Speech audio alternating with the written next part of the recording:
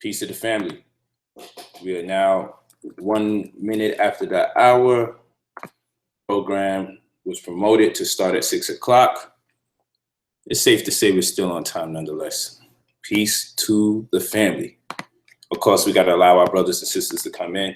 Today's show is about what exactly is the hood and why are we afraid to leave it. It's going to also feature my daughters who are out and about, but they will be here, family. My daughter Reninta the Tumre, she wanted to chime in on some of the recent events and dialogues about my comments that I've been making most recently. So I'm just happy that you guys are here. Let's make this thing work. Yeah, I'm traveling.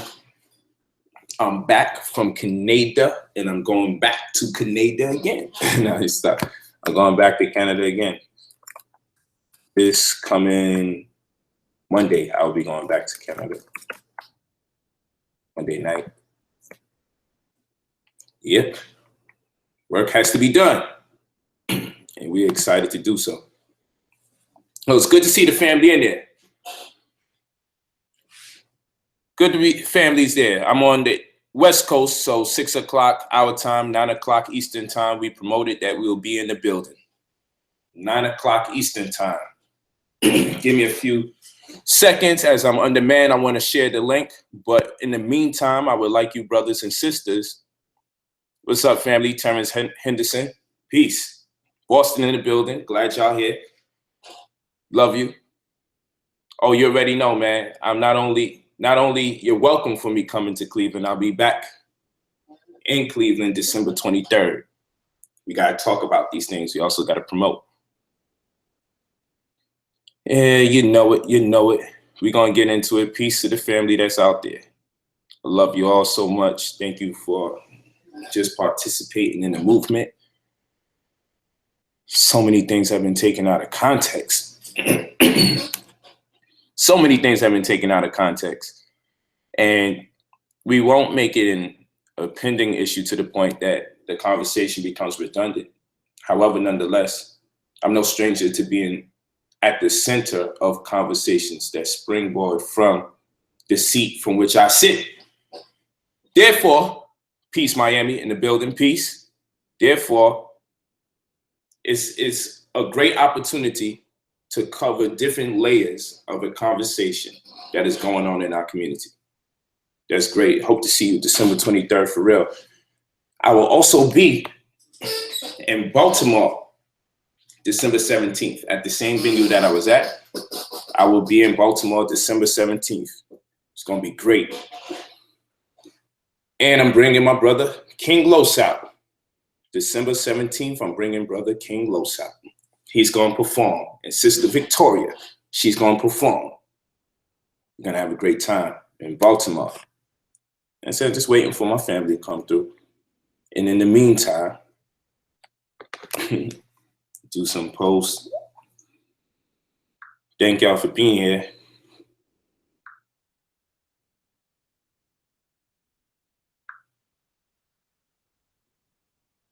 Thank y'all for being here.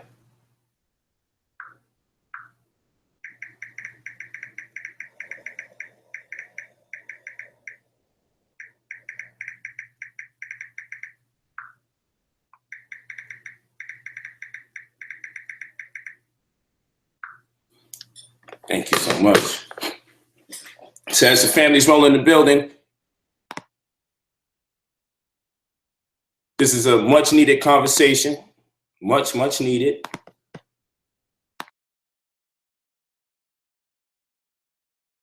Much needed conversation. Can't stress it to you enough. I'm tired of all the complaining about what exactly I said. And, you know, I've been reviewing heavily what I said just to make sure that I have a complete understanding of where people are coming from. Because I just actually watched a video with my brother Sutek and my brother Red Pill on there. And I was a little flustered at the video because somewhere along the lines of me talking about animals being in the hood, somewhere along those lines, they incorporated homeless people. Now, why on earth would I call homeless people animals? Yo, this thing is like the telephone game, whereby one message is spread to one person, and that message spread to another person, that message is spread to another person, and next thing you know, here we go.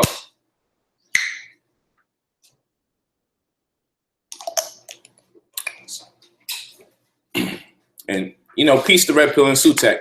I didn't like that, but it just told me maybe they didn't even watch the whole thing. Because when I did that live stream, there's parts of the live stream where I was muted and I didn't even know I was muted. So there's things that I thought registered with the community, but in fact, it didn't because no one heard me. I had to review the whole thing. So I said, wow, there goes one problem, because I make sure that I preference my statements a certain way so that there will be as little misunderstanding as possible. So I realized that that also may be an issue as well. The fact that portions of my deliberation was muted. And I'm not speaking about conspiracy. It's just, it was muted. And of course, when someone's speaking, they feel everything they say is important to be heard. Otherwise, why would they say whatever they're saying? But that's no conspiracy theory against anybody. That's just a matter of inconvenience and me being a victim of circumstance, being the person being interviewed, or one of several. So it's important that on more than one stream, as this conversation persists, that we need to continue discussing it, because if it affected that much people, it's important that we all speak about it. And that's what it is. If it's that important to people, if people are that afflicted, then it's important that we talk about it. So let me preference my statements like this. First and foremost, when I said or made statements in reference to animals in the hood, whether you like it or not, and this is why I got to talk about my brother Sutek. He's known in the circles that he thrives in for saying death to the Negro. That's what he says. He says death to the Negro. He then condemns me, and not in a violent or malicious way. He was respectful in his disagreement about the things that I said. Let me make that clear. And I want him to know that I understand he was not disrespectful at all in his grievance with statements that I've said. My brother Sutek, who's known for saying death to the Negro, death, says, oh no, don't call people in the hood animals, but then he can say death to the Negro. Death. So I get it, don't call nobody no animal, but wish them death. Now, of course, he may have an approach around his philosophy or his phraseology that suggests that there must be a death to the Negro or death to the Negro in general. No problem. I can understand that, because it's his responsibility when there's a moment of question or a point of contention to elaborate in greater detail over what exactly he means when he says death to the Negro.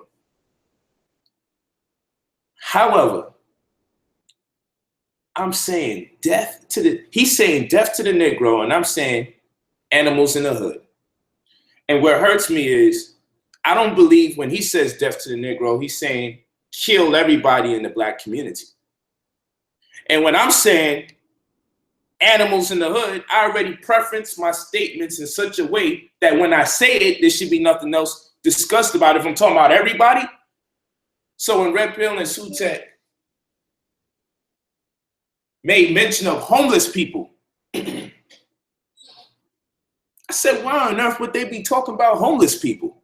Why would they even consider homeless people?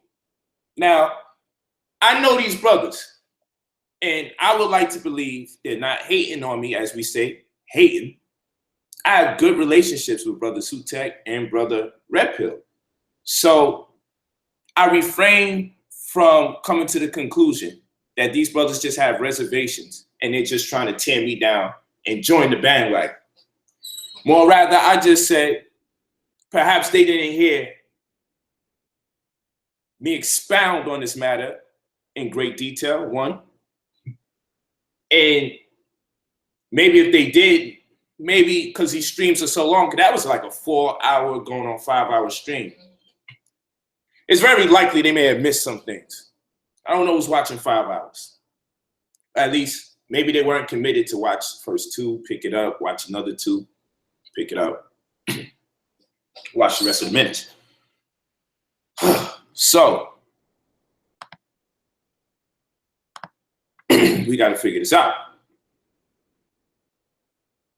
So the last thing that I would say is that these brothers wish me harm, because I don't believe Red Pill nor Sutek wish me harm. Those brothers have been supportive of me. So when I seen it, I just said, man, I got to reach out to these brothers. I'm not going to do a video and curse them out, which is something that a lot of us do in this community when there's a misunderstanding. I'm not going to do that. But I wanted to open up and make that part clear, that I'm definitely not talking about homeless people. And so before I go into this conversation today, let me preference my statements. Let me preference my statements. And look at this guy here, 6 Dynasty Media. Just apologize, bro, and move on. Apologize for what? My mic was muted when I was speaking about my standpoint. Apologize for what? The people that posted up the video posted up excerpts, but they didn't care to put up the parts where I said I'm talking about the people guilty of child molestation, domestic violence, producing more babies than they could afford, or senselessly killing their brothers and sisters without any remorse. Suddenly, we have to protect these people. Suddenly, don't call them names. And I didn't call them names. I said acting like animals.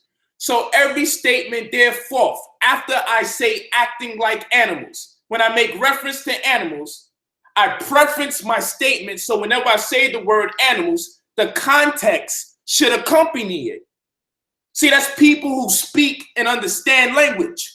When a person preferences their statements, then when you use that now, that is the focal point of the previous statement. I should not have to continue saying the same exact thing over and over to make sure people veer away from misunderstanding.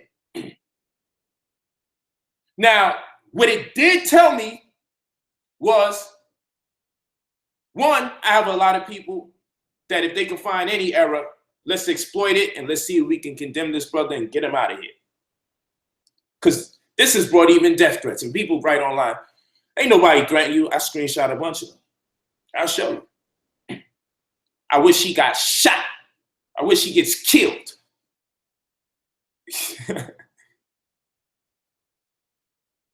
So, you know, it's very interesting. It's very, very interesting.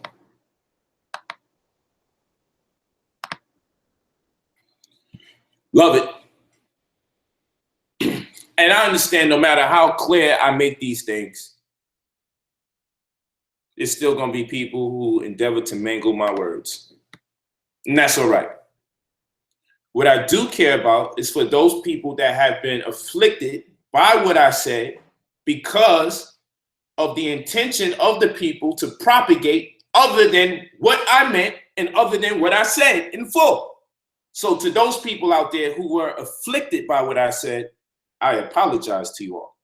And I invite you to an opportunity to hear me in full without me being cut off, muted, or having my clips cut and paste or cut out. That's all I ask. That's what I ask. Because this is horrible. I just ask you simply, stay in tune with what I'm talking about. So I say it again. Brothers and sisters who may indulge in senseless killing, like, hey, step on my shoes and I'll kill you. say something that I don't like, that's really frivolous, I'll kill you. Now I understand when you're in the hood, things get said, it can turn up. But I'm talking about completely senseless killing. I'm talking about the black man or black woman who doesn't want to do better for themselves, doesn't want to do better for their kind, and don't mind destroying or murdering someone's children, someone's family, someone's friends, someone's lover, just out of jealousy, spite, or rage. I don't know what you want to call those people. And fine, we don't have to call them animals. We can call them the words that you choose to use. The black man who's molesting his child. You entrust him to be the babysitter. You entrust him by himself with his own child, and he's molesting his child. Okay, don't call them animals because we're hurting their feelings. Fine, we don't got to call them animals. Y'all can give me a name for the black man that's molesting his children. The black man who's entrusted with people's babies. Y'all can give him a name. I won't say animal. Y'all can give him a name. But right now, I'm just prefacing my statements so you understand who exactly I was talking about. Once you understand who exactly I'm talking about, I want to make it clear because I need to see how many people feel away. I just need to see. So the black man molesting his child, we covered that. We covered the black men and women who senselessly kill each other for just completely asinine reasons. Okay. We don't have to call the pedophile an animal because it's a negative word to call black people. We don't have to call the murderer of black people. I'm talking black people who just don't care or give a damn if other black people die in the process of them instigating. Black people who out of jealousy say someone has to die because they're jealous of their brother. We don't have to call them an animal. You can call them whatever it is that you choose. Let's talk about the brothers and sisters who make baby after baby after baby after baby, understanding with each baby they are further and further away from actually being able to take care of the first one, and the second to last one, and the third to last one. I said, it is my belief that animals don't have to pay bills. And when animals make babies, they make babies void of contemplating how they're going to pay rent or the clothes they're going to buy for their young. I then said, I believe it is very primitive and very animalistic for black people to make so many babies that they cannot afford, especially understanding the conditions that we're in. Poverty is the worst to black people in America. So I said we're making babies like we don't have moral obligation and monetary responsibilities. But fine, we don't have to call those people out and say they're behaving like animals. We don't have to do that. Yes. Check your text. We don't have to do that.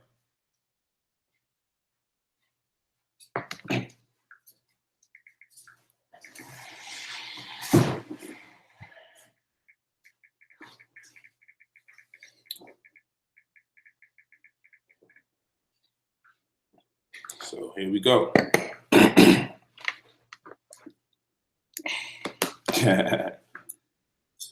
Hey, baby. Can you sit on this side? Can you sit on the side? Thank you, baby. I appreciate it.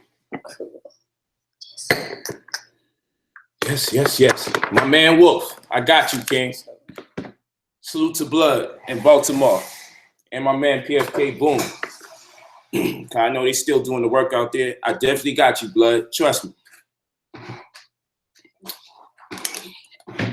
Mario Sellers, love you. Good looking, King.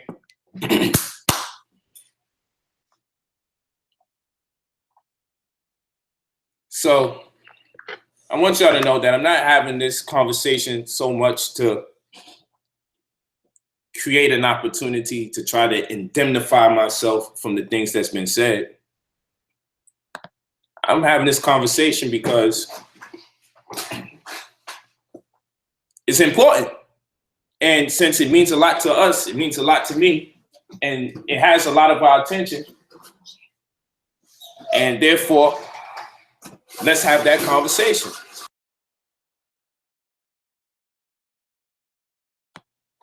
Let's have this conversation. While my daughter's trying to, let me put it on.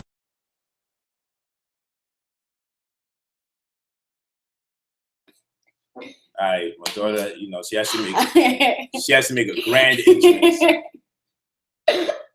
wherever she goes. Hey, you want to come around, baby? It's up to you. Oh, I know you. You just sit here. I throw you in when you can.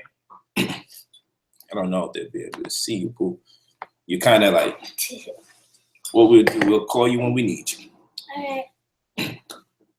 But I mean, you good. It's up to you wherever you want to be, okay? All right. But you know, you got to get in here. You got to get the love in here. There we go. There go the love. I need to make sure you're not blocked out. Make sure they can see the signal. You know, because it's the very black people that we defend that still will write very disrespectful things while I'm sitting next to my daughters. They don't feel no way. They don't feel no way about using a certain language. They don't feel no way, but we got to protect these people and make sure we call them nice names because they're still part of our race. But they have no respect for a black man amongst his children, even if they disagree. If you disagree, you dislike me that bad and you see my baby's hair, why don't you just get off? Why write something so negative and degrading amongst somebody's children? You could take a day off if you have a soul, but then if I speak hard against these people, I'm wrong. Well, what I realized is the people said, the more that they said I changed when I left, the more that I realized people's perspective of me changed because I left. I'm not the only one that did the change in here. I'm not the only one that did the change in here. It's like I don't even have the right to speak about black issues no more. It's like these issues can only be spoken about amongst people that actually live in the community. Never mind all the years I put in the community, because I was born in La Hood, damn it. I was born in the hood. I spent all my first years on planet Earth in the hood. Let's just keep that real. Okay? Let's keep that real.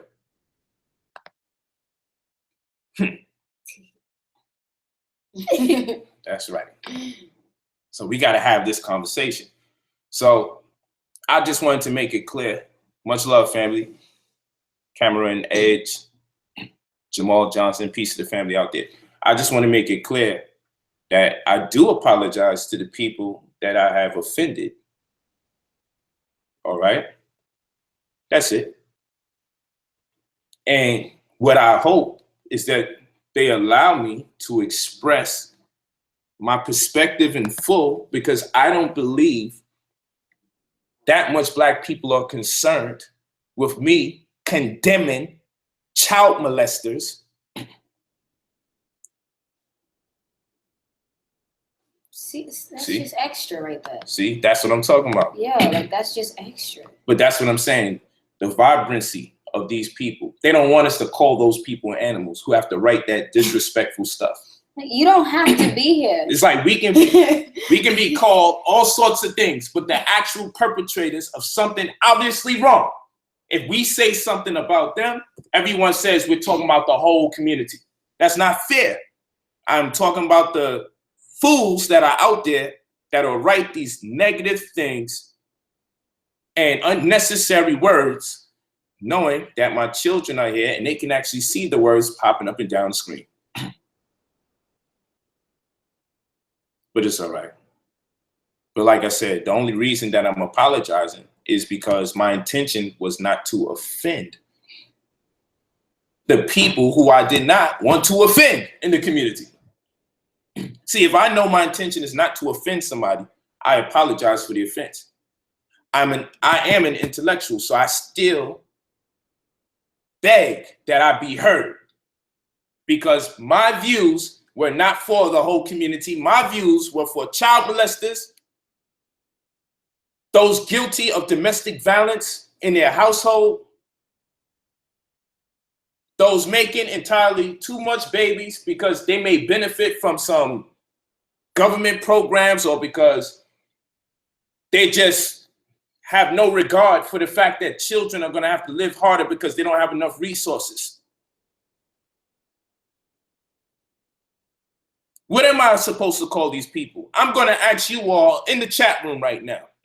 What do you call the child molester? You actually have a problem with me calling the pedophile an animal? You actually have a problem with me calling the murderer of Black people senseless murders, not self-defense, none of that. I'm jealous that he might be trying to talk to my wife. Or I'm jealous that he has a nicer chain than I got. And if he don't give up his chain, I'm gonna kill him, because he got a chain that I can't afford. What do we call people like that? Is animal a bad word? Savage is good. I like savage. Savage will run. But you see, family, I believe personally that the problem wasn't really with the word that I used and who it was directed to. The problem was the fact that I no longer live in the hood. And now we have to ask, because we with the family, right? Let me make sure you in here, baby. You got to get in here. Maybe I got to hold you. Yeah, move over. Move over. Come on. There you go. Now that's going to work.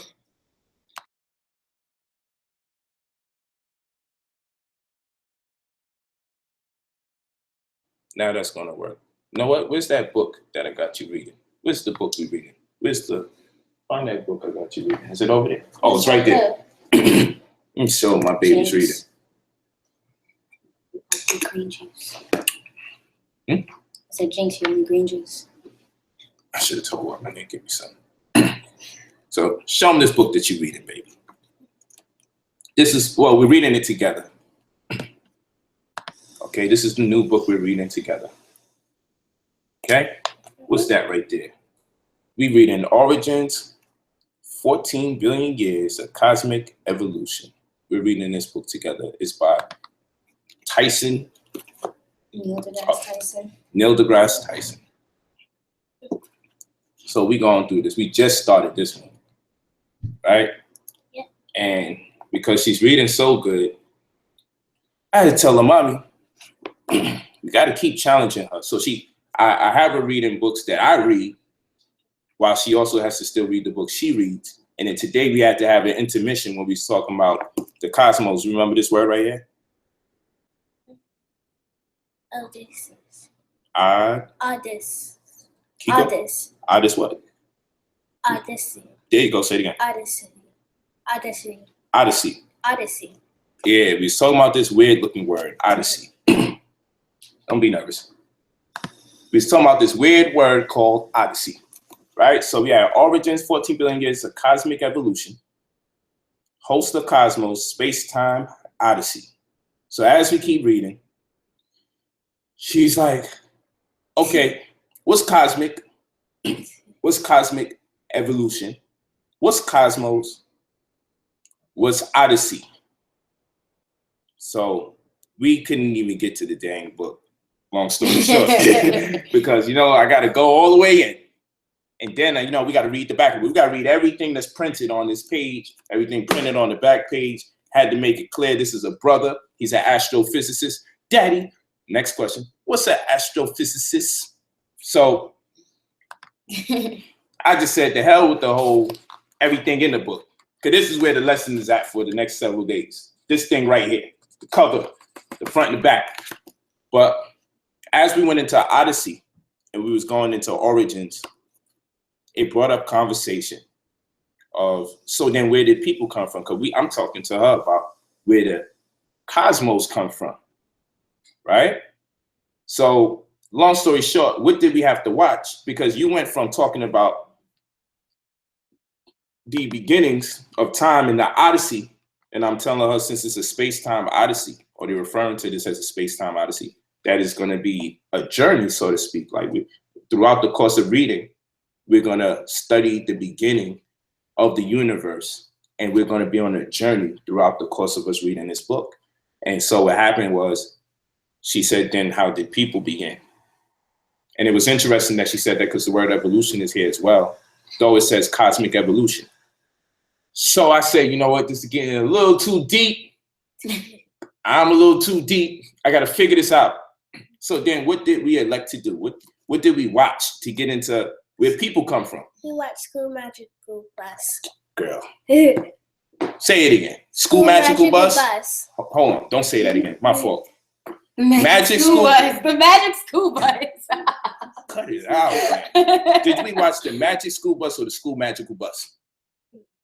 Talk. Why are you scared? School Magical Bus. We watched the School Magical Bus or the Magic School Bus? Magic School Bus. Are you sure? Yes. Are you scared?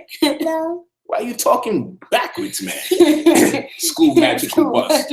Come on, girl. Cut it out, man. Yep. And what we watch on the School Magical Bus? What happened on the School Magical Bus? What happened on the Magic School Bus? I'm joking with you. Don't worry about it. What happened on there? Come on, you talk We saw about it anytime. cells, like skin. Say it again. We saw cells That's right. It's where the cells at. inside your body. That's how they make people. Okay. Cells is the smallest unit of life, Yeah. right? That's how you like make everything. And how does it help you when it comes to sickness? Or how do the parasites or the bacteria come into your body? You remember? Mm-mm. Through the holes, openings. Oh, What's yeah. the easiest It goes way? through Okay. your nose, mouth, ears, and eyes. Yep. So anywhere there's holes in the body, right? Mm-hmm. It's easier for you to get germs, right? Yeah. Yeah. And then the skin also protects you from the germs, correct? Yeah. And you have to bring the mucus out too. That's correct. Now you cooking. Now you on fire. Yeah. The School Magical Bus is the bomb, right? School Magical Bus. Well, at least you know this is real. At least you know this is real. Because I would never have my baby say she was watching the School Magical Bus. It was a joke. It wasn't no joke. It's all good, baby. Yeah, my baby, I don't know. She gets a little nervous. But it's okay. But yeah, we was looking at the cells and everything. And how if there's a breakage in skin, the bacteria can get in there. But the holes that the body has is where the germs have the most access to come into the body. And so I figured it'd be best to watch Miss Frizzle. I said, I know what to do. What would I do in this situation? It's getting too deep. Let's go to Miss Frizzle. So we watched one episode, and then she didn't really know much about the Magic School Bus. I'm like, well, I used to watch this. I'm sure they got an episode on cells. So I put Magic School Bus Biology, and that came up. And those are old cartoons. She was locked in. She was just watching everything. Then she wanted to watch another one about bees. And then she wanted to watch another one. So I was just like, man, okay. It was a good show. Definitely was a good show. It's definitely a good show. So I couldn't stop it. I'm like, I just had to let her do what she was doing. I deviated a little because this book is intense. And we didn't even get inside the page because she had to get these words. And I know this word is tricky, but what is this word? Got to remember it. Do your best. Odyssey. There you go. Say it again. Odyssey. Well, you add in other words. Go ahead. Odyssey. There you go. Say it again. Odyssey. Say it again. Odyssey. It's starting to get tricky. Say it again. Odyssey. Flow. Let me hear flow. Odyssey. Odyssey. No, we ain't doing that. Odyssey. Odyssey. I know it looks weird, but sometimes you just gotta remember these words. All right? You just gotta remember it.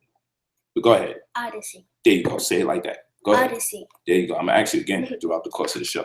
Okay? All right. It's a tricky word. Of course, these words have nothing to do. And what I always explain to her, These words that I make her come across have nothing to do with her childhood in many instances, okay? So what I mean by that is children your age are not worried about no space-time odyssey. So don't stress yourself out if you make a mistake on the word. I just want to challenge you because you can, okay? I want to talk to you about the things I'm reading because you're going to ask me something adults are not going to ask me, like you do all the time.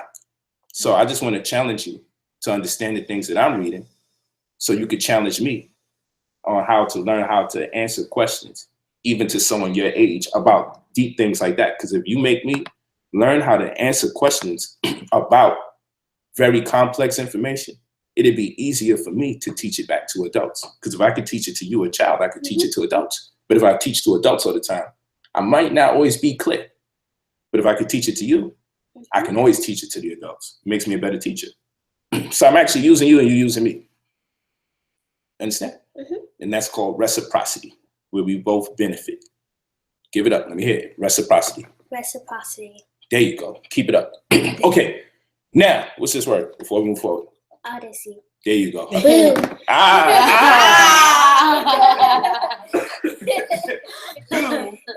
She don't play. That's my daughter. That's the attitude. That's the attitude. Yeah. That's what we talking about. Legend. Legend. Legend. My baby's a legend. Boom. All right. So we'll move forward. Okay. Someone said, I'm stuck in the hood and I'm scared. I want to live with civilized white folks where I'll be safe. Oh, man. I try not to read these things all the time. Boom. All right. So we're going to keep going. Yeah. I love them. This is a good show so far. So good. All right. So we got that. Let's go for the word again one more time. Odyssey. Okay. What's this word? Evolution. Now we cooking. What's this word? There you go. Dab again. You got it. You won. Go ahead. What's this one? Cosmic. There you go. So what is it? Cosmic evolution. There you go. Cosmic evolution. You seeing this in real time, folks. Got it. Seeing it in real time. Not giving you nothing fake. If she make a mistake, she make a mistake. It happens, but we on the right path, man. Because she's talking about, we talking about cosmic evolution and space-time odyssey. Got to do that. And the reason why that's so very important is because if we got our children contemplating on how the universe started and aware of what a universe is and what cosmos are, in retrospect, now you see, the second I started taking her out of space, you know what she did? So then how did we come about? And I said, you know what? Dang, that was dope. I took you all the way out there and look what my daughter did. She brought me back down to biology class. And she said, so what is making us up? What's the smallest thing that makes us up? How do we start? How do human beings get created? How does it begin? So I said, man, we need to talk about cells because I know cells are the smallest unit of life. So I thought that was real dope. But again, this is Neil deGrasse. Again, it's not a child's book. It's not a children's book. I would suggest everybody, once your child knows how to read, get a book and read it with them that you read. Go over the words. Some people say, man, I'm pushing my children too much. Sometimes they see my daughter, she looks stressed out. Like in the video where she's speaking the 4 languages, people are like, that's wrong. You got her stressed out. Negro, shut up. Can we use Negro? I need to make sure we can use Negro. So Negro, be quiet. And the reason why I'm saying Negro, be quiet, because I'm challenging her. And if she has any self-respect and any respect for her daddy, she would be nervous to not let me down or let herself down. It's not like you're going to get beat if you say it wrong. It's more like I'm doing my best and I don't want to come up short before my father type of energy. That's a daddy-daughter moment. So sometimes she's going to look a little perturbed. But understand, people, I don't stress my daughters out like they're in some education boot camp. Because too many people try that on me since the time I've been educating my children. Or I'd be in the public and they'd be like, Daddy, take it easy. Take it easy, Daddy. Take it easy. Now, like, are you going to visit my children in prison when they don't know how to follow rules? You yelled at a white lady on the train? Oh, you know, I got at that white lady. Man, because I've been on the give my daughters difficult work, so-called difficult work or work above their grade for years. So I'm going over mathematics with my daughter, and I don't particularly like when she's using her fingers. I like her to see the numbers in her head. I like her to see it to the point it's in front of her. A human being could be in front of her. I need her to see the arithmetic as though it is right in front of her, like the person in front of her. And guess what? It works after a while. I'm challenging her to use that same imagination she has, because once they're 7 years old, they develop the faculty of imagination. So, that being the case, I'm with it. Here's another thing people don't realize, and we're going to get into this, because this is what we're talking about with the hood. We're going to get into this. Keep this in mind real quick.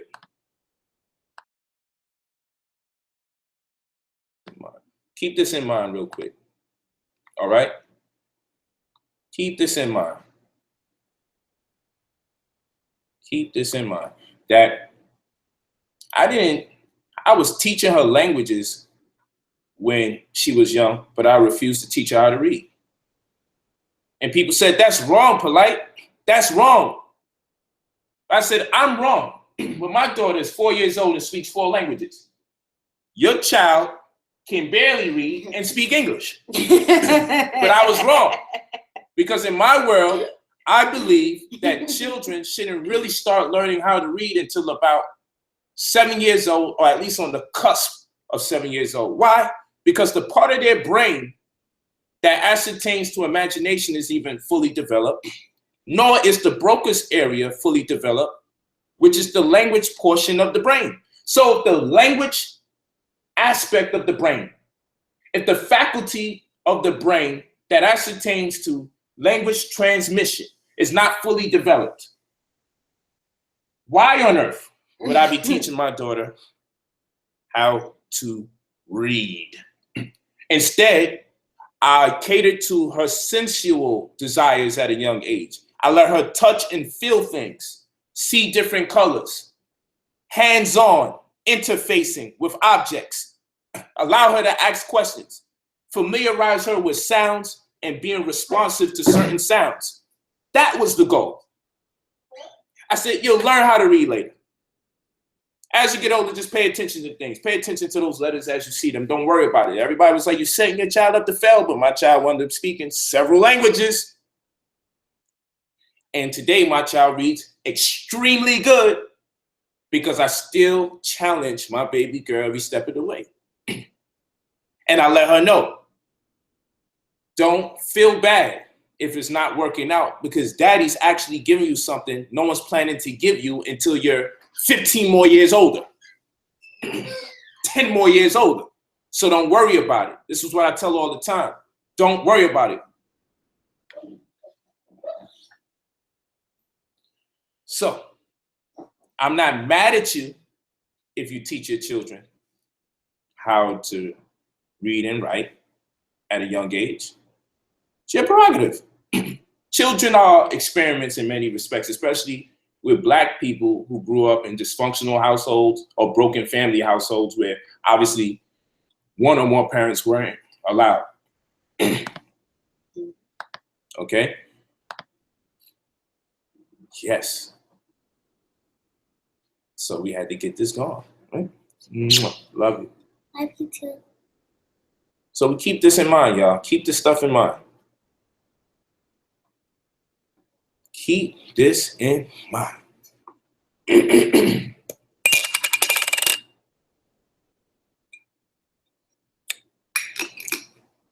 Gotta have my Martinellis, y'all know that.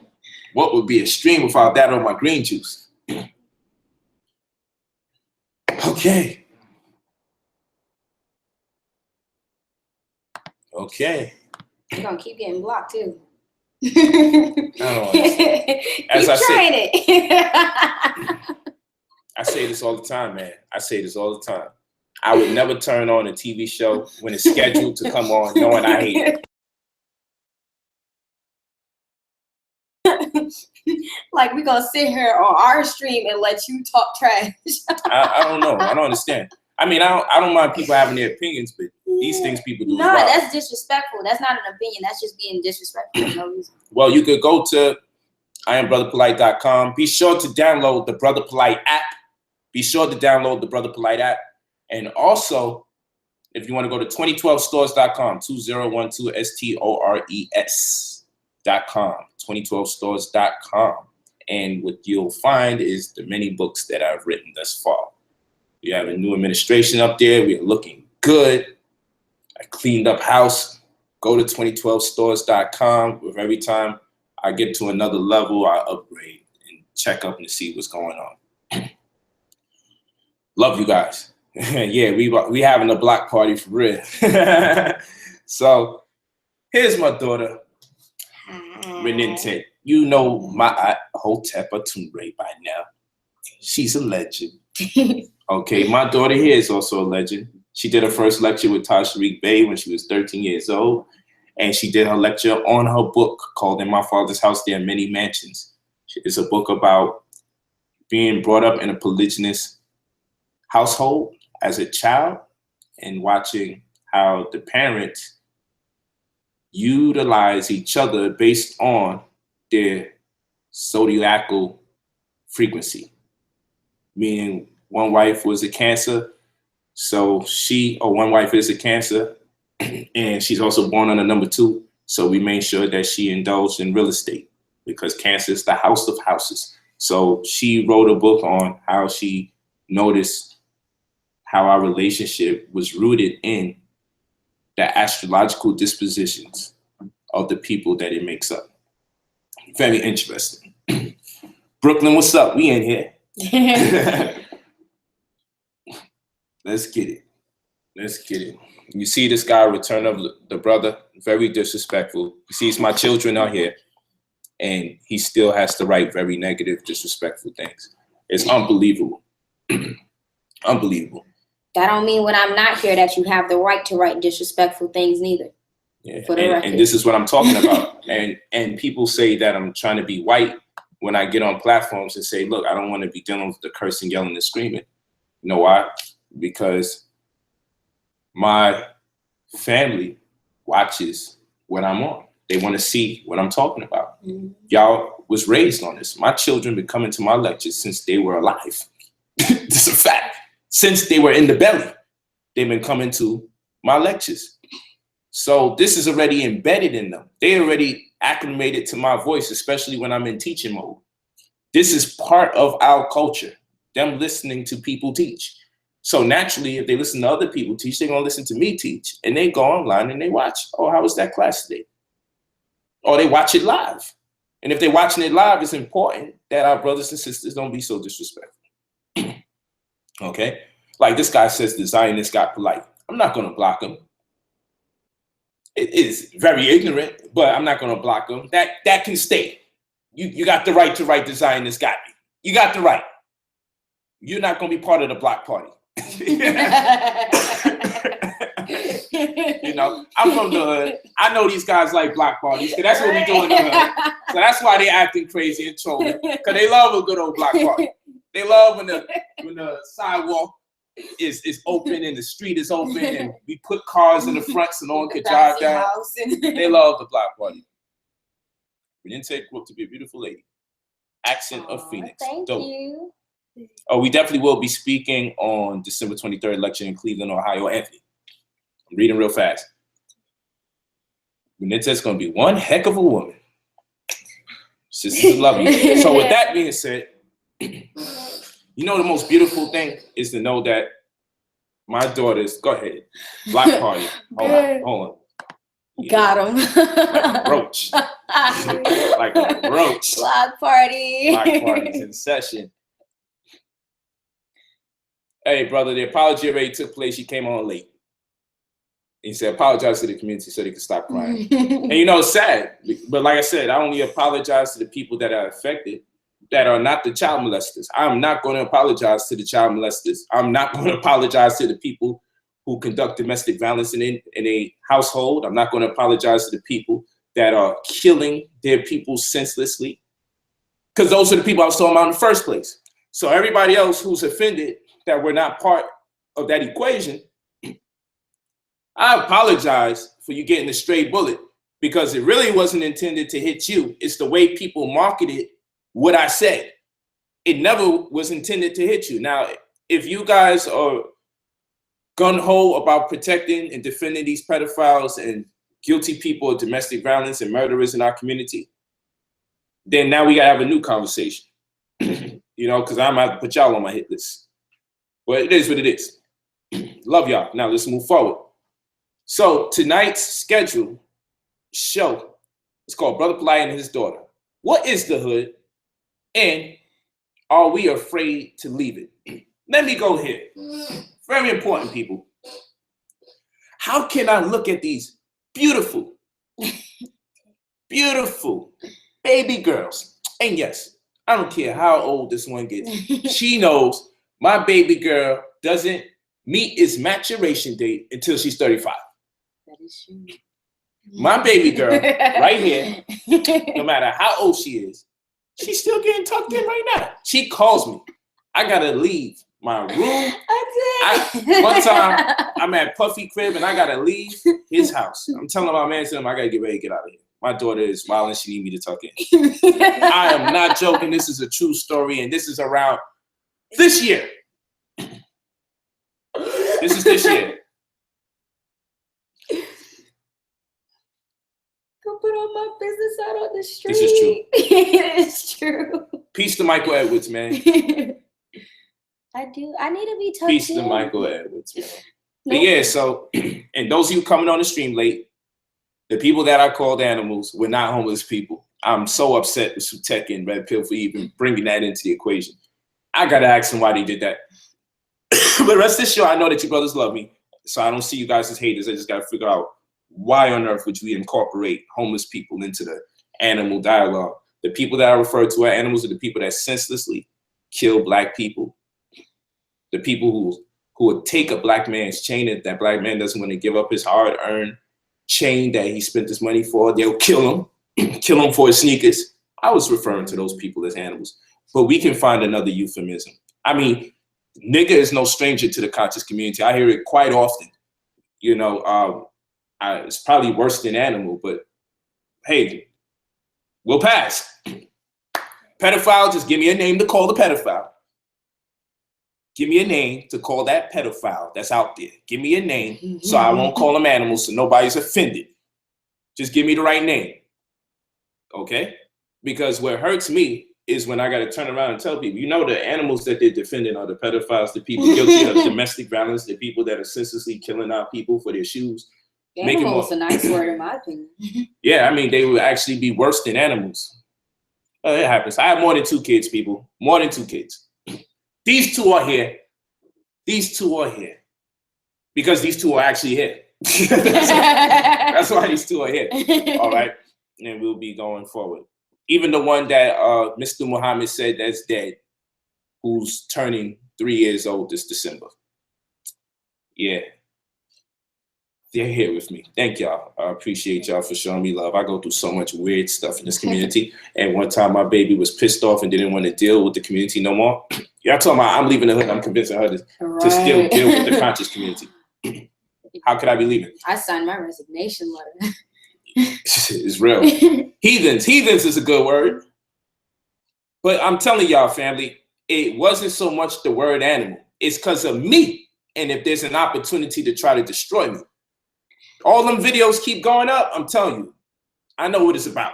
Because how the heck can black people call each other B's and H's and all this mother effers and all this stuff? F boys. How could they call each other all these names and then quiver or cringe when they hear the word acting like animals? I don't know. But anyway, family, Brother Polite and his daughter, what is the hood, and are we afraid to leave? What is that? Oh, someone thinks they're making a point. According to your animal logic, you would have been an animal, Polite. Well, I consider myself an animal for different reasons than I explained, because I'm just harder on myself. I don't give the people that judgment. I'm harder on myself. So I considered myself an animal because I was selling drugs. I considered myself an animal because I was selling drugs in my community, and never understanding that it could seriously affect future children, whether it was a woman who got the drugs or whether it was a man, and it messes up his biochemistry. I was totally thinking about myself and not my people, so I rendered me an animal. And I was quick to shoot somebody. I rendered me an animal at that point. You're not saying nothing, black man. You're not saying nothing, black man. I considered myself an animal.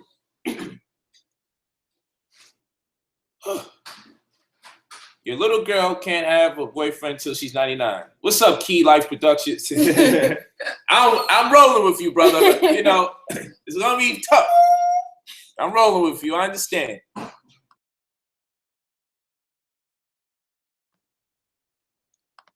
I'm rolling with you. Yeah, I was behaving like an animal. But anyway, we're gonna move forward. I was definitely in beast mode. I was definitely on my grizzly. You feel what I'm saying? I was definitely going ape on my brothers. You feel me? But that was me. That was me. Maybe not y'all. It belongs to me. I'll own it. Now, yeah, I believe the situation's being dragged. People know better. They know I don't talk like that about black people. Come on, cut it out. You wasn't polite back then. Well, I appreciate you telling me I wasn't an animal back then. But black man, if you would have ticked me off just for some small stuff, I think you would revoke that claim. You would have revoked that claim. I was over 200 pounds and wilding. Y'all don't even know. This vegan thing is different right here. I was wilding. Y'all have no idea where I was at. I was in animal mode. Nice of you to tell me I wasn't, to further prolong this situation. And let's just take animal off the table. No, if one person you're not going to take away from me calling an animal at a certain time in their life would be me. Let's get this straight. I never intend on quitting on the hood. I said I need to get out. Because the way I am as a person, I can only take but so much disrespect. I will wind up going back in my animal bag. And then I'm dealing with black people in the community who don't even like black people that were living in the hood. I call them animal crackers. Go ahead and do a video after that. Because they're worse than the white man. So when black folks go in a animal mode against other black people as though they really just hate black people, I call them personally animal crackers. But I'll just leave those words in my household. And when I come out the house and get on these conscious platforms, I'll reserve the right not to say nothing about animal crackers. Because that'll be the new thing that everybody getting for. Polite is calling black people animal crackers. And those are black people who behave worse than white people, who don't mind taking the lives of their own people for foolishness or selfish gain.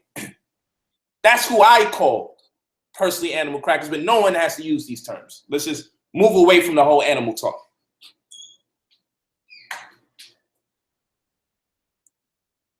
Where's your stretch marks, Polite? You wasn't 200 pounds. I didn't exactly give birth to a child, Negro.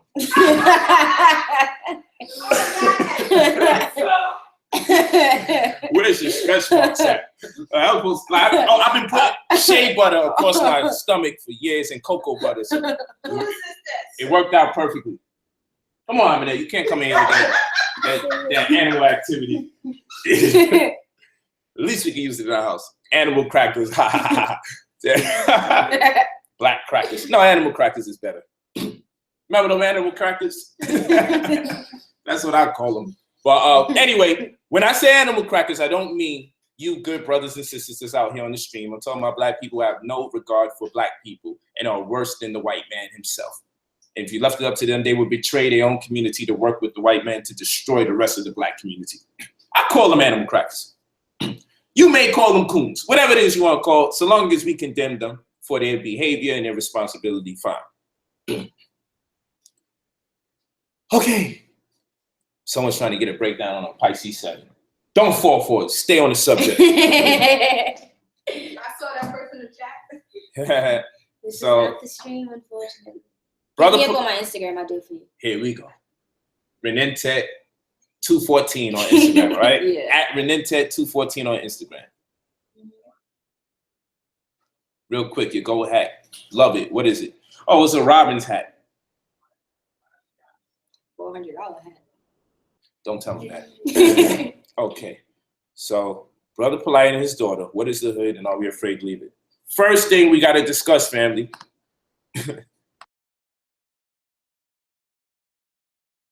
First thing we got to discuss is this. We are missing the most important part of the hood. What part are we missing when we talk about the hood? The neighbors. I wanted to move somewhere where I had neighbors. You know, words are very, very, very important. And the way that I use words gets me in conflict with people because, and Michael Edwards, man, I'm going to give you the link actually, man. Let me give you the link, my brother. Michael, send me an email so I can send you the link so you could come in on a conversation before we allow other people to come in. Damn Polite, you're super arrogant. Now you tell how you're genetically modified to be that way. I don't know. What are you talking about? Mean. Finish writing right, man. I hope that's not an animal cracker. I apologize. Yeah, so we're missing the most important part of the hood, which is the neighborhood. We're missing the neighbors. And words have a very powerful aspect to them that can alter the destiny of the person that uses them. So I believe. I feel like since I've been working in an effort to use certain words to navigate me through my life, since I've elected to use words as a form of GPS towards success, I feel my life has become greatly better. So, what do I mean by this? We'll talk about the struggle. And people say, man, you don't want to be part of the struggle no more. And I say, oh, I really don't want to be part of the struggle. I want to be part of the progression. You're playing semantics. Actually, I'm not playing semantics. We're talking about syntax. And I want to change the syntax. If we stay in a struggle, if I'm proud to be part of the struggle, I might actually suffer the consequence of actually struggling. I'm not proud of the struggle because I intend not to struggle. So I'm proud of the progression because with the progression, there still is adversity.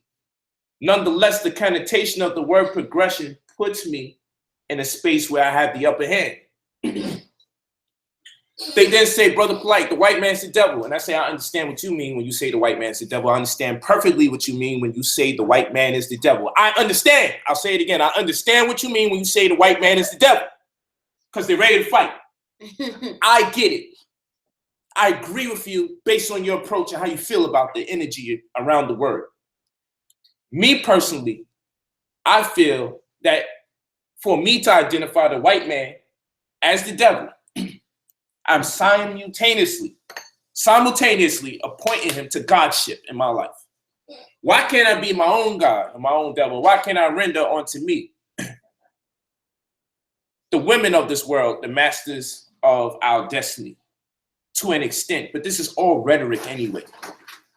But the rhetoric will drive me in my life in ways that can create opportunities for me. I hope people understand what I'm saying. Because then they'll say, so you're saying the woman created the whole universe and everything, but you say you don't believe in the devil, but you say that the black woman is God. Whoever I render God is simultaneously the devil. So the first person we're going to have that rendering onto is myself. Yes, I'm going to render onto myself the possibilities of me being my own devil from time to time and me being my own God from time to time. And I mean this strictly in its colloquial meaning, as void of religion as much as possible. That's what I'm talking about. Now, we'll move forward. If I'm talking about the Black woman, then I'm just simply revering her for that which has been undermined in society as far as her role is concerned in society. I believe she plays more than an integral role in society. In fact, I'll say she exponentially can affect our future, our present, and she has already affected our past. Considering that, I would render her as God, because based on the dictionary definition that I subscribe to in Webster's, is a person that's in control of a specific aspect of creation.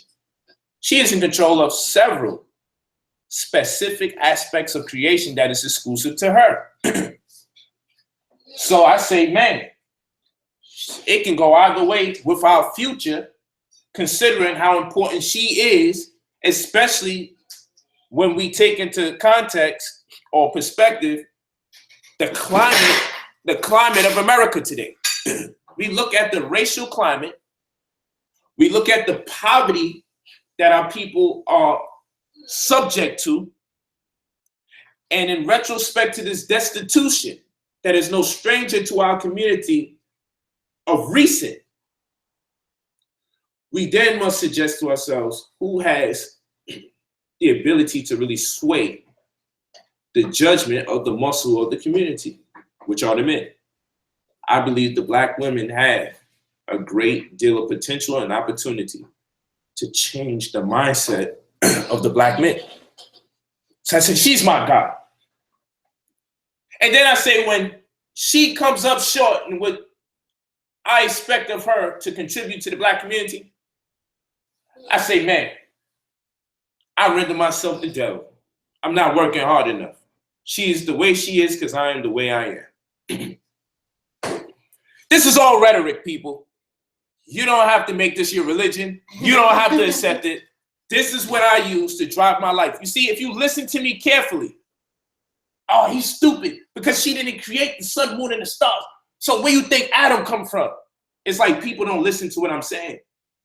And one of the things that I've been cursed with is studying certain dialectics, studying sentential calculus, studying Robert's rules of conduct, studying the disjunctive inference, laws of contrapositive, the law of implication, the law of double implication reversal.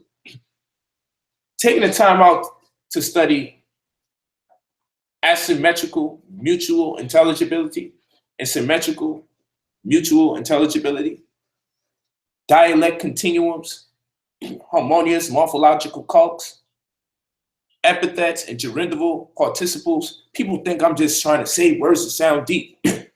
I'm so heavily engrossed in language that I just have this affinity with words and for words, how they're constructed, and when it's certain composition or certain orders, how it affects people.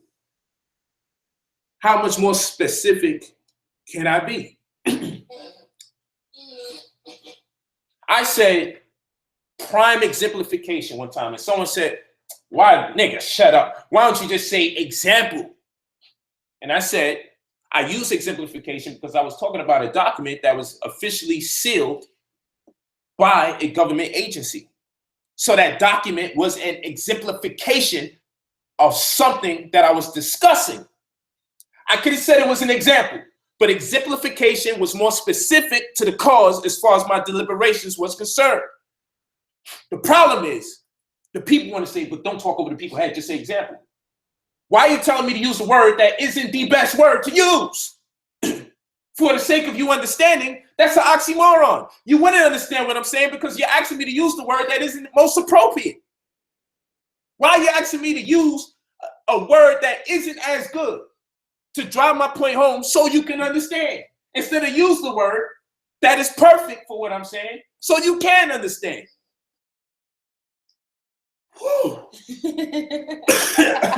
Yo, Breathe. this is my problem, people, because I'm talking to people who are not reading as much, nor do they want to challenge themselves to read that much or even challenge themselves to understand.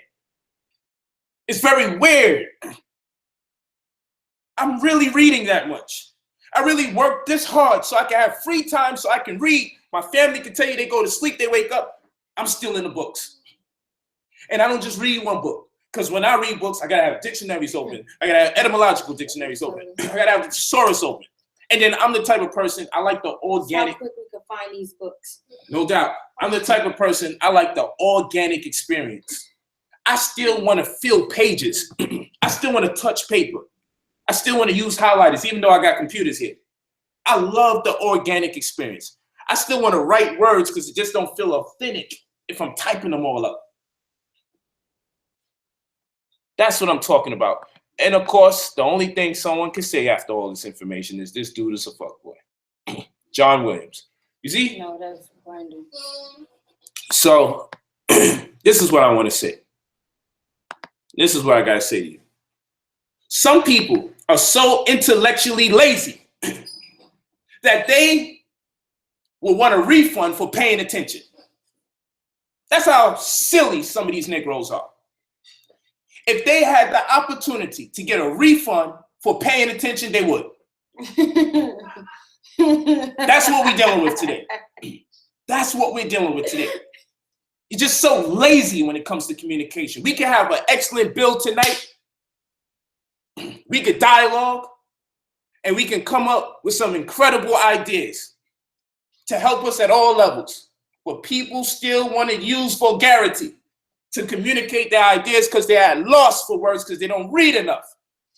And therefore, they find themselves frustrated when someone is talking that which they don't understand because they don't even know the correct methodology to employ in order to educate themselves when they're by themselves or when they're amongst a forum of people that are aspiring to get knowledge. I'm having hell talking to ignorant people that are from our community. I am going crazy talking to people, and after I say things very clearly, they then look at me and say, F-boy. And I'm like, yo, nothing stimulated your interest?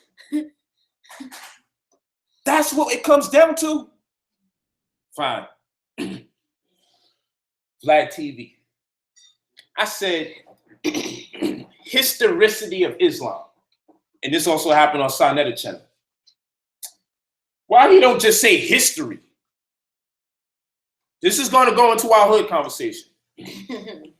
Why don't he just say history? And I said to myself, don't make so much noise. I said, why don't I just say history? Because historicity was a better word.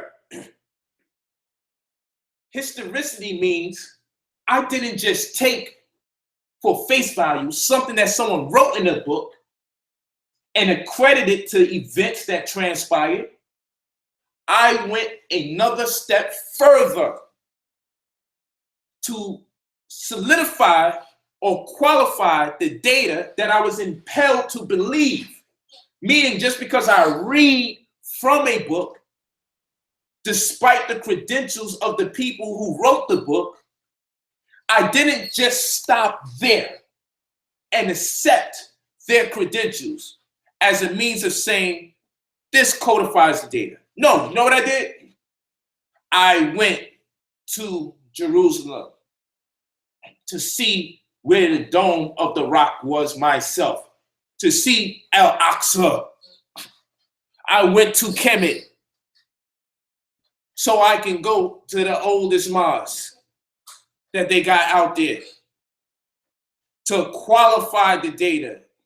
Empirical data is what we're talking about. First-hand accounts interfacing with the information in real life. When you go that far after reading something that purportedly is correct, it is called historicity at that point. Okay? It's called historicity. So history, we can accept it based on its colloquial meaning. We know what it is. Events that took place in the past. And I can read a history book. And people say the Bible is a history book. So for those people, we definitely have to encourage them to embark upon the path of research or scholarship called historicity. So no, I didn't use the word history in a fancy way just to sound heavy. Nor did I use the word exemplification to sound heavy. I'm reading so much material that challenges me, that is associated with the things that I have interest in. I'm reading material that's on a collegiate level and even transcends that, to the point I'm coming across words and terms that I thought I would understand, but are shaped just a little bit differently. And then I start asking myself, why the distinction? And then I look it up. Then I look it up. That's what I do. And I go, whoa, that's a better way to use that word. And these are the times in which I should use that word. Not hysterectomy. I hope this is a joke. I think it's a joke. Historicity, that's correct. You're too brilliant, just accept it. So,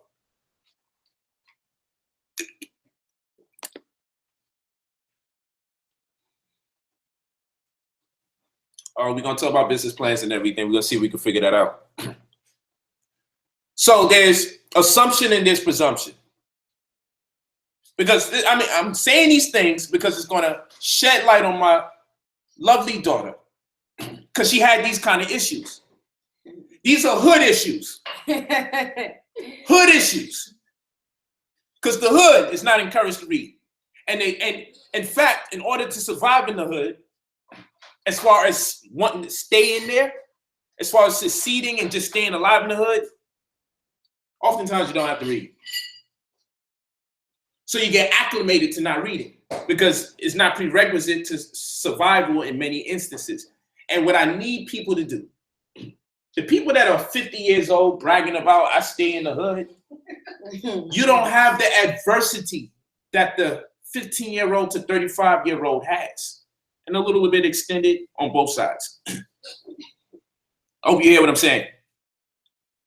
When people are 50 years old, I'm watching these 50-year-old men do their thing online. I stay in the hood, you know what I mean? I'm helping my community. I'm helping my community, you know what I mean? I stay in the community, you know what I mean? And, you know, I stay in the community. If you know him, you know him. If you don't, you know. But when you hear him, you'll know him. You'll know who I'm talking about. So what if you stay in the community, you know what I mean? So what? You're over 50. You trying to convince these young brothers to stay in that atmosphere is dangerous. And I'm gonna tell you why. It's dangerous because those young brothers are dealing with situations and scenarios that may not see them through after. They may not see those situations through after 35. They may not even make it to 30. I know what it's like to be my age and living in the hood. There are a lot more risk at hand that I'm susceptible to as opposed to the 50-year-old black man. He's at risk too of a number of things. He's at risk too. However,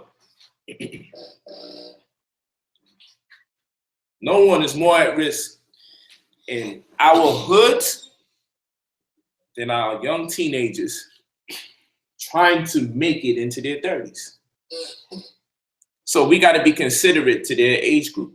We can't just make it and become 50 and say, well, I can stay in this neighborhood, I'm doing all right. Because you're not involved with the type of activities that the young brothers and sisters should be able to be involved with without having problems, like going to parties. Okay, so let's keep moving forward. So I'll use presumption or assumption. And again, this is part of the hood conversation. We building here, but let's build some groundwork and let's have some serious conversation. I will say presumption or assumption. And let me add this one more time. A lot of these elder men are afraid for me to talk when they are present talking about me. because they know it's not going to work out. Because I can verbalize my arguments. My argumentation is on point. I live for this. I'm actually the person who debates in this community that says, let me read on how to debate better. Let me watch other people debate, not in the community. And let me take a little from this and a little from that, a little from that. I become a baby all over again and I relearn how to establish myself in a different form. That's what I do. So that's why I come in fully confident. The only thing you can do to beat me and still lose, you gotta mute my mic, you gotta excerpt my video, you gotta cut my stuff off, and even when you get the hate crowd together, that's not even the demographic that I'm looking to reach. Because if you're part of the crowd and you're cursing me out and calling me names, and you're not even the person that's on the frequency that I'm concerned with at that particular point in time.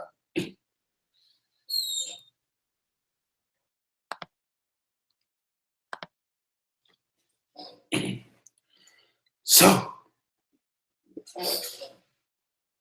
That's just random.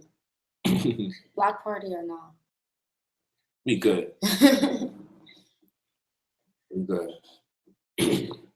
Now, I use the term presumption and assumption. I use the term presumption and assumption. And when I use the term presumption, I know why I'm using it. I use the word assumption. I know why I'm using it. I'm not perfect. I don't got the language in the headlock, but I love studying language nonetheless. So if I'm talking about a person, then I'm making a presumption about them. If I'm talking about their intention, then I'm making an assumption about what they say. I bring this up because people gave me hell. Because I said presumption, and I said, I apologize, I meant assumption. Someone said, oh man, this guy is just too much. He's so arrogant. Presumption, assumption, same thing. Actually, it's not.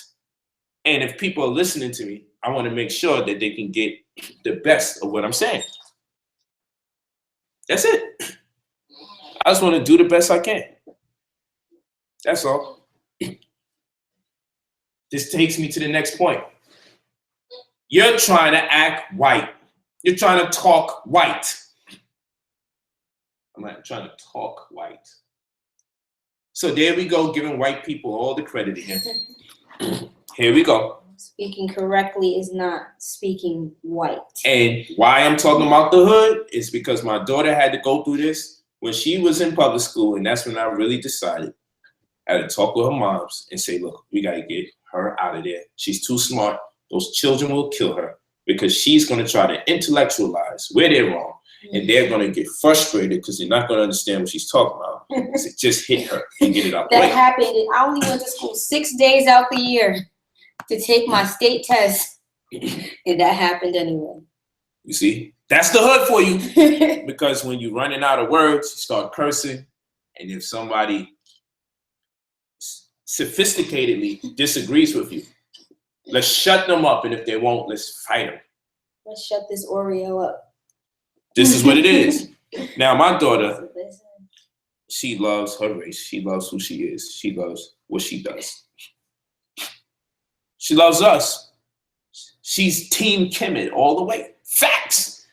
This is what we do. And I didn't force this on her either. That's the beauty about the way that I teach. I let her listen to everybody else's conversations. I let her listen to everybody's arguments.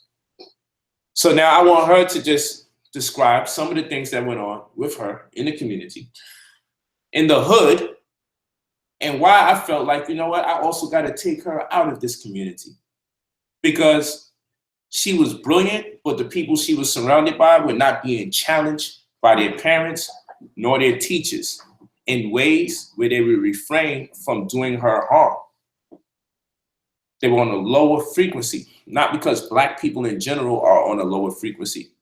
The environment, the condition suggests that we be on that lower frequency. And I don't have the time to try to recreate the hood while she's growing up. That's a responsibility that I could take on every time I come back into the community. But baby, discuss for us some of the things some of your memories of being in La Hood. Oh, I heard. And I mean, we're not saying that good things can't happen. I love what I did get out of the neighborhood or the hood. I love what I did get out of the hood.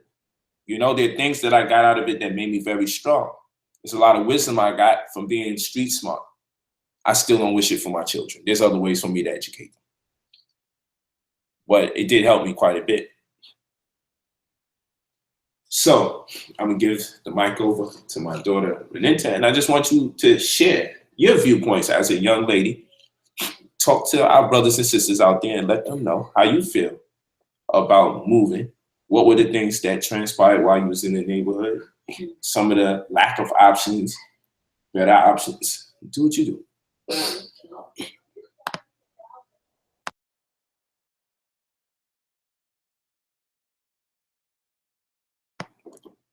Sure you can talk. Okay, I was sure. Okay. So, I'm going to be doing something while you do that, but don't get too distracted. Go ahead. okay. Well, I can definitely say from personal experience, it's hard being a smart child in the hood. Honestly, you want to talk proper. You want to read your books. You want to have peers to discuss the books that you're reading. It don't happen. You go outside, trying to go to the park, play with everybody. You try to have conversation. And when your only conversation isn't about what's on the radio or a hip hop drama, you get looked at pretty weird. Did you ever feel compelled to kind of like pretend like you wasn't who you was? Yes. That's what I was just about to say. And it kind of puts you in a space where you feel like you need to dumb yourself down to fit in. So that way you can have friends. Because it's hard if you're in the hood and you getting quality information that other people around you are getting, it puts you in a space of kind of all by yourself. You kind of feel a little separated. Like I was like, okay, because I didn't listen to music on the radio like that for a long time when I was doing my studies. I was younger. So when I went outside, everybody's talking about the latest song that's on the radio, and I didn't know what they was talking about. And when I'm trying to talk about the cosmos or the stars, they'll be like, hey, look, that's Venus. That's not even a planet. Everyone's like, it's just dots, though. It puts you in a space. It makes you, like, as a child, I felt like I had to probably change how I was speaking to fit in, or change, because I have afro. I love my afro. I had a big old afro as a child. And I was like, I came home one day because I was in 6th grade, went to that test. So they were like, why is your hair like that though? What's wrong with your hair? I came home asking Daddy, what's wrong with my hair? This is a true story. I was like, what's wrong with my hair? I was like, obviously,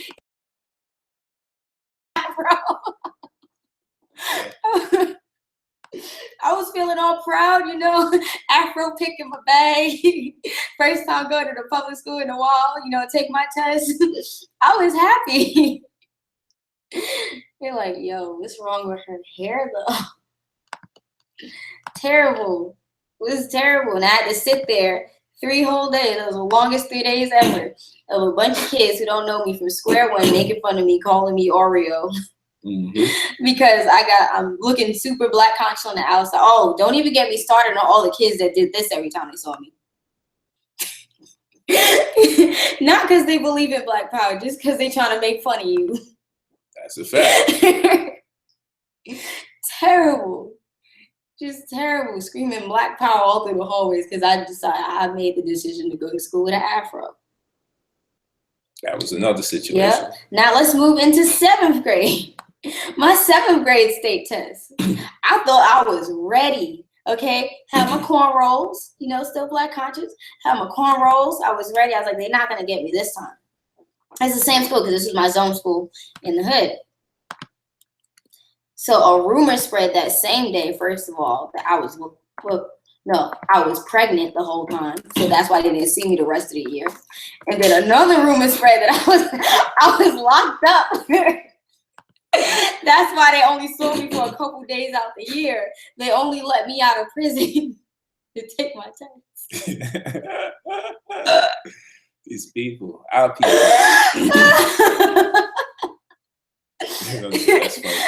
This spread in like one day. I'm only at this school 6 days out the year. How does this rumor spread? I have no idea. They see me at lunch. Everybody's getting their school lunch. Looking at my lunch. What is that? Like looking at my black rice crazy. Like she eating dirt. I'm not eating dirt because I'm eating black rice. Like it's so terrible. Like vegan kids, I know it's very interesting when you have kids from the hood that's used to deli food whose meal never really costs more than $5 to see things like black rice and quinoa and mushrooms and kale.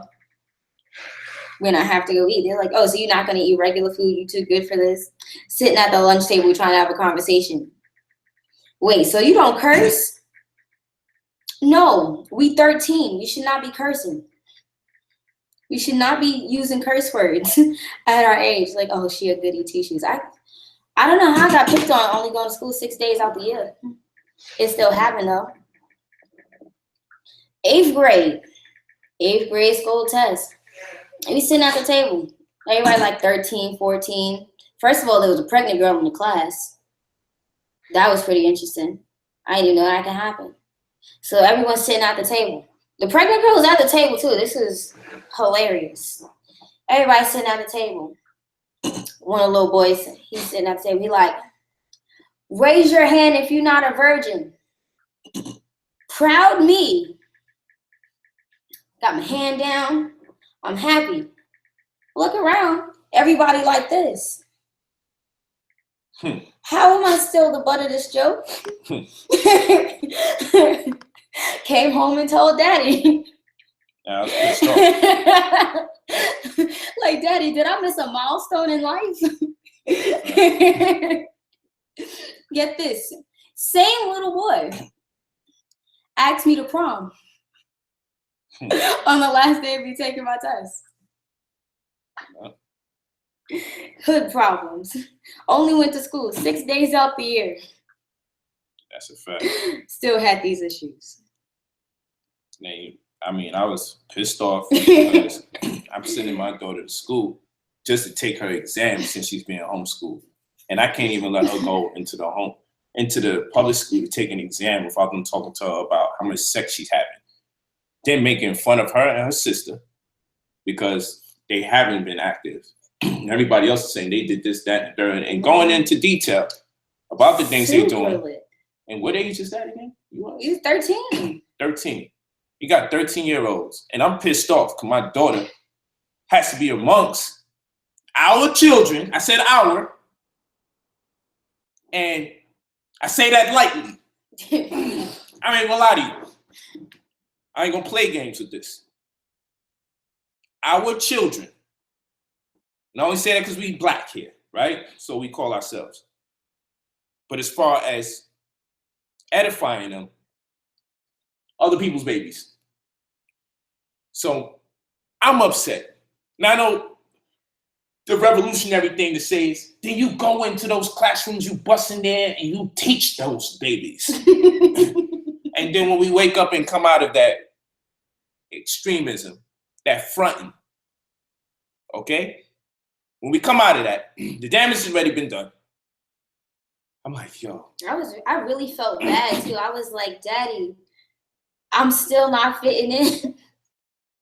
And Daddy's getting all mad because he's like. Because he's little, nope, I'm not going to say niggas. I don't use those terms. These little baby Negroes are over here scrutinizing, condemning, chastising, and castigating my babies because they ain't do something yet. They didn't copulate yet. Come on, man, that's wrong. That's wrong. And if side doesn't want to get in here, you can get in here. Don't be talking on the sidelines. But, you know, what are you doing? You ain't block stop, right? No. Oh, I was say don't block stop. But you see, this is what people got to understand. People always like to tell you what's not happening with their babies. Mm-hmm. I'm not telling you what's happening with your babies. I'm telling you about my daughter's experiences. And as a parent, how do you respond to those experiences? And let's also keep it real. Everybody's children is not forthcoming about the things that take place in their school. Because people are working hard every day. That is not typical behavior for teenagers. It is typical in the hood. It's typical. I can tell you this. It's typical because Nah, let's stop playing games. I tried to fake a daycare move with my baby. You feel what I'm saying? And in that same school that had the daycare, it was first and second grade. They had what's called sex bracelets. True. Lying or not? You're not. Sex bracelets. This is what's going on in the schools in the hood. Now, I can't speak for your children, and your children may not even be speaking to you. But mind you, I ain't have no job, family. I'm grinding.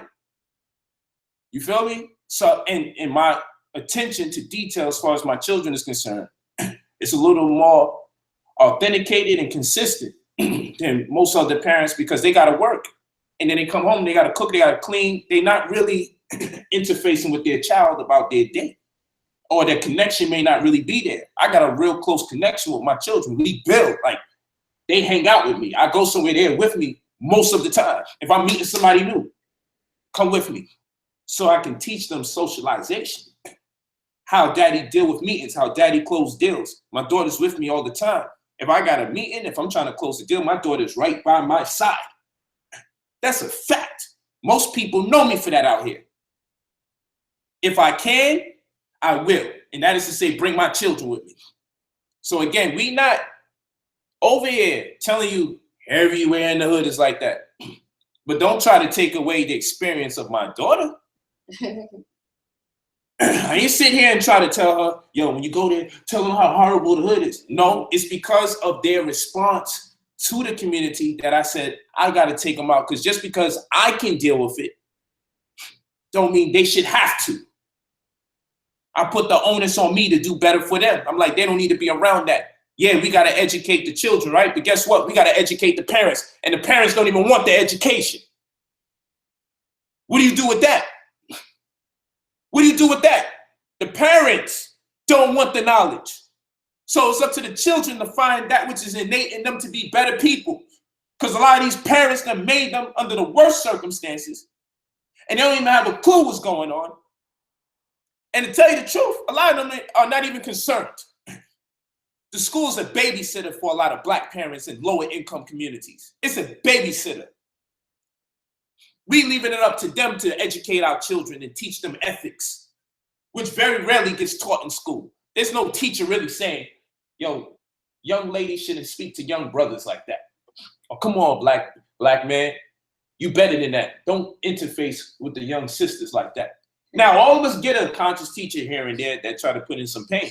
But we know what I'm talking about here, family. Let's not be crazy. If you got to stay in the hood, you cope with it and you work around it. But I just want to put it out here. My daughter isn't put up here to tell you some horror stories. She grown enough to make her own decisions. She grown enough to make her own decisions. Know that. So I don't want y'all thinking this is some slick stuff here. Because every time we start talking this talk, not my child, not my baby. And then I say sometimes, hey, either skip your hood, skip your school in the same hood, or somebody ain't tell you. Maybe someone ain't tell you. Because these are not no innocent schools in Harlem and Brooklyn. You're not going to tell me that these schools are just filled with a bunch of well-behaved people just because they are complexion. I don't play those games. But anyway, some neighborhoods are more worse than others. So you're always going to get the benefit of the doubt. You're always going to get the benefit of the doubt. Hopefully, your children are not subject to the chaos that my children were subject to. But understand this, if your children were subject to the chaos my children were subject to, you would understand why I feel the way I feel. But their experience doesn't attest to everybody else's experience. Let me say that again. I'm logical here. But none of that is my business. What is my business is my children. And I'm not about to have them subject to those kind of stark circumstances and conditions where everything is a distraction. Was my conversation at 13?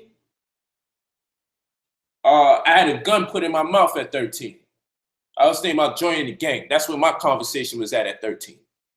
That's when I decided to join the gang. Because I got robbed in my community.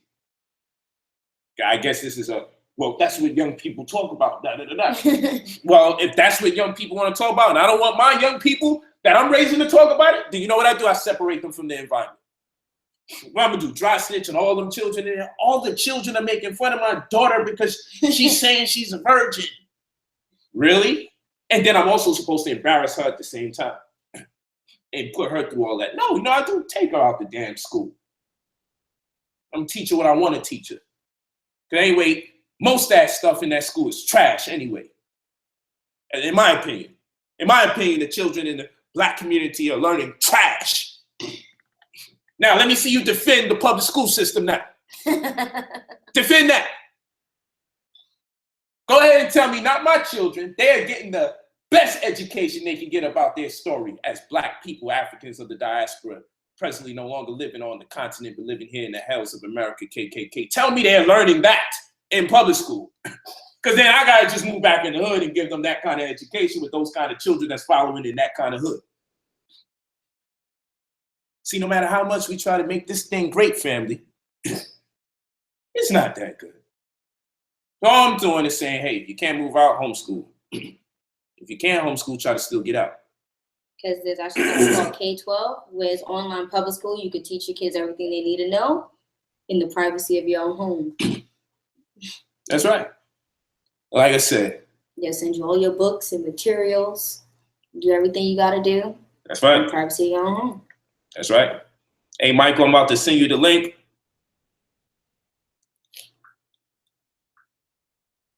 Okay, about to send you that link. We don't get it in. We need to talk. We need to have a good conversation. I want to get somebody in here, Mr. Michael Edwards. Me and this brother used to bang. Pause.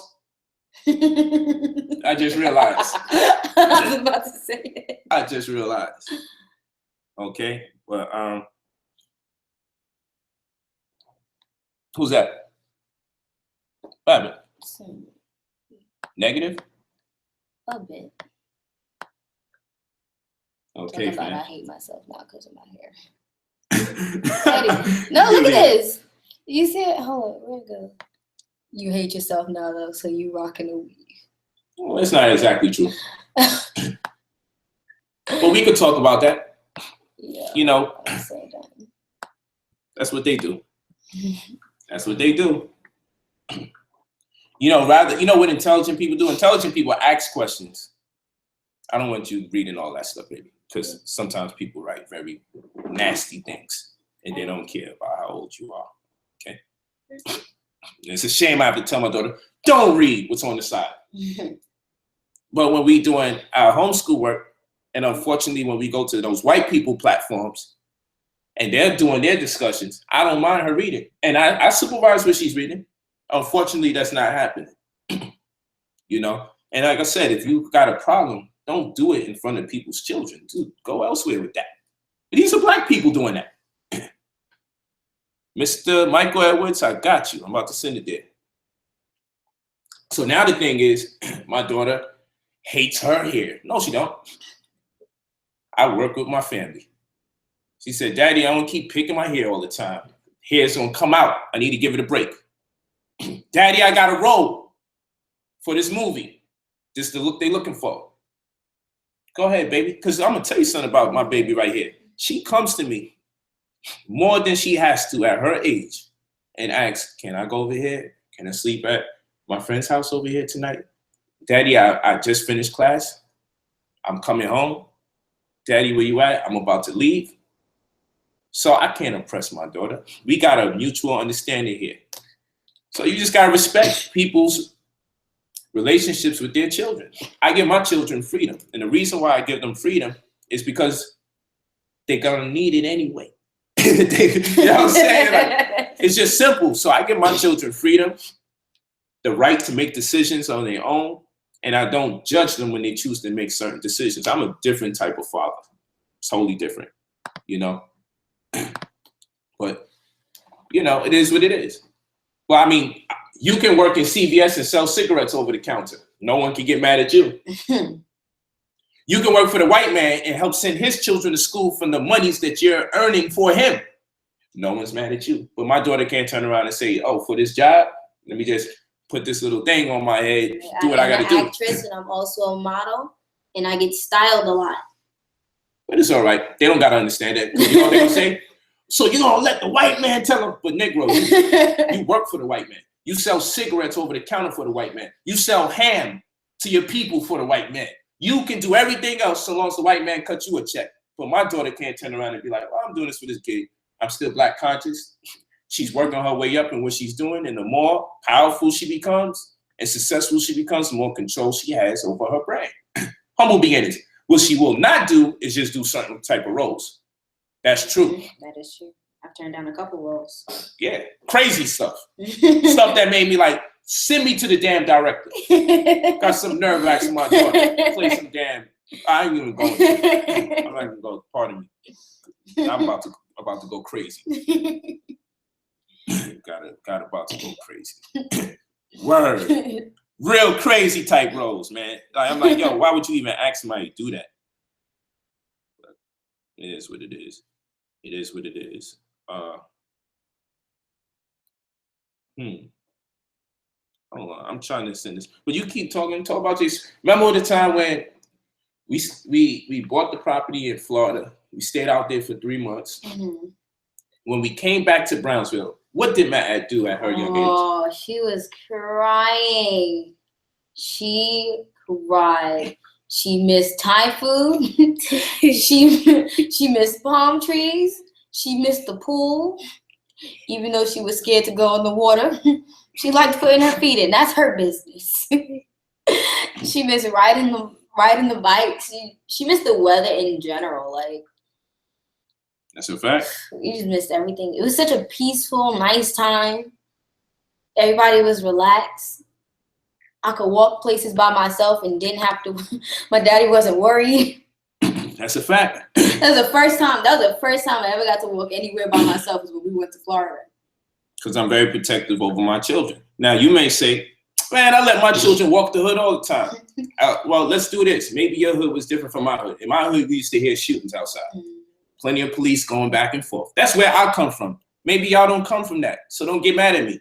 Where I come from, that's what was going on. I didn't like it. There's no way I was letting her walk outside without her sister next to her at the same time. And that didn't even start till we was like 12, 13. Yeah, and that was like around the corner. Brownsville Projects. We was the only kids not allowed to go to the corner store. Not my babies. Not mine. So I just got a different standard. Yeah, it's crazy. Not my standard. Not doing that. Not my standard. But we're gonna keep building.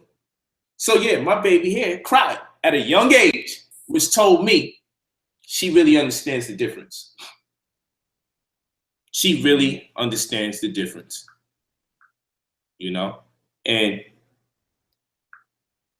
I'm inviting my brother Sarnetta instead of disagreeing in the chat. Because on my platform, we ain't gonna argue, and I'm not gonna mute his mic. And I know he respects my children, so he ain't gonna come talking crazy. So that's why he can get that link too. I hope he comes on. But I definitely sent you the link, Michael Edwards. Michael Edwards, you got the link. So come on there. You got the link, Mike. And so I'm just forwarding this link to my good brother too, Sarnetta, just in case he wants to get in. So he can give me vision. Shalom, brother. Hey, now we about to be lit. Long time no see, my brother. Yes. Can you hear me clearly, brother? We can hear you. We can't see you though. Yeah, I need to see you. Hold on. Yeah, we just got a logo on you. Are we going to see you, or are you just going to have that logo there? Oh, I can let you see me. Hold on, let me go inside, brother. Give me 1 second. All right, my brother. Yeah, people need to see you. It gets corny when you don't see the person. Just talking to a logo, I feel like I'm going crazy.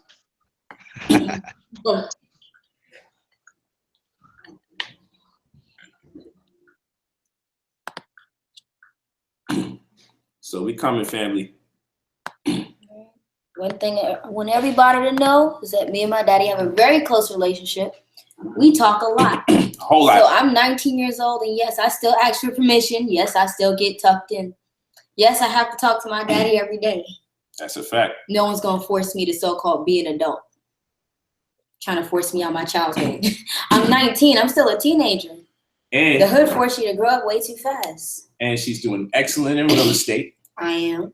Bought my first house at 16. Facts. Right next door to my daddy's. Facts. I'm very proud of my baby. But guess where she decides where she want to stay?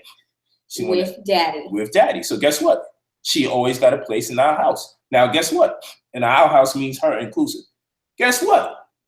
There's a bunch of Negroes in our biological families. It's like, she should leave. Where's this idea coming from that she still also live with her father? People's children should leave their house? No, lazy people should be kicked out their family house. My daughter's not lazy. If she became lazy, I'd be like, man, you gotta leave. You gotta learn, because I'm holding you back. But this is a very successful, hardworking young lady, and she got the right to stay here from now until whatever. I don't give a heck, man. I don't care. It's just like that. It's just so simple. And if she do move out, she's gonna be next door to me. Per our agreement. Per our agreement. Per our agreement. You feel me? Because she's important to me. I'm important to her. And whenever she needs me, I need to be there as soon as I can be, if it's even humanly possible at whatever age. And not next door because he's making me be next door. I want to be next door. That's exactly what I want to be. She bought a house at 16. I'm negative 16 at my bank account. Y'all funny. Y'all some funny people online, man. But yeah, so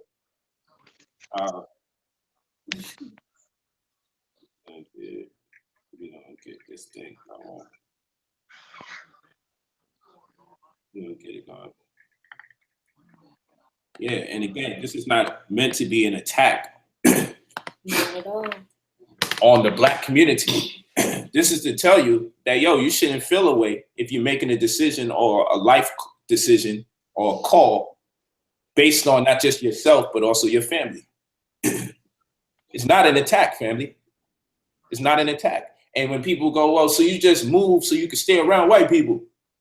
Who told you I'm only around white people? You know, what hurts me is that when I'm doing my best to share my experience with my family, because I think it's a great experience. And if you're having a great experience, you shouldn't keep it to yourself. You should share with other people and in turn impart the wisdom that corresponds with that experience. And then people can sift through that data and decide what they should do for themselves.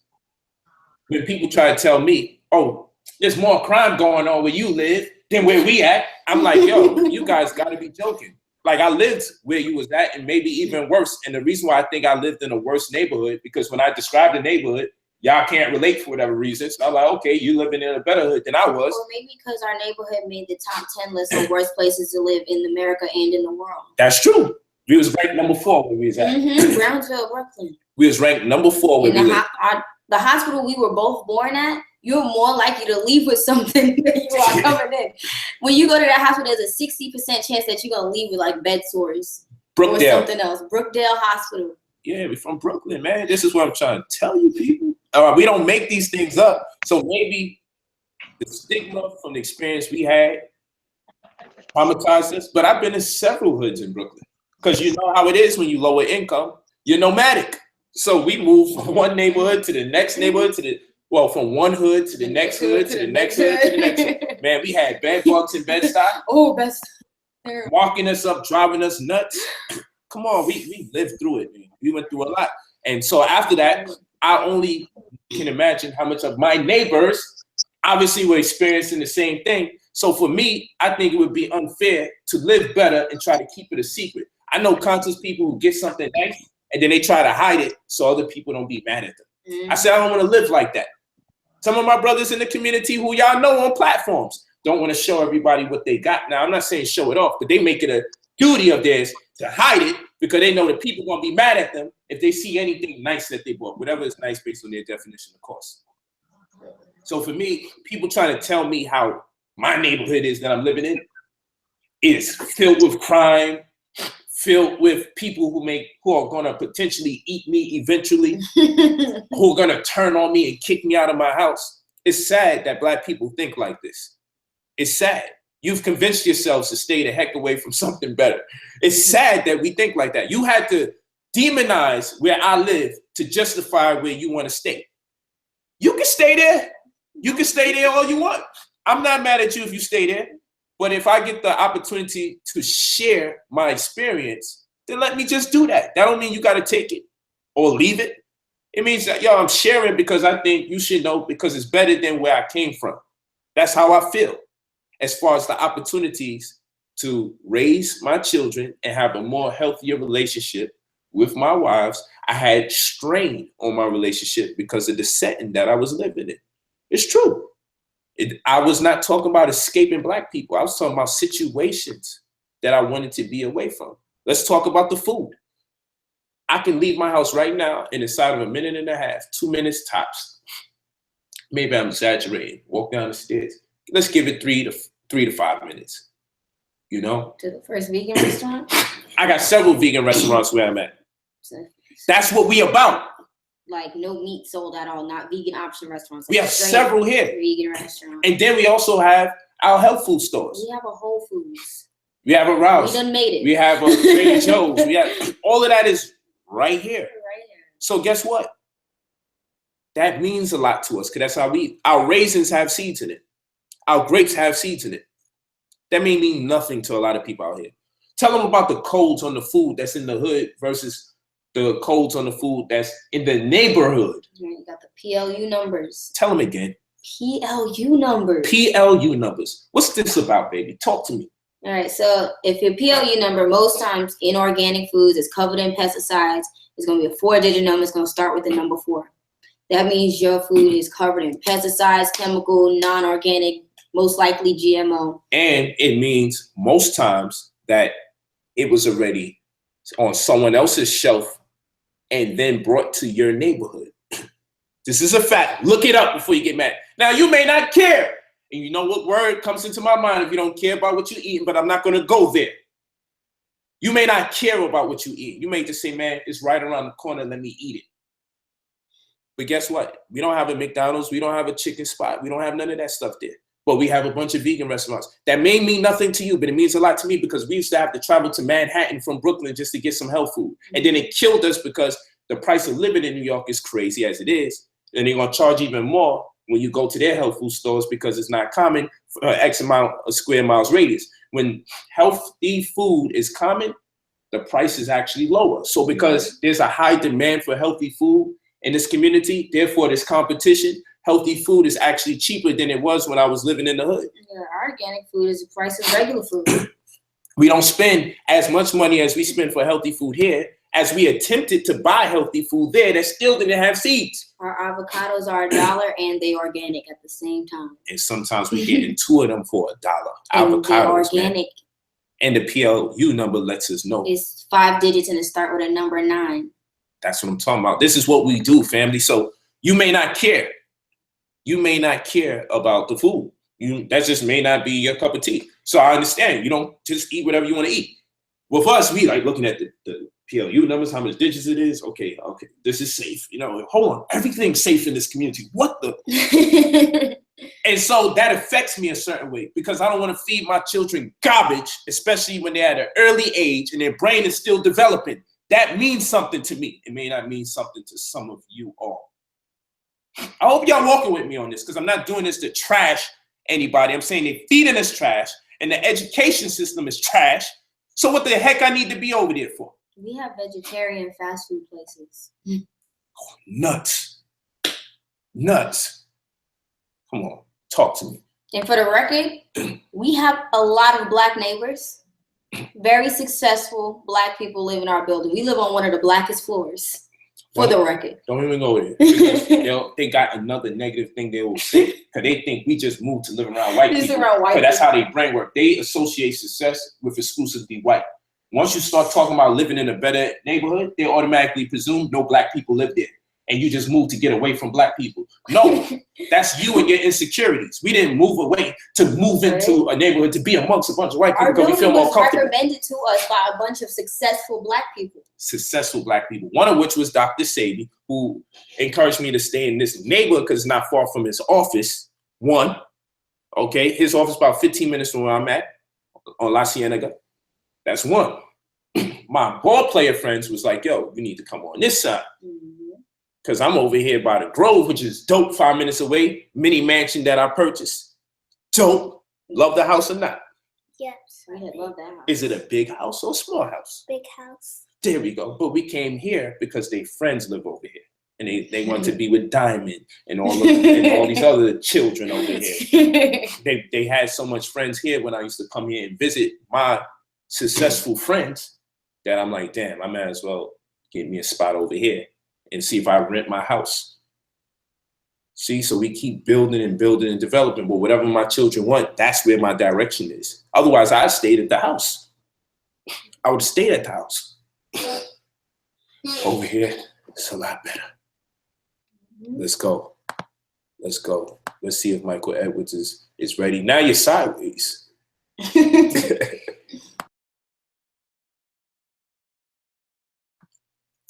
Oh, there you go. Now he's upright. I knew he was an upright man. Come on. Let's go, my brother. Let's have an adult conversation here.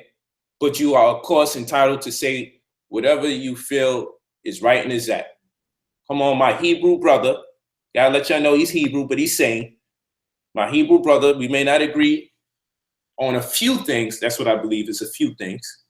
But we definitely agree on a lot of things. So let's get him to chime in on this conversation on a very sane platform, family show. Let's see what my brother got to say. Open up your mic, my brother. Open up your line. How you doing? Shalom, shalom. Welcome to I Am Brother Polite. Special guest, man. Celebrity guest here. What's up? What's happening, my brother? How are you? I'm doing good, man. Good to see you, my brother. Good to see you. Right on, man. Same here, man. And good to see your beautiful family, man. And like I always tell you, brother, you are a shining example, man. Shining example. And I respect you for bringing your children to, to speak for themselves and you speaking with your children. It's a great example, Brother Polite. Thank you, my brother. So let's get. Go ahead. Let's get to business. What's on your mind about this subject matter? How do you feel about it? Do you think it's wrong to encourage people to leave the hood? And by that, I mean, they don't have to leave and don't come back and be a resource to their community in light of their success. When I say leave, I mean, become something greater or better so you can contribute, because a lot of us are suffering in that community. That's what I mean. Go ahead, my brother. Well, I'll just say right off the bat, I'm not on the fence about this issue at all. Not on the fence about it at all. I come from a faith background, as you know. Yes, sir. And my duty is to use that, that animalistic nature that was killed, the old me, Hold on, you said animalistic nature. Yes, absolutely, animalistic. Hold on, brother. Are you suggesting to us that it's possible for Black people to behave like animals? You believe that? Well, absolutely. When you come from the places that I come from, and obviously you come from, and all of us come from, when you lay up under somebody's car and wait for them to come home, and you blast them in front of their children, that's an animal.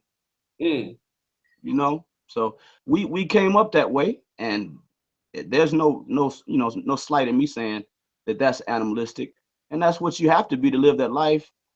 But my issue is, no doubt, I think that all of us have that testimony, and above all things, that we ought to use our change as a testimony to the animals.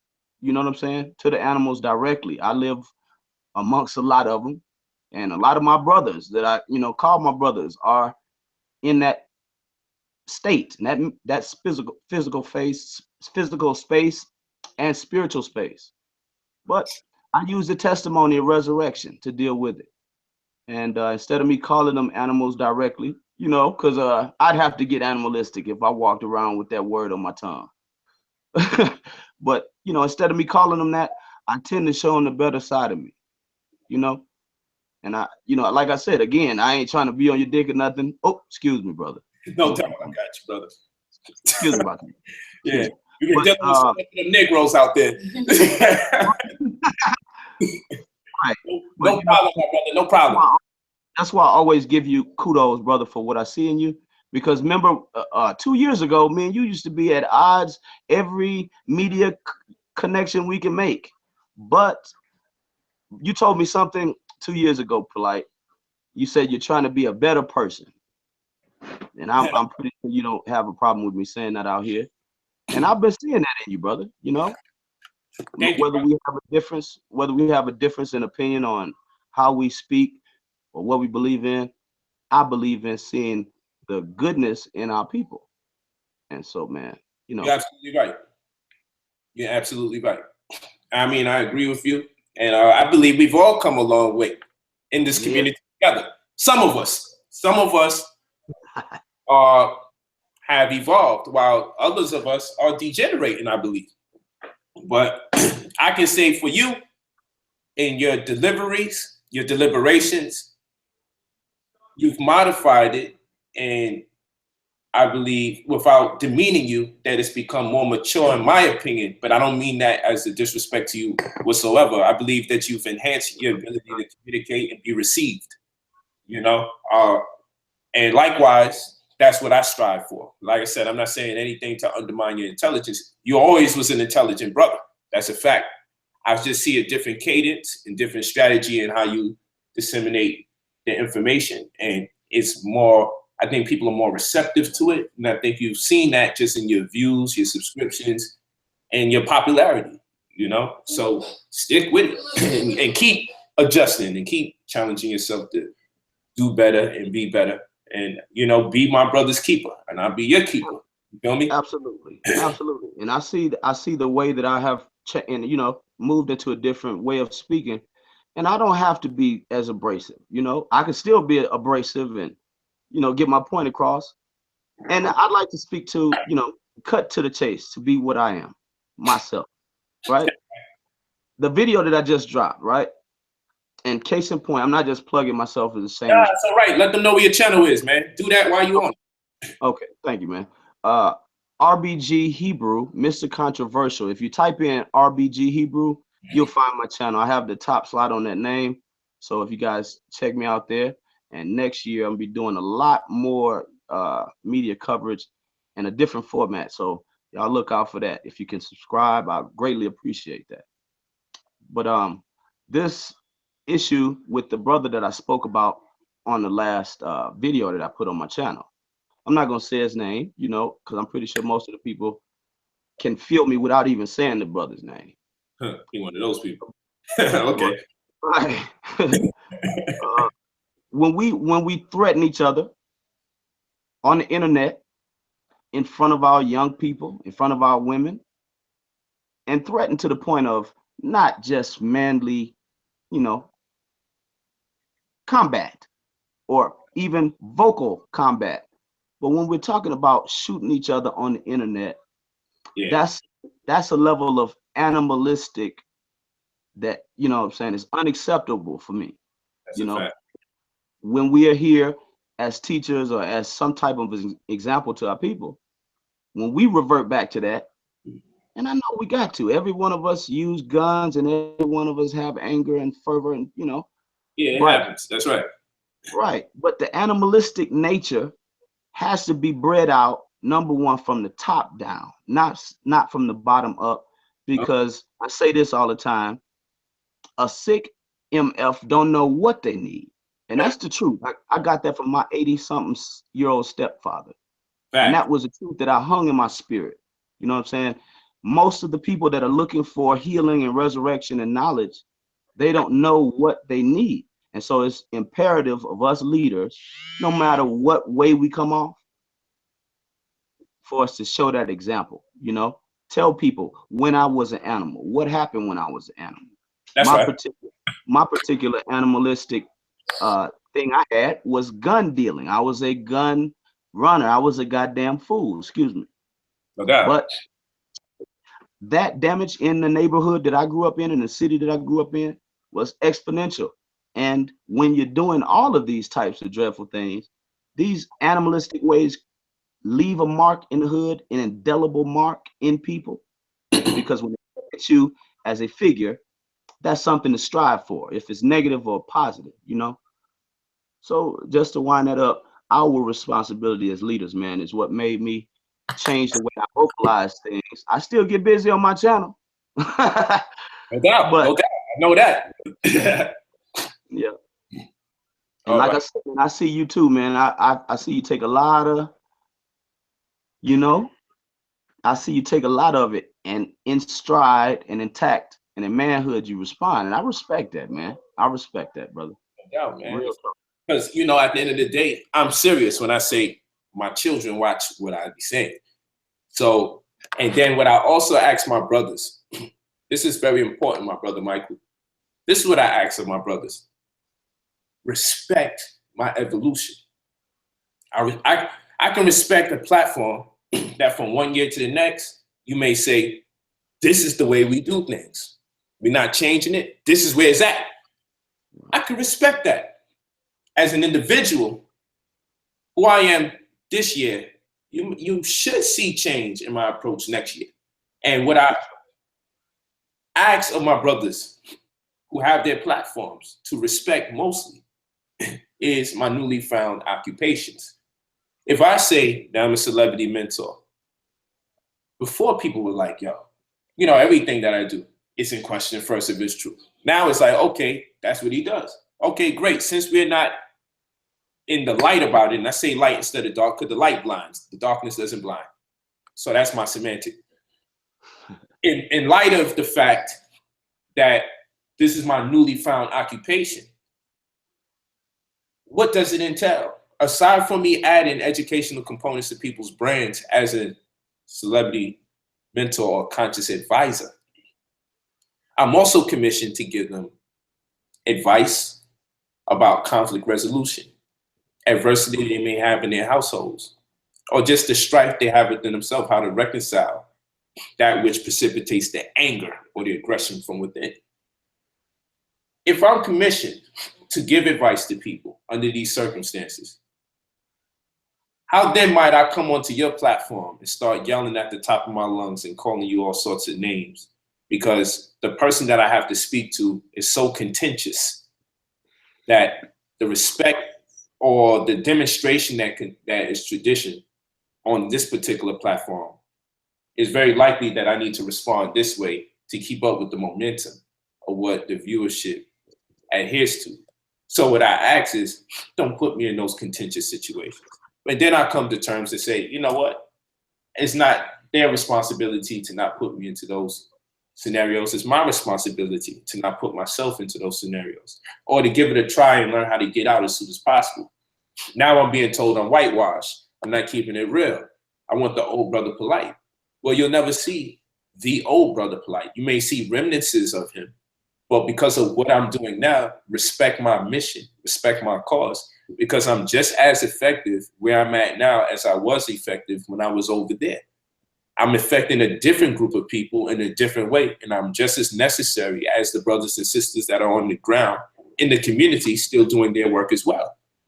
Okay, so people oftentimes say, man, you trying to switch it all up. You trying to change the way everybody do what they do. And I said, well, I've only given suggestions about how people should do their thing, but they don't have to follow it because they have their success formula and it's their brand, it's their platform. And what a lot of brothers and sisters don't understand in this community is they oftentimes are thinking about the individual and I'm thinking about the brand.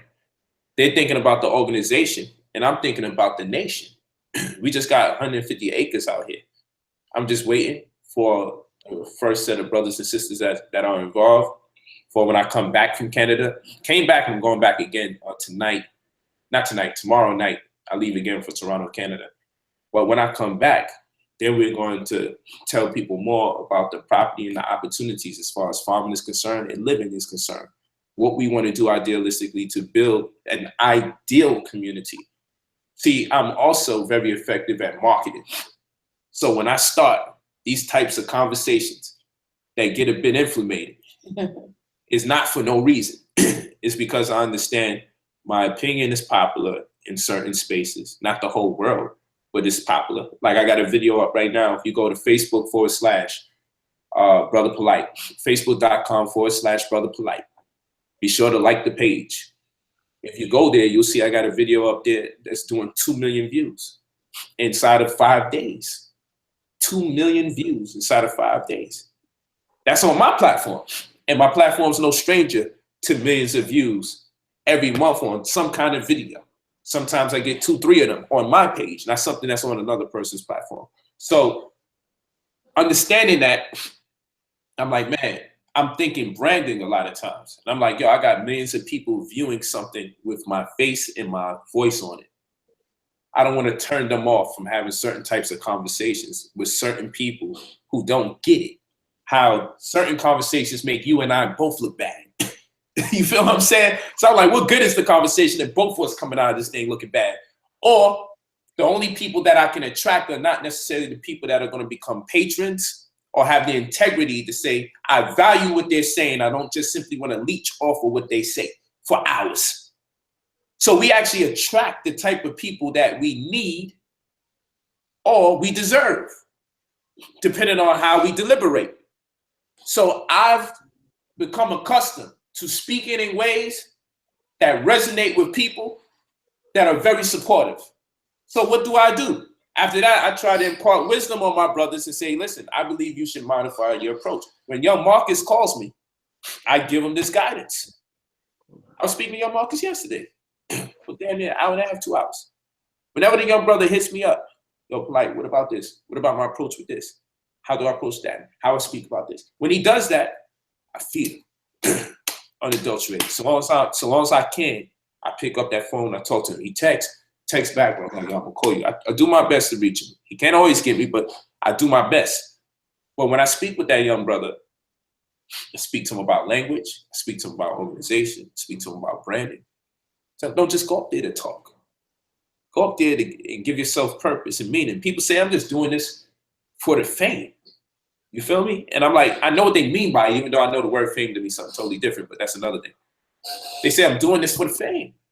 And I'm like, partially and part true. I don't mind saying I'm doing it for the fame, but because of what teaching means to me, I intend to be effective. And if I'm trying to be, if I endeavor to be effective, what do I got to do?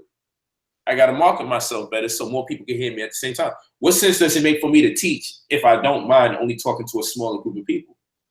So when they say you're doing this for the fame, I'm like, there's nothing wrong with that, but you're making fame have a negative connotation. So fame is the condition of being known or talked about by many people, especially on account of notable achievements. So I say it again for the people. Fame is the condition of being known or talked about by many people, especially on account of notable achievements.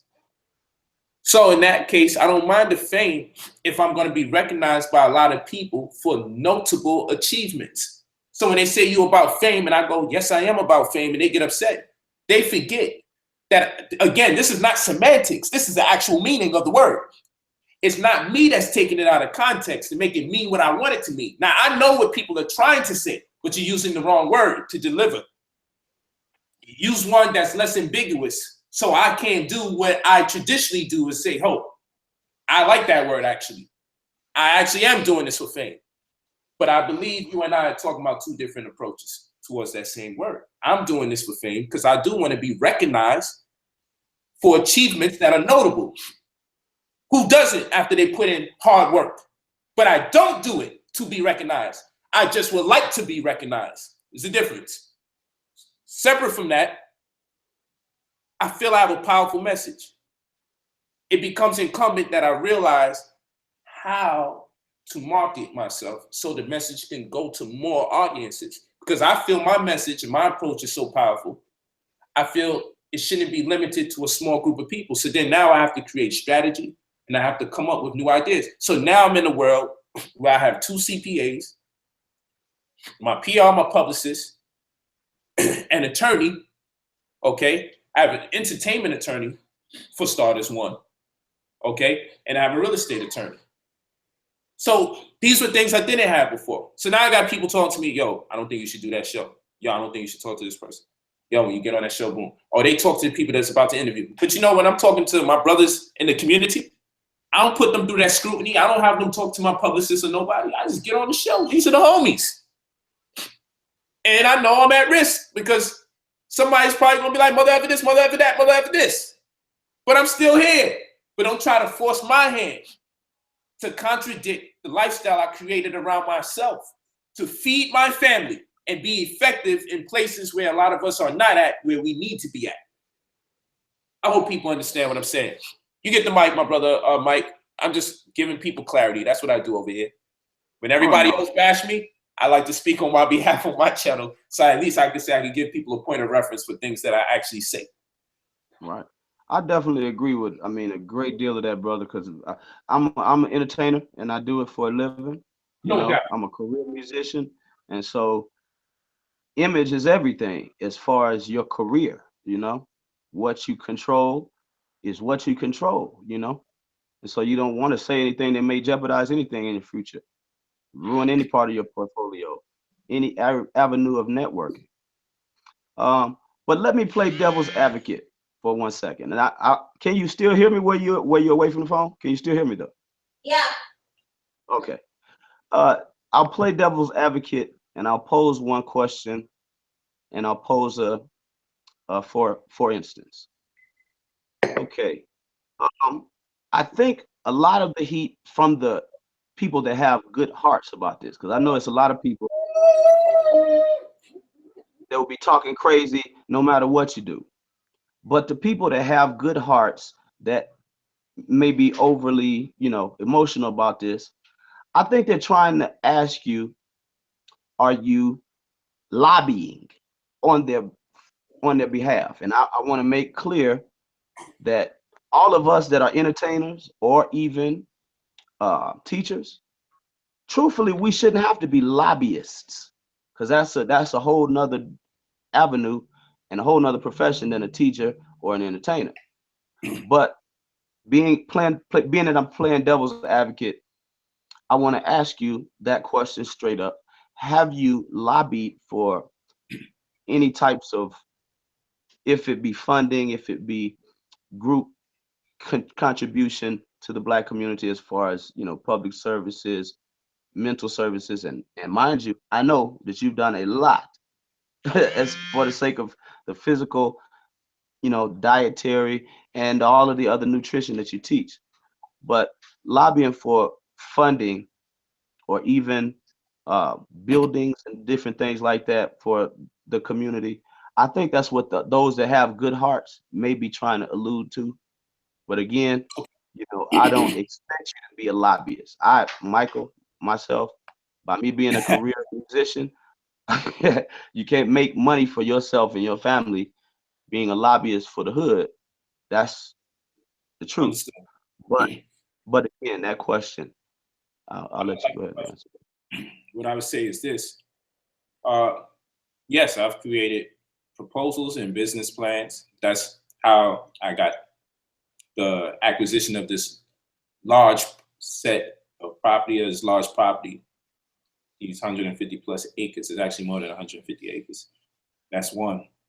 While it's also other brothers who created private schools, okay, that comes from my guidance, or Brother Medawell Peace, who's looking to erect 3 schools in Indiana with the properties already acquired, and the ideas and the approach around it. And that's why what people have to understand is I can't say and do certain things as much as I used to if I'm going to be involved with projects where our children can go and get less compromised education. We got to be realistic. You still got to deal with the educational standard, and that's all right. The math, the science, and the history, and all that, social studies. However, I can't be wilding out and on the board that's responsible for creating the schools. I hope people understand what I'm saying. No, definitely. It's my approach has to be a little different. You know, I'm gonna still do me. I do the debates. I'm gonna be in beast mode.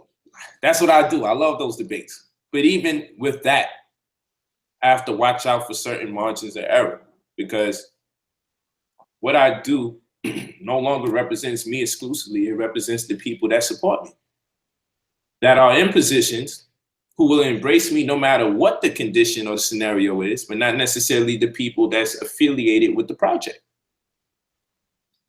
So the last thing I want to do is implicate the people that are supporting me, that's helping to contribute and provide resources into the community, because I'm trying to keep it real.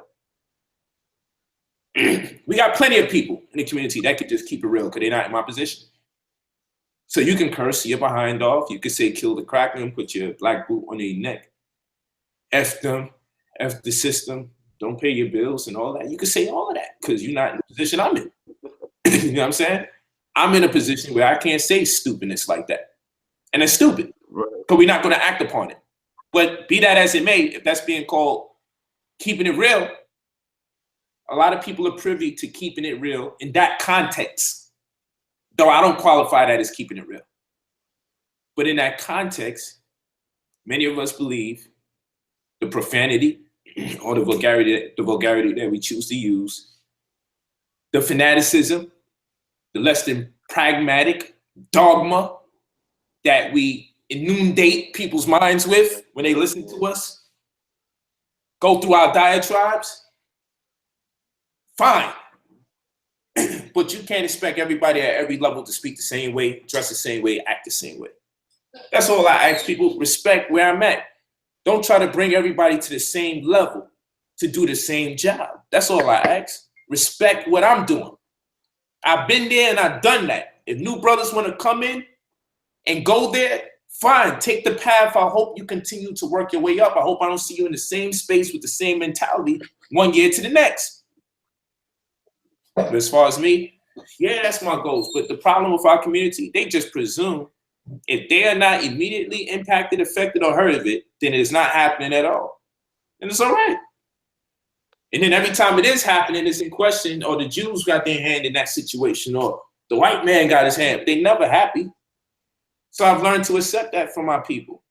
Damn if you do, damn if you don't. They said they didn't want to see black people debating amongst each other. They wanted to see black people debate white people.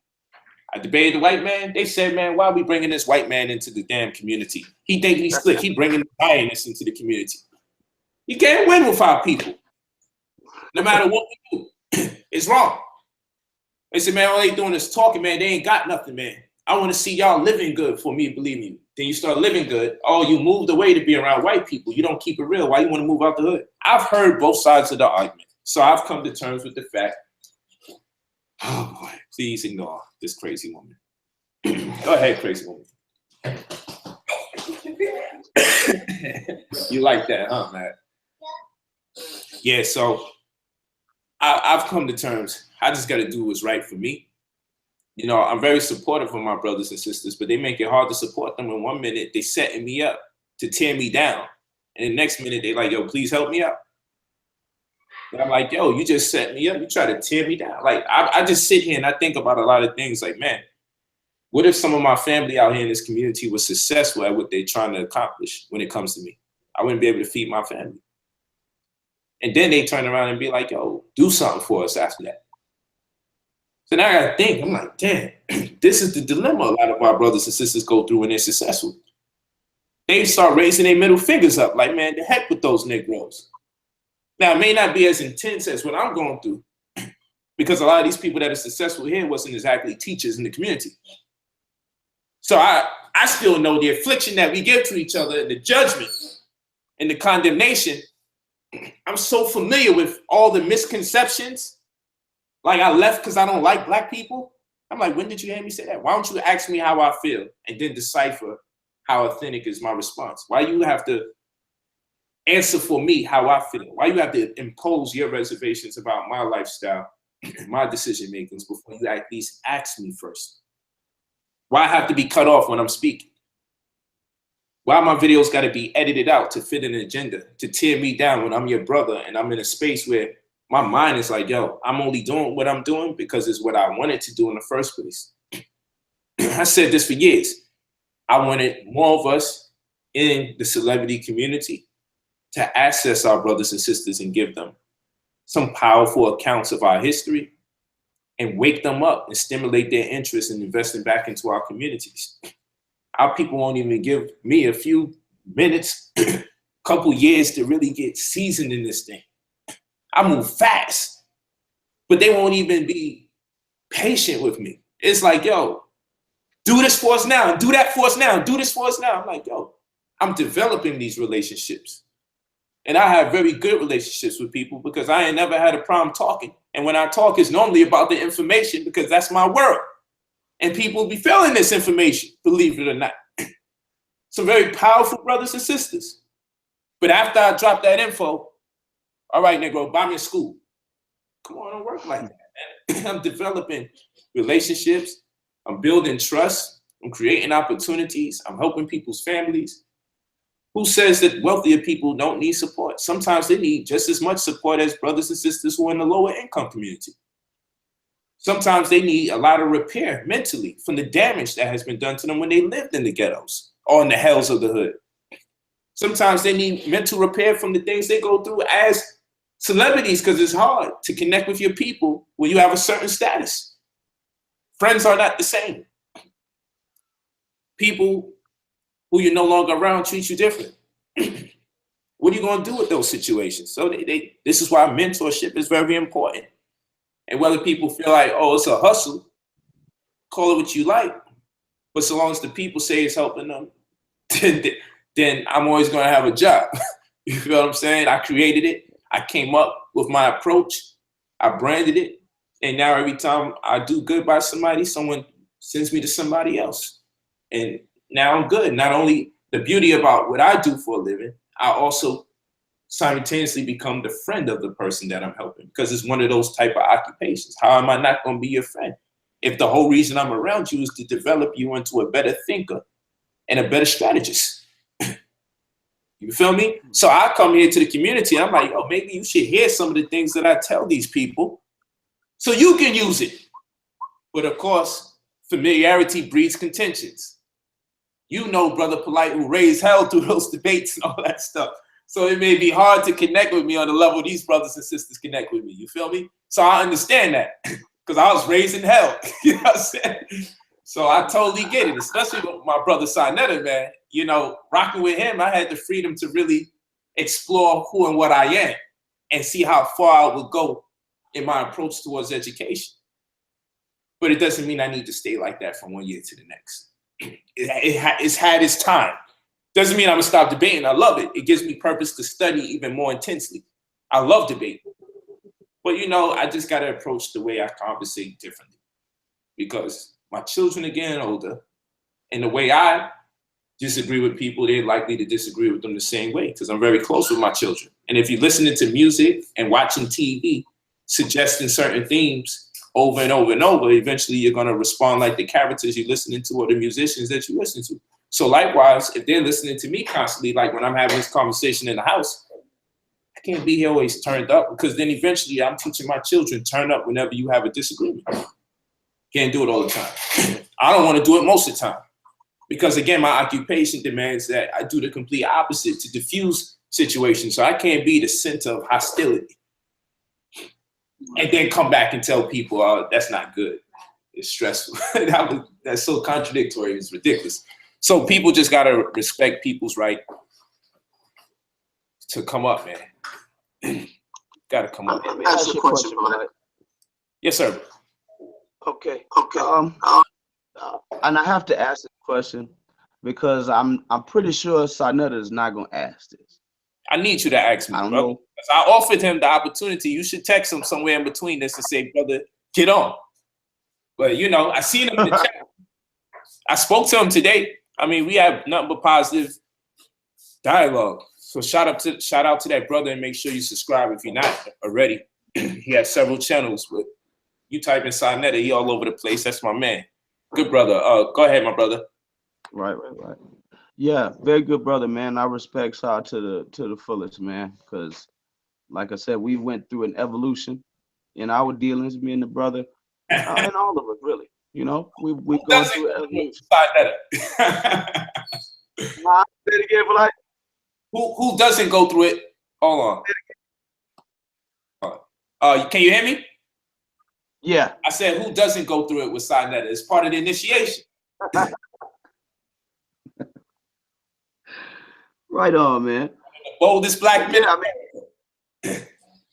Yeah, we went through our evolution, and right now we're at the point of total mutual respect. You know what I'm saying? That's a fact. And with you, brother, mutual respect. But I want to ask now. You made a statement just a minute ago concerning, Sonetta allowing you to be or explore yourself and to evolve. I don't want to mess your words up. No, that's good. That's good. Now, a lot of people see a loyalty issue when you've gone on like the Breakfast Club. Let's just take that particular one. I watched the interview, but I'm pretty sure I didn't see every minute of that interview. Pretty sure some of it was clipped off.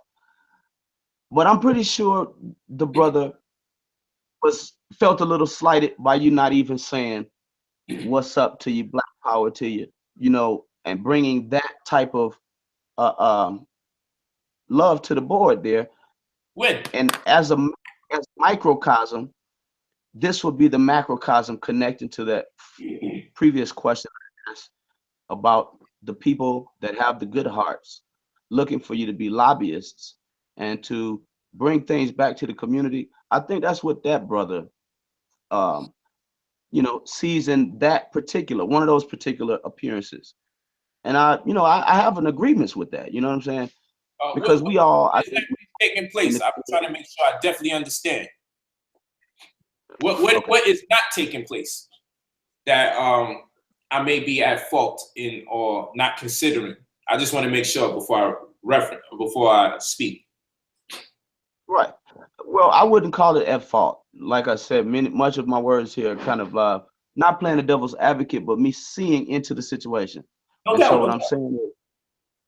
what I'm saying is maybe that the people want you to be lobbyists, but the particular brother Sonetta that I'm speaking of, maybe he wanted you to bring a resource toward his platform, with you being on a bigger platform. You're right. Quid pro quo, right?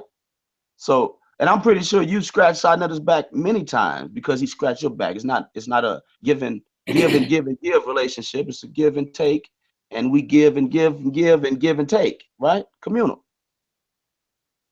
But I think the brother may have felt slighted. And I'll be honest, I would have too. You know what I mean? If one of my best friends that I helped to explore himself or his possibilities wouldn't have given me a shout out and directed someone back to that channel, direct some traffic back to that channel, some revenue, and even some of those things that you might be able to lobby for.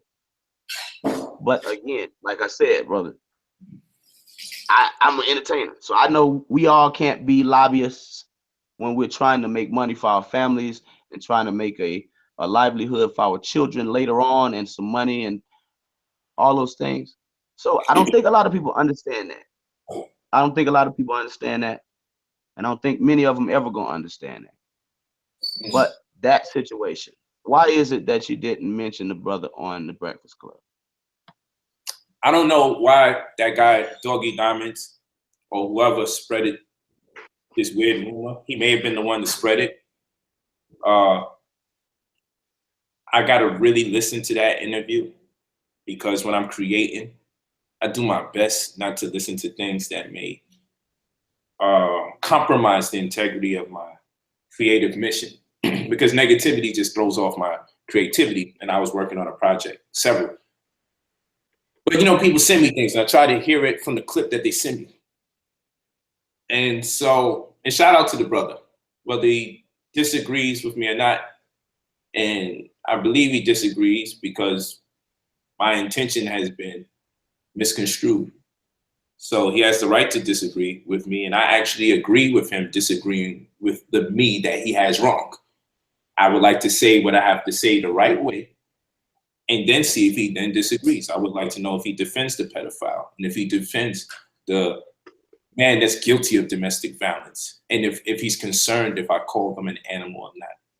Because I did preference my statements before I went on to just say the word animal. And therefore, those people that I would mention in previous to just saying animal by itself would have been in the same context. And thus there'd be no reason for me to keep saying the same thing over and over throughout the course of me referencing or using the word animal. Here we go, Mike. Let me do this. Let's take this out of the realm of Sinetta. And let me just say, this is a conversation beholden to several brothers and sisters that I love in this community. And then I will talk about Sinetta. Let me do that. There are people in this Black conscious community. And again, I'm taking this out of the realm of Sinetta, and I'm talking about brothers and sisters that play an integral role in this community as far as media is concerned. I'm going to explain something to you. And I want you to really listen to me, Mike, because Mike, I'm going to have a heart-to-heart with you. So you're going to understand. This is important. I need you to listen to this, right? Because you asking some good questions. And I'm not going to get the right to be asked these questions other places. Because I know one thing about me if I know nothing else. I never have a problem articulating my thoughts. That's one thing I'm never going to have a problem with. So, here's how this whole thing goes.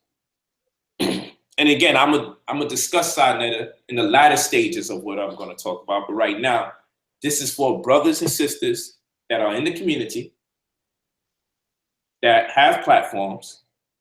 This is what this conversation is about and for. I need this. Okay. So you hear me, right? Oh yeah, definitely.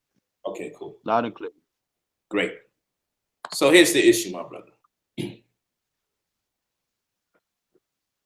I have, when I came into this community, I'm not talking about the community at large, I'm talking about the people who promote, the people who have platforms. When I first came into this community, Sinetta knows a lot of this too. Sinetta knows a lot about this. Not because he's the perpetrator of the act, but because he just was cognizant of it taking place while I was coming into who I am. And he can definitely co-sign a lot of what I'm about to say. And it has nothing to do with him. But I'm just spreading it out because this is important. Now, when I first came in this community, nobody even wanted to give me a lecture slot. This is a fact, my brother. I couldn't even get cats to put me on. I couldn't get them to let me open up. They wouldn't even sell my DVD when I gave it to them. For free. I said, bootleg it. Just put it on your, watch it, my brother. I got turned down by a lot of the people you know. They got platforms, brother. I ain't take it personal. Made me work harder. I did my own thing separately. I wound up getting up with King Simon, long story short. Simon met me when I had my own building and I had a community of people living in the building. Didn't have to pay rent. They just had to work to help me keep renovating the building, sell my newspaper, sell my books. That was all they had to do. That's how Simon met me. Blue Pill met me at a different store I had. While I had that building with a store conjoined to it on Utica between Bergen and St. Mark's. Blue Pill met me because he liked my prayer and meditation classes.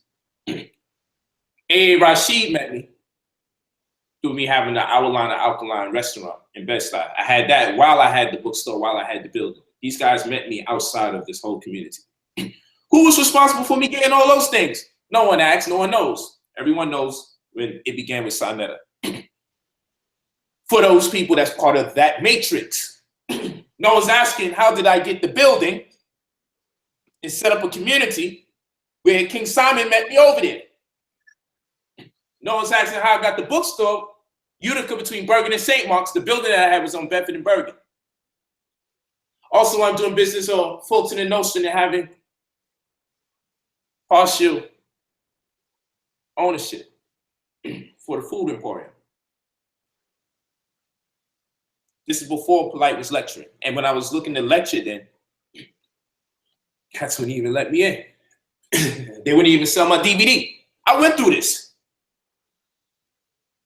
When I met Sarnetta, we was banging.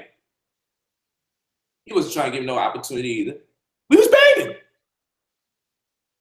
I even wrote a book and put him in the book. Had my wife give it to him. Said, tell that man he in there. That's how I met Sai. That's how I was rocking with him.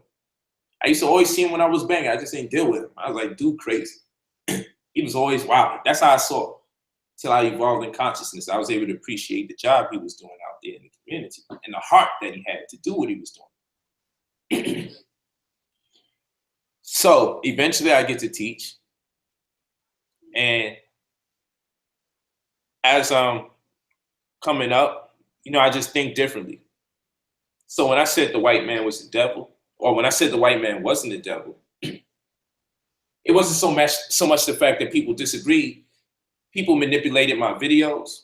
They cut out my rounds when I did the debate and still put it up there with my rounds missing.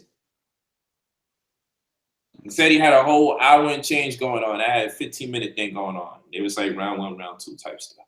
And I was like, all right. I had to deal with a lot of stuff, man. I dealt with a lot of stuff. And every time I forgave people, every time they did me wrong, I forgave people. Just because I disagreed. You know, my brother Ankh, he had called me, what kind of idiot says the white man is not the devil? What kind of mentally dysfunctional? He used a very bad word. It's in the realm of retarded, right? And this is how I'm getting introduced to Ankh. And I'm like, damn, this is how we go at each other when we disagree? Because mind you, the conscious community is new to me. You feel me? I left the gang thing. And as I was evolving and starting to read, I'm like, yo, my wife is reading me books. I'm changing the way that I eat. They made fun of me. They mocked, condemned me, ridiculed me. They didn't even understand what I was talking about, bro. After a while, I just had to be on my path. Then they just started respecting the fact I was doing me, but they just separated themselves. Or I separated myself from them. Because they was making fun of me more times than they was being supportive. I came into the Nubian community, rocking with the Black Panthers. So I seen the world differently again. Doc gave me support. But the community kept thinking, oh, he's writing books, he's starting to teach class. I even stopped teaching so I could prove to them I wasn't trying to take Dr. York's spot. That's very silly of me. It took for me to get sick and for Dr. Sabi to heal me.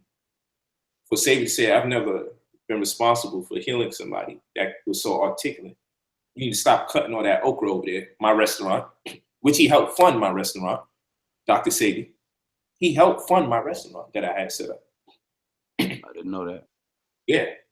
So, because I knew him first, he's the first person that put me back on for teaching. He said, follow me. So I went on tour with Dr. Sabi. I've been in Philly, Atlanta, New York. He don't teach with nobody by his side.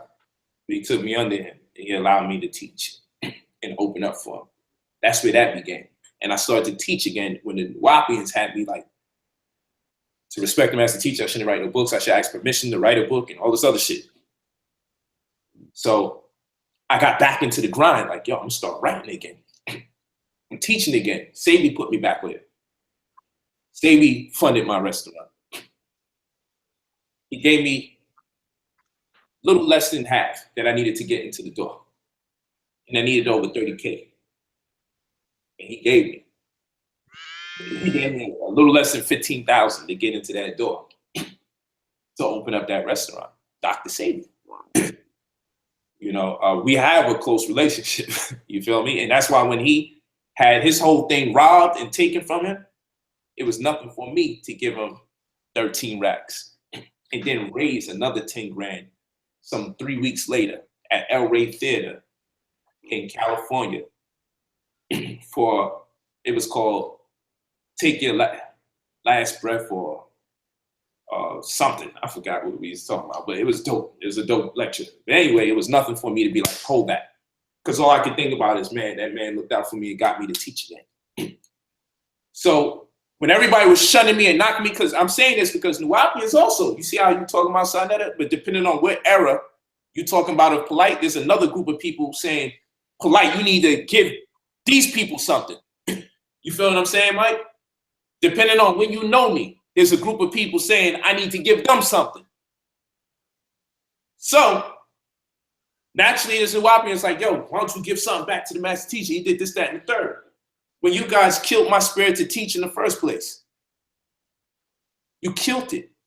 And I was in a space where I don't want to teach because I don't want to look like I'm trying to take his space. I don't want to write books because I got to get authorization from the office that never responds when I'm giving them ideas about books I want to write. And I'm just sitting here like this. It's organizational strife. I don't blame the whole community. But at that time, I'm young and I'm impressionable. I'm coming out the gangs. I'm trying to figure this thing out. I only could get letters back and forth from Doc. And then when they start cutting it off and doing a restriction thing, it just started becoming more and more difficult to decide what I'm going to do with my life. Because I'm trying to just be a devotee and Savior put me back on the grind.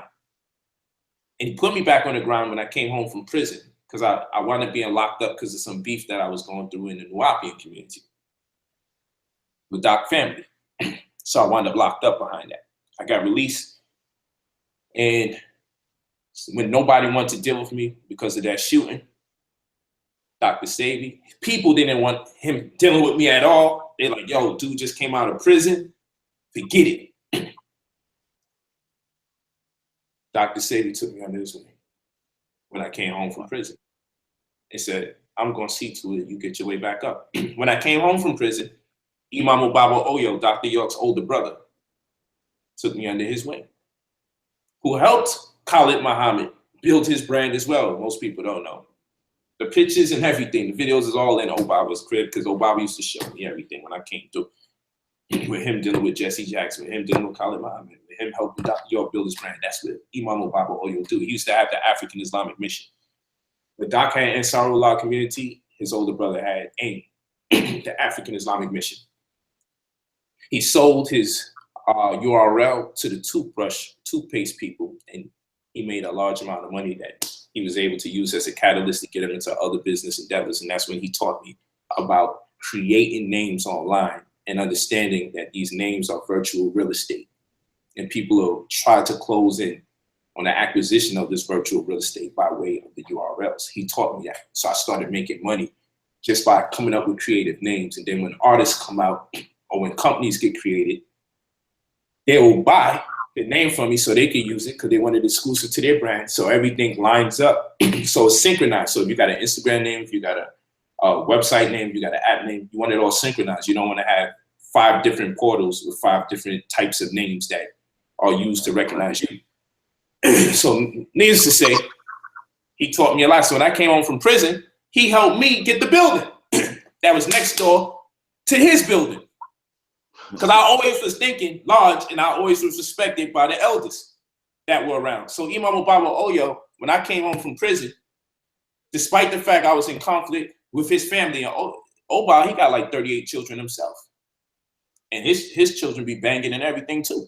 Doc has several children. So this was a high war zone climate. When I came home, it was like I'm supposed to have beef with one man who probably got like 100 children and another man who got 38 or 37. And I mean, the children are all angels. And I moved in next door to the uncle.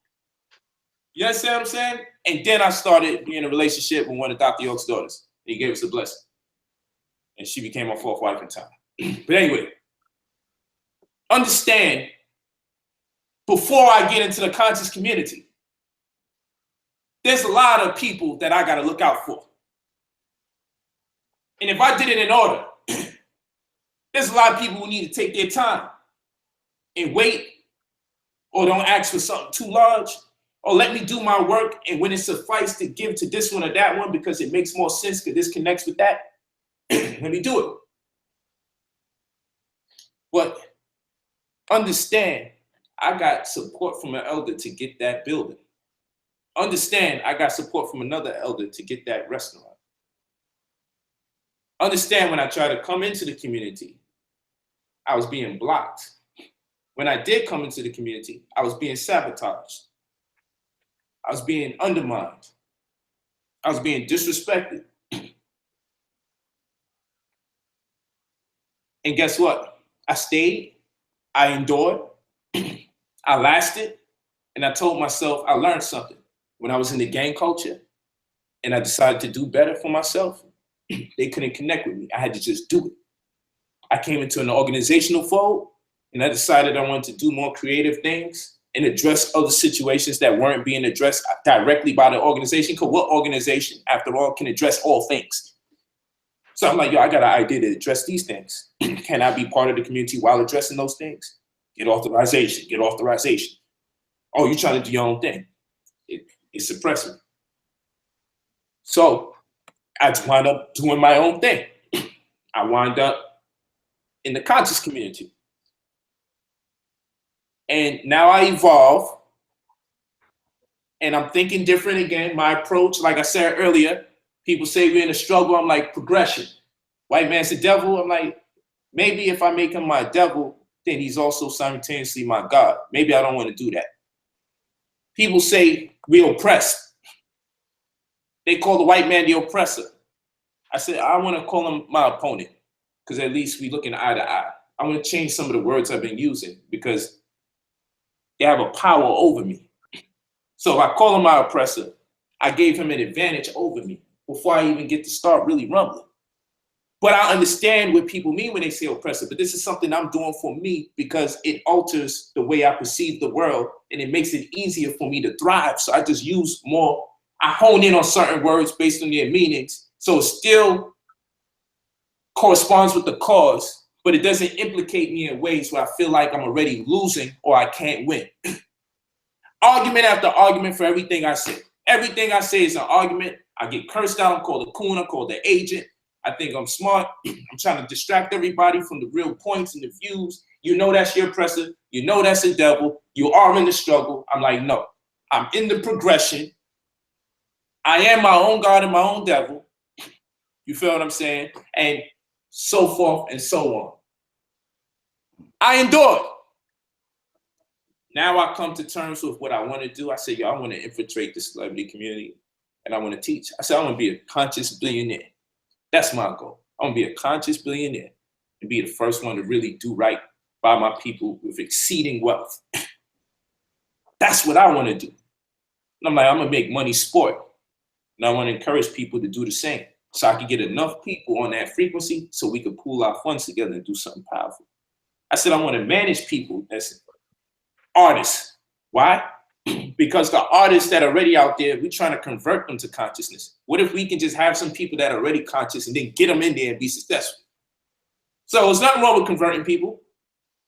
But dang, what if we just get some people that's on it already and they get in there and they know the mission? And I keep an eye on them as I mentor them through their mission. So I'm like, you know what? My strategy is unfolding. I know a lot of these celebrities, especially the people in sports, music, and entertainment. Now let me start getting my artists up. So I erected a management company. So now I'm like, I'm strategizing. I need a publicist. Making some bread, I gotta get some CPAs. Get this thing right. My PR work done. Gotta hire a couple of attorneys now. Though I know how to do a lot of stuff on my own flow, I'm like, now I need to get stuff going a certain way. Do I bother the conscious community? Am I suing people? No, I don't bother these brothers and sisters. They don't know no better the crap that they do. I don't do that to them. I really don't. I'm not going around, knock this page down, knock that page down. I let them say their craziness. It can be down. It's not a problem. I've had my publicist put in some pain a couple of times on some people. No problem. But I'm not trying to do that. I see people making money talking about me. The streams where Brother Polite is this, Brother Polite that, I can't watch it until I watch the commercial first. So I get it. I understand what it is. I watched that guy from Brooklyn do his thing with the elder that was trying to break me down, and it's monetized throughout the stream from the time you turn it on. I'm like, if I'm that evil, don't make no money off of subject matter. But it is what it is. Sell them white folks products while you demonize me. Win-win for you. You get to win for the white man and you get to win for tearing your brother down. Okay, I take it. So now what I'm saying, brother, I said all this to say, I went through so much, bro. And I left a lot of stuff out, my brother. But I went through so much, my brother, that you don't know what I have to fight with or how I may have to reconcile within myself when it comes to what to give back. You don't know the level of abuse that I had to tolerate and endure to stay focused on my path. And every time I am part of a community and my consciousness starts taking me somewhere else, I don't get the support. I get condemnation from the people that I looked up to when I started evolving in the way I think. They condemn me. They never support me. They make fun of me. So now I'm in the community. I went from the gangs, and because I chose to eat differently and read books, they was making fun of me. I went to the community with other Nuwapians, and because I decided to write books this time around and teach classes, they condemned me.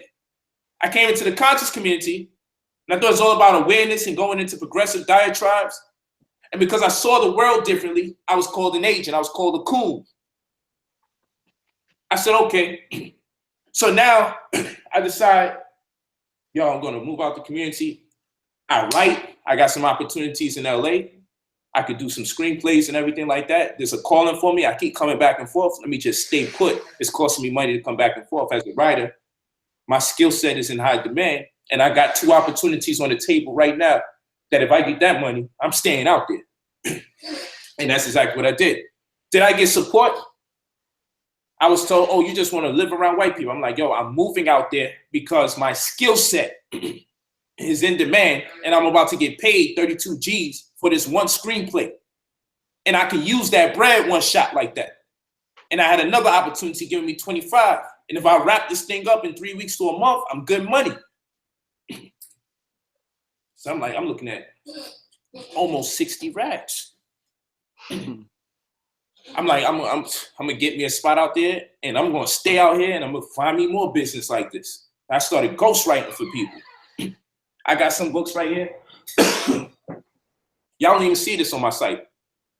This is an autobiography, but it's written in a very unique way. It's called Meditation, 24-second psychic self-defense, where I make correspondences between things that take place on the basketball court and how to look at the world as a basketball court. And in your evaluation, make correspondences with the rules of the basketball court and how to set up a psychic self-defense. So a technical foul or flagrant foul, I'll make a correspondence with that with like spiritual bypass. And it's just, so psychology meets the basketball court. So people who love sports can read it and learn about psychology in a very creative way to control their anger. So wrote that book. People don't see this because this is something different going on. Miss Black California did her book. Ramsey Spartan has his joint to make it. He won the Super Bowl with the Giants. I'm gonna show you this other joint. Show you, where's it at? It's children's books. I'm selling in China and another joint for fathers, for fatherhood, to push fatherhood. I'm doing this for several celebrities. I don't got it right around me. But anyway, point of the matter is, when y'all didn't see me, I was working on book projects for other people and getting paid like I never got paid for my intellectual property before, and still receiving residuals to this day. You feel me? And allocating it into my children's accounts. So they ain't never got to worry when they get of age to do whatever it is that they want to do. I didn't even keep the monies after a while. I just make them all go into my children's accounts. I don't touch none of it. I'm like, yo, I'll just grind and do what I do. Work to everything I love. Why? Because I don't wish them to live the life I lived. Because I hated the situation I was in. I realized I hated it when I seen how much my children loved the vacation trip. I'm like, I got to change. When I see my daughter cry, because we came back into the hood after a 3-month stay from the first property that we purchased out there in Florida. I said, man, my daughter cried because we came back to Brownsville. I got to get out of here. So Every step of the way, I was undermined. I was disrespected. Every time I wanted change in my life, the people that I looked up to, whether they be in the gang, whether it was the Nuwapian community, whether it was members of the conscious community, they afflicted me because I wanted change. When I moved out here, I was being made fun of by my good brothers who had platforms. They were saying stuff like, oh, you really live in a hotel. That's not your car, you renting it. So since everything I was doing was fake, and they even started doing this stuff online, they wasn't even just castigating me in private, they started getting at me online, throwing shots at me online. I'm sitting here with my family watching it, watching these brothers tear me down. And I'm actually living the real thing. Every time I got more, they demeaned it, made it less, as though I was lying about what I'm doing. They made me a groupie instead of saying, you know what, he really developed a relationship with that person. They had to see me with that person over and over and see videos before they said, y'all think he really knows him? And then when people realize I actually know these people after making fun of me the whole time, then they asked me to give them something from those people. You don't know what I had to go through. And I took it like a man. I never made one YouTube video and disrespected any of these men that kept disrespecting me as I was on my path. I ain't knocked one of them. Each time they didn't show me no moral support, no brotherhood. They just made fun of my goals, made fun of my ambitions, made fun of my dreams, called me a groupie, said my car was rented, said my house was a hotel, did it on camera, did it off of camera, talked behind me. Brothers called me and let me hear how these people talking about me on the phone when the phone was on mute, listening to people that I thought was my brother. Making fun of my situation. That was actually real, but they were in doubt.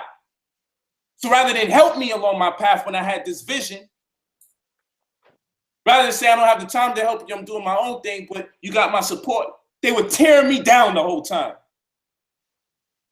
And then I have the flashback when my videos were being manipulated, when rounds were disappearing, when I'm being made fun of, when I'm being discouraged to teach, when I start reading books, when I change my dietary regimen. And now I'm in a better space. And now I'm supposed to help every fucking body. Pardon my language, baby. See, people don't know what it takes for me to still have a good heart and be like, yo, this is my brother. They don't know, and these people don't even have it in themselves to say, you know what, I did do that to him. And that man never did a video and lashed out at me. But people can be mad at me now and say, I'm not giving to them. Do you know what you gave me? You gave me hell. And I just stayed on my path and I took the hell. I took the ridicule. I took the condemnation. I took it all. And now I get a breather. And all people can do is think about what I'm supposed to give to them. You don't have a clue what it takes for me to still have a good spirit to want to still give to my people. And every day I want to still give to my people. But you got to allow people to exhale, man. People got to allow you to exhale. And you got to know enough of a man's story to know other people got to eat too. Because whether my brothers that's part of this community believe they created me, I came in the community with 4 bookstores and a restaurant. What was going on? That ain't happened overnight. That ain't happened in 1 or 2 years. My family helped me build that. Imam Baba Oyo helped me get that. Dr. Sabi helped me get that. I ain't know nobody here. And when I tried to get in here, brothers wouldn't let me in. And when I got in, brothers did me dirty as the new guy. And I never forgot it. It's with me every day because I could have got discouraged again and said I didn't want to teach all over again like Nuwapians did to me. But each time I fought it, only because I look in my daughter's eyes and I refuse to be a failure to them. The only motivation I had, if I didn't have children, I'd be a sucker right in the hood, being shamed and embarrassed by brothers picking on me because I'm trying a new lifestyle of not being a gangbanger when people piss me off or disrespect me. It's only because of my children. They give me fight to do what I do. So when people say, oh, you only care about your family, that is an underestimation. I more than care about my family. And I accept all my brothers and sisters as my family. Especially the good brothers that's like Sonetta that's doing his platform, and Brother Rich doing his platform, and Red and Blue Pill doing their platform, and Brother Simon doing his. I respect all of them. But I went through some stuff up here from our own people. And most of them was conscious or leaders of organizations. And the only people I could truly forgive was the gang members. But everybody else, I gotta look at them like, damn, you did me dirtier than the gang members, man. I didn't expect much from them when I got conscious. I expect them to make fun of me because I'm reading books. Because I went through an era where I'm growing my beard. I'm on my Hebrew shit at that time. I'm growing my beard. I got my afro. I wouldn't be caught nowhere without my afro. You feel me? You had a beard, Polite? Huh? You had a beard, brother? A beard? Then I had a beard.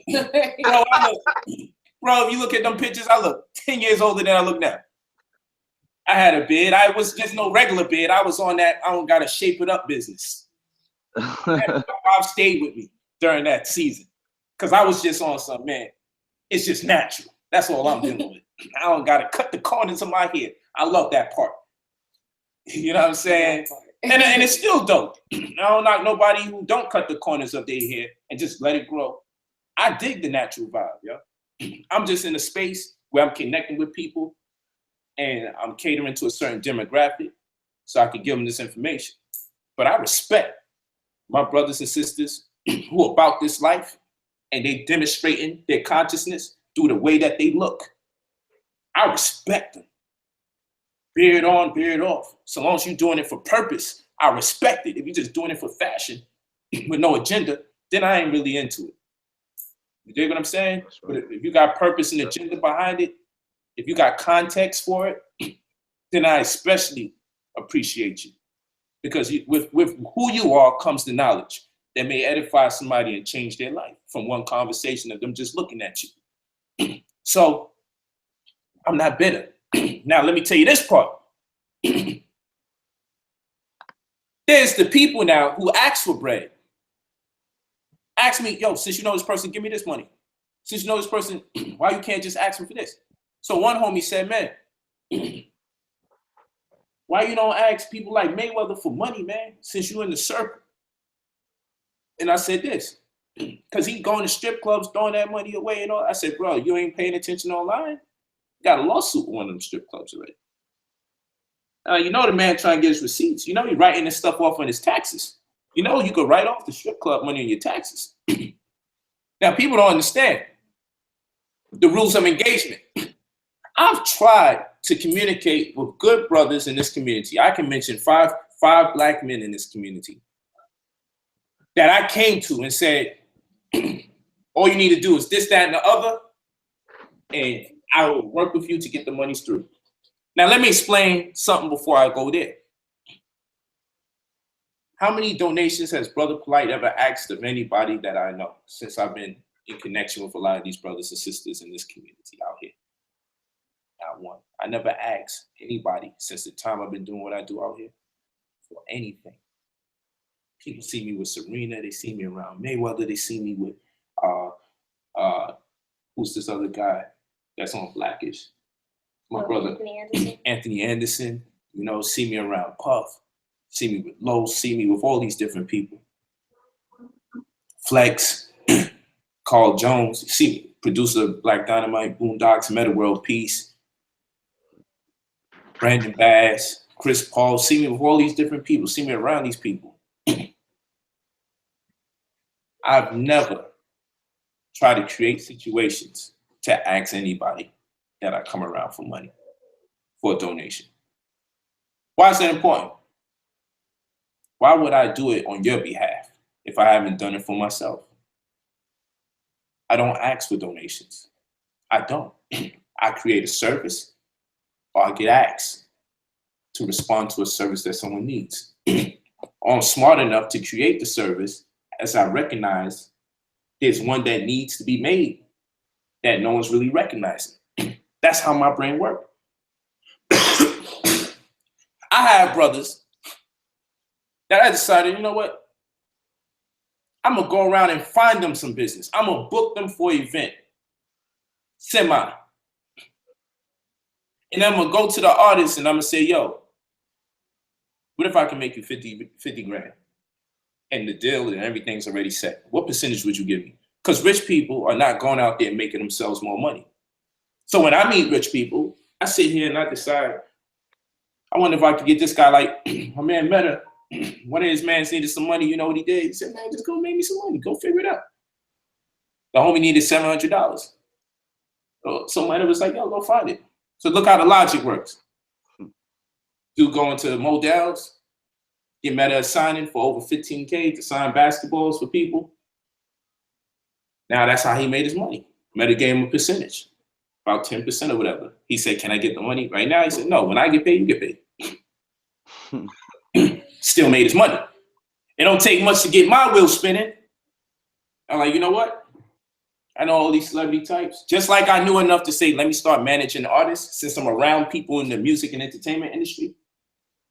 Let me get my children involved since it's easier, whereas other people are living wherever they live and it's just a dream. I'm like, yo, I'm right around these people. And I got people saying, yo, for like, if you ever need time, here you go. But in my world, I don't ask for nothing free. I don't want to have no relationship like that out here with nobody. Unless I really need to ask. But I'm not going to ask for you for free if I don't ask for myself for free. I'm going to do it for you the way I do it for myself so I don't interrupt the model that I have a consistency at success with. So I understand if a black man has $1 million, that the tax man is going to take like $350,000 from it on his first million. So when you make your first million, you're not even a millionaire. Second million, you're still in the 100,000s. So now we got to learn strategies.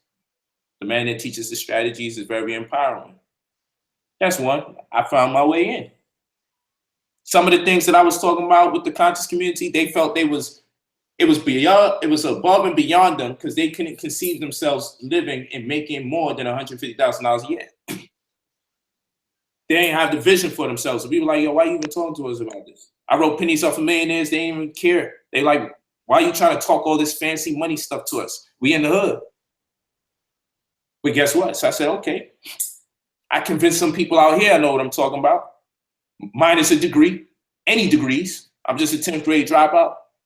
People took the bait, it worked for them. Yo, let me tell you about my man. He just helped me do something. Let me tell you about my man. He just helped me make some bread. I'm cooking. My mans and them that I was telling the conscious committee, they was making fun of me the whole time. Yeah, but like, you think you're going to get out there and you're going to make it work? Yeah, nigga out there living in hotels. He said he bought a new crib. Nigga living in a hotel. Until you see me there over and over and over. He ran his car until you see me driving there over and over and over. It's like, hold on, I think this shit is real. So, yo, you know what I'm saying? Hook me up. You don't know how that makes me feel. Because you was killing my spirit while I was in route. So anyway, if hundreds of thousands are being taken away from money that these black people earn that are wealthy,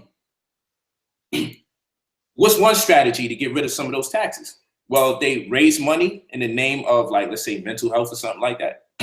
Let's say somebody raises $1 million. That means none of the money came from them. I'm the millionaire. I'm raising money. I'm looking to raise $1 million from a bunch of other wealthy people we have before a benefit event. I get the $1 million. Now I got to allocate it to 7, 8 people.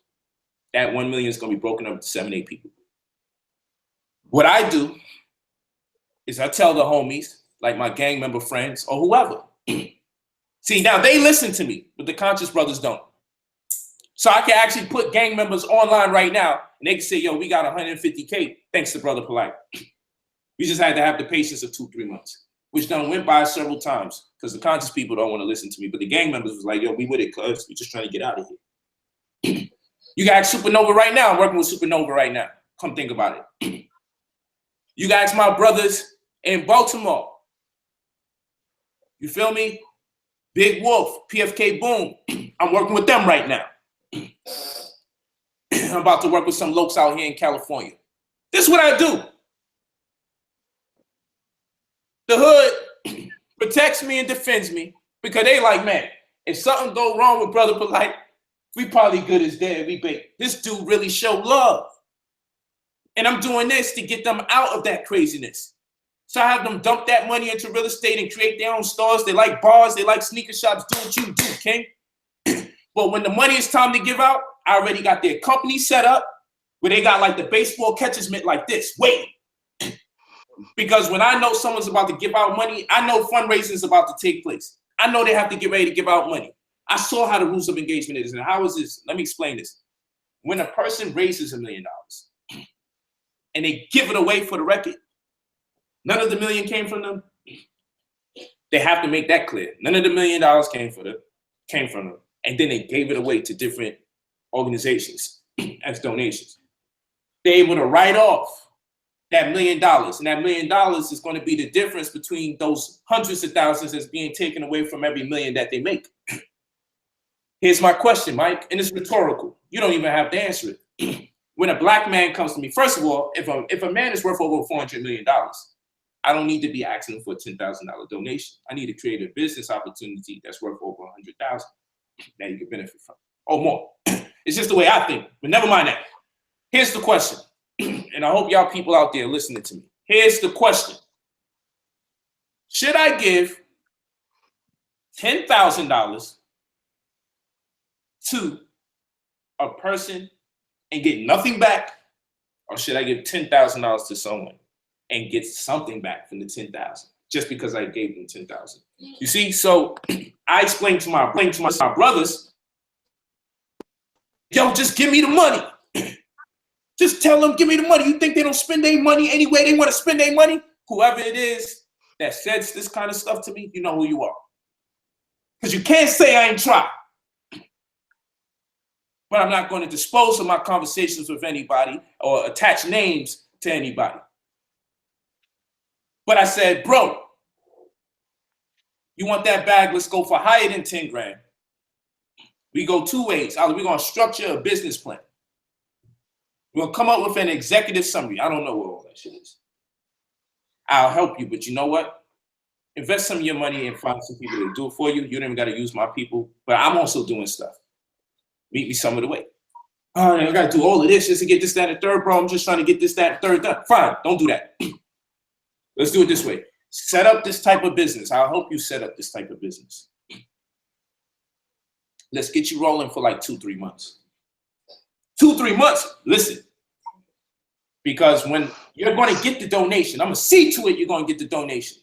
I'm going to see to it. However, we have to get a good quarter of your business being up, show some community service or work being done that corresponds with the ideology and make it separate and different from what you're already doing. Why I gotta do that? Because my G, if they donate money to what you are calling your establishment now, it can look like they're funding people who want the cracker killed. So let's create something a little different that also speaks to what we need done in the Black community, where there's a line of demarcation drawn, where the person giving you doesn't have to be implicated should someone try to associate them with radical views. Strategy. You know what my brothers tell me? All of this, man, you can't just get the fucking money, man. I am not lying to you, black man. I'm not lying to you. I'm telling you the truth. I put it on my life, I'm telling you the truth. And this is several black men in this community. So I say, bro, I'm just trying to create a situation so when money's given to you, they can get back because you got the proper investment vehicle, you got the proper business infrastructure so money can be given. So money can be given to you the right way. But it's like I'm speaking a foreign language. It's like they think I'm just trying to be slick so they don't get the bag, so they don't get the money. And I'm like, yo, I'm not talking like that. I'm just telling you, I haven't asked nobody for just a donation. So I'm not going to do it for you. But what I can do is work it for you like I've worked it for other people. But if you don't got 2-3 months, I ain't got 2-3 months, man. I can't believe that, man. You gonna put your brother through all of this? I'm like, okay, I'm done with this conversation. I'm just gonna do me. You know why? Because at the end of the day, I'm arguing with people that were disrespecting me anyway, undermining my intelligence anyway. But I don't catch feelings and hold grudges. I show love because at the end of the day, I know people's worth to our community. So even if they hurt me and they don't take it serious, I still see their value. But what I'm not going to do is do every damn thing for another person, because I have to do every damn thing for several other people. I already got my own children and my own family I got to take care of. So you got to meet me some of the way with this intelligent move. So now I'm going to go into my brother Sinetta. And this thing that I didn't mention him on the Breakfast Club, I don't even know how that's spreading. Because if you listen to the interview, I mentioned him at least 3 times, at least 2 times, I believe 3 times. I mentioned Red Pill, Blue Pill, Know the Ledge Radio, that is. I mentioned Underground Railroad, and I definitely mentioned Sinetta.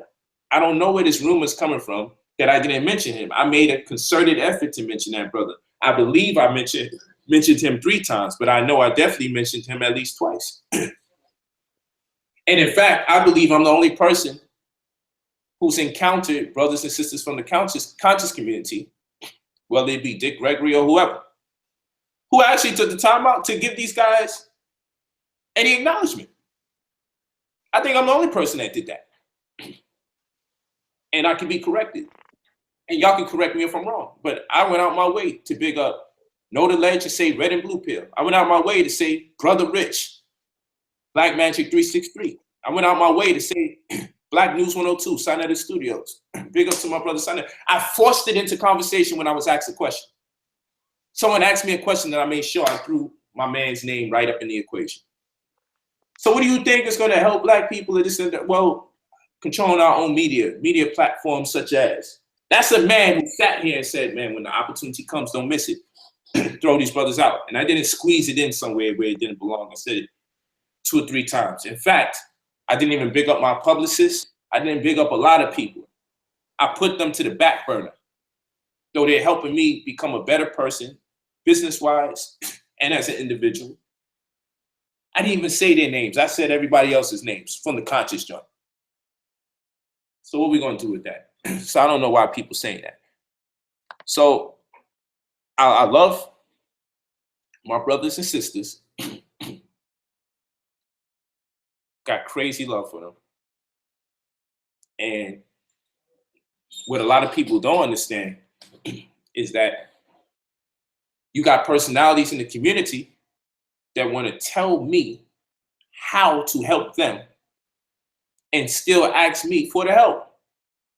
This is not ego. I want to help, but I say I know how to help this way because I understand how to help this way. I don't know how to help that way. I never did that way. I don't do that way. That way doesn't even feel comfortable to me. Let me help you this way.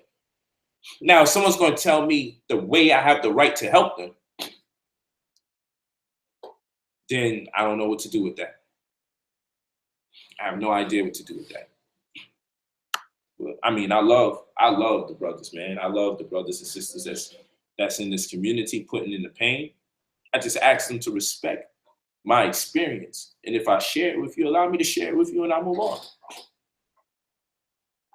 But you know, I'm always going to support Black Magic 363, Brother Rich, King Simon, Red and Blue Pill, Know the Ledge, and definitely my brother Sinetta. I'm always going to show love. And even when we disagree, how far is that really going to go, man? These are people that played an integral role in my upbringing as a conscious young man.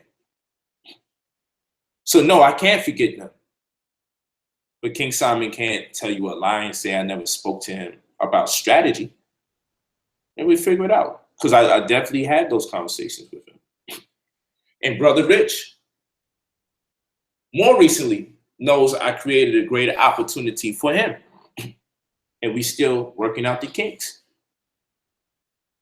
No, don't think it's not happening. I just don't come on the internet and say, yo, I'm presently helping this person get this money and this person get this money. I'm constantly working with brothers in this community to help them out. And sometimes it may have to be up to them to say, you know what?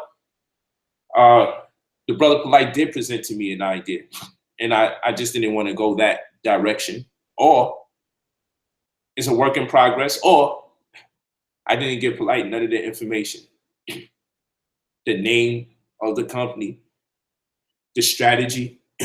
I'm not going to create all of that for the person that wants to help.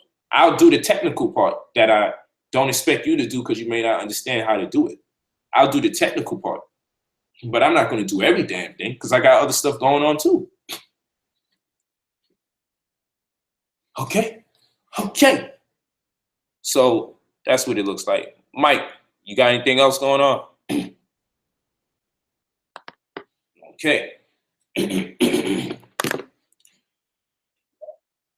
So I think I'll let some people go in the chat because we still got a lot of people in here.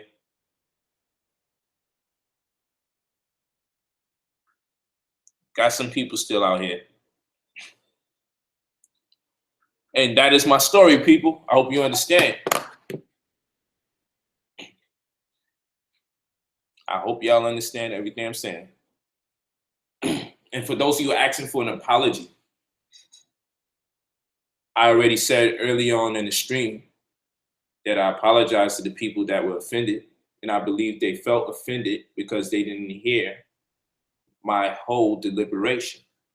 Because the animals that I was making reference to were the people that are molesting their children, beating their wives, making more babies than they can afford, and killing Black people senselessly. And if animal is not a good word and it's offending the rest of the Black community that I'm calling those people animals, then you guys can suggest to me another word that we can use that doesn't offend you when I call pedophiles animals, or when I call men who abuse their women or their wives animals, or when I call people that murder their family senselessly in the Black community animals. If it offends you that I call those people animals, then find another word or term. And based on the consensus, I will use the term that the community feels more comfortable with out of respect. But I was not calling the whole Black community animals. It was only presented and made to look that way. I don't want to keep going over that because it's like people are happy to believe that when it's not true. Okay. Thank you, family, for saying I didn't even need to apologize. Polite, I'm sorry, man. My battery died, brother. I'm back in. My battery goes on my phone, man. No doubt. Well, thank you for the people who said there's no need for me to apologize. But there's nothing wrong with saying sorry to people who felt offended, who I am not targeting and may have only caught portions of what I was saying and couldn't put it into proper context. I still got to apologize for how they felt based on a lack of a better ability to interpret my whole thesis. So I put that out. It's water under the bridge. People can use it and think that this will be the thing that's going to tear me down and stop me from being successful. But again, people, if you go on my Brother Polite Facebook as an example, not only do you see me with over 100,000 following, but then you see several of my videos going to millions. One of recent from 5 days ago is over 2 million. The reason why I'm saying this is I'm reaching a large amount of people in a very short period of time. So this animal thing that you're trying to pull and to boycott Brother Polite and all this stuff, just like everything else you try to pull to stop me, I'm more intelligent than the hateful brothers and sisters who can't see the vision and try to tear down somebody who's in a space that can provide a lot more opportunity to our people. So, Brother Michael, you on, right? Oh, absolutely, man. And I missed the last part of what you said, but like I said, man, I don't even see it as you giving an apology. I see that as a transparent brother that's, making strides to do the right thing. And I appreciate you, you telling all of that stuff, because that's an inspiration to me, man. You younger than me. I tell you all the time, you are an inspiration to me, brother. And I want you to keep doing what you're doing, Polite. Because a lot of people looking at you and they want to see somebody that got out. Everybody don't see somebody that got out and ran away. Everybody don't see that, brother. You know what I'm saying? It's only the sick of us that see that and hate that. But your brother Michael telling you, I'm proud of you, man. And Thank you. I look at you as an inspiration, brother. Real shit. That means a lot coming from you, my brother. And we want to see your face again if it's possible, because I'm talking to the logo. And If I turn my camera on, man, my battery gonna die. I'm on my stupid phone, man. Stay there with it then. I'm about to bring some people in the chat room before we close. If you don't mind building with them as well, I would love it and appreciate it, my brother. Okay. I'm putting the link in the chat. You know, when you come in, please, we go through this all the time. We getting better. Mute. The second you come on, put your volume on mute. When I ask you to speak, put your computer or your phone on mute so we don't get the feedback. So I'm saying it again, when you come in, don't come in like gangbusters. That's what my grandma used to say. Be all loud. Come in and press mute, and then we'll talk to you shortly thereafter. Hey, what it do, Polite? What you doing, brother? Take that hat off, brother. Why don't you take that hat off? Take that hat off, brother. Black people, boy. He's here every day. Damn, this homosexual behavior, man. Okay, so we're gonna keep it going. I mean, I've never seen people like this.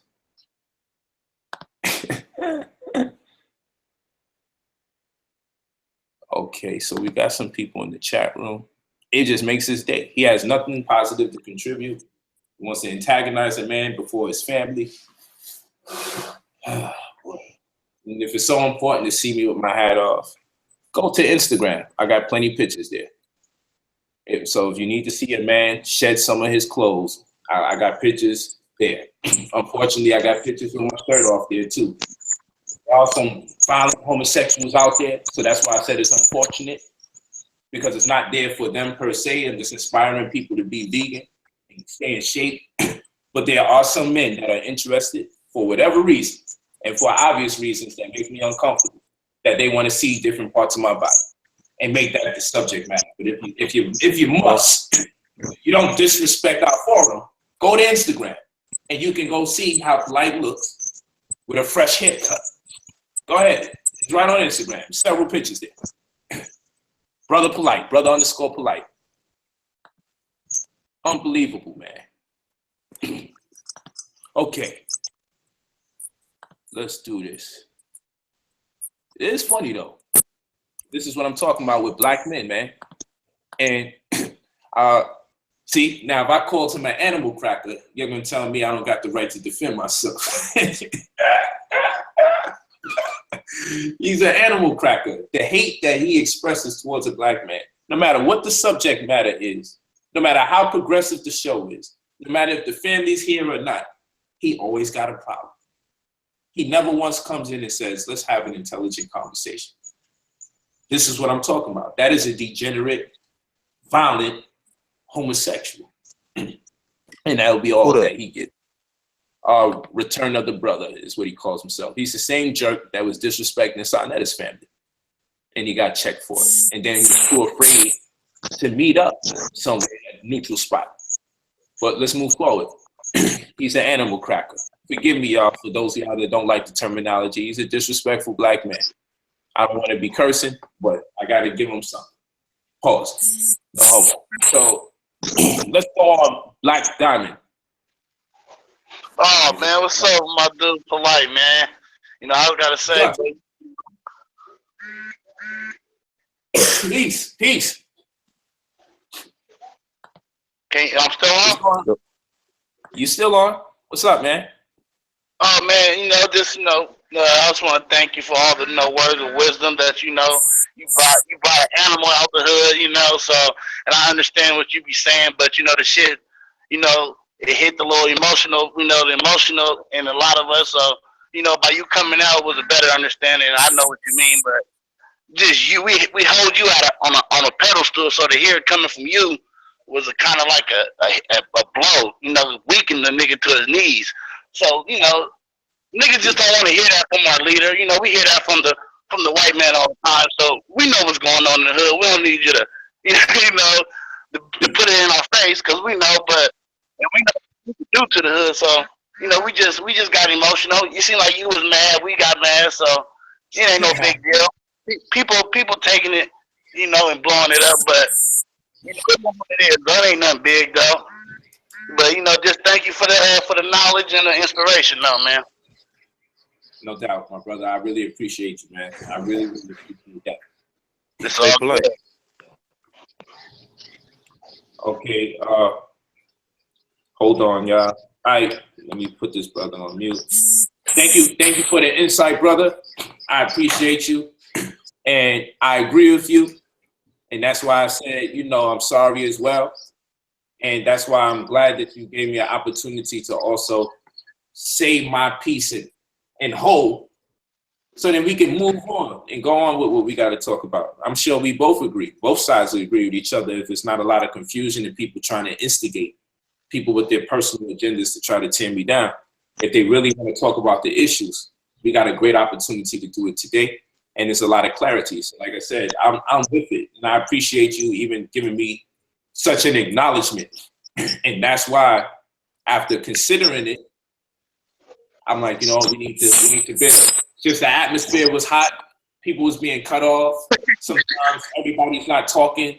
Sometimes everyone's talking at the same time. So when that happens, you get flustered and you just start saying every damn thing, saying too much instead of waiting until everybody calm down and speak one at a time so you can get the whole thing. Because even when people try to listen to it, it's a lot of chaos. The sister's talking. The brother's talking, I'm talking, people associating what I say with her. Now I'm co-signing what she's saying. I'm like, I didn't even know she's saying these things till I listen to everything. I'm like, oh man, all of that is going on while I'm also talking, but I was cut off. So my brother Socket talk, Melanin starts speaking, Pharaoh disagreeing, Pharaoh saying what he's saying. I'm trying to intervene because I want to pick it back up from the original conversation. So you're likely to find chaos in those type of environments and situations anyway. You know, so it's only when it calms down that we get a chance to really evaluate what was being said and what the people really mean. But if we are going to be serious about getting clarity, it's going to be very hard to get clarity out of a very volatile atmosphere. So volatile that even Sa said, man, I'm going to cut the string. You know, there's just too much going on at one time. But thank you, brother. I really appreciate that. Let's get this brother right here, Timothy. Unmute your mic, brother Timothy. Yeah, what's up, man? I just want to let you know, we talked earlier this year, and I wanted to say thank you for some of the advice you gave me about running my business, you know, keeping me motivated. You're doing the right thing, brother. Thanks a lot, man. I appreciate that. And yes, family in the chat, I'm always going to be supporting the House of Consciousness, whether they are going at me or supporting me. I'm always going to be a proud supporter because I know the mission is way bigger than any problem or strife I may have with my brother. But just so y'all know, I'm not at war with my brother, Sa. That is my brother. But I'm always going to support what he's doing because what he's doing is very important to our community. That's despite whatever problems we may be having. And I don't really think we had a point of problems. It's all right. All right, so let me put you on mute, my brother. Okay. Kassim, let's get you, Kassim. Let's get you, brother. Brother Kassim, let's do it.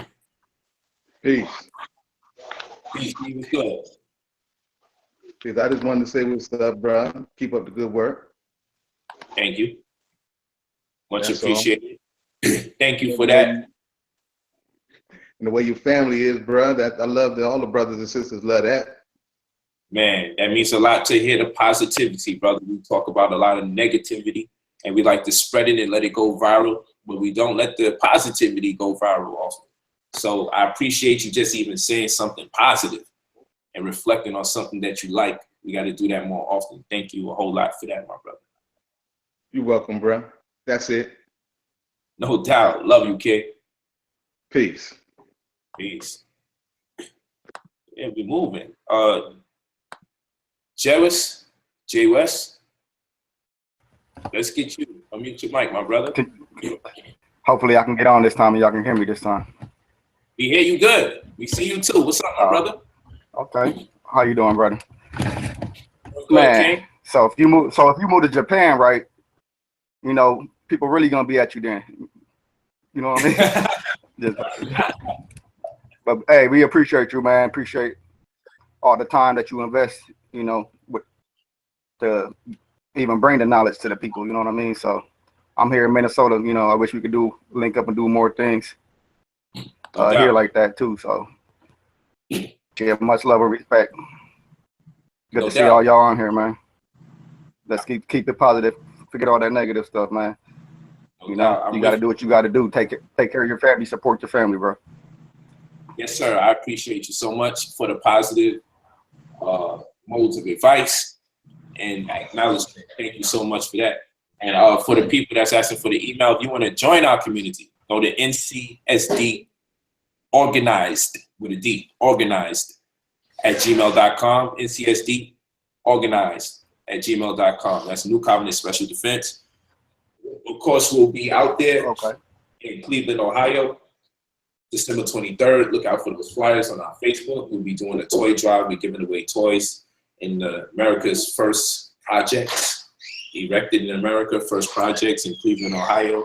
No, I do not celebrate Christmas, but it's not an excuse to deprive the babies and in turn be able to educate the parents, because after we do the toy drive and Sister Victoria sings, we're going to give a lecture for the brothers and sisters that are single parents or guardians of the youth in that community. And we're going to speak to them about opportunities that they can indulge or engage that are free or very inexpensive.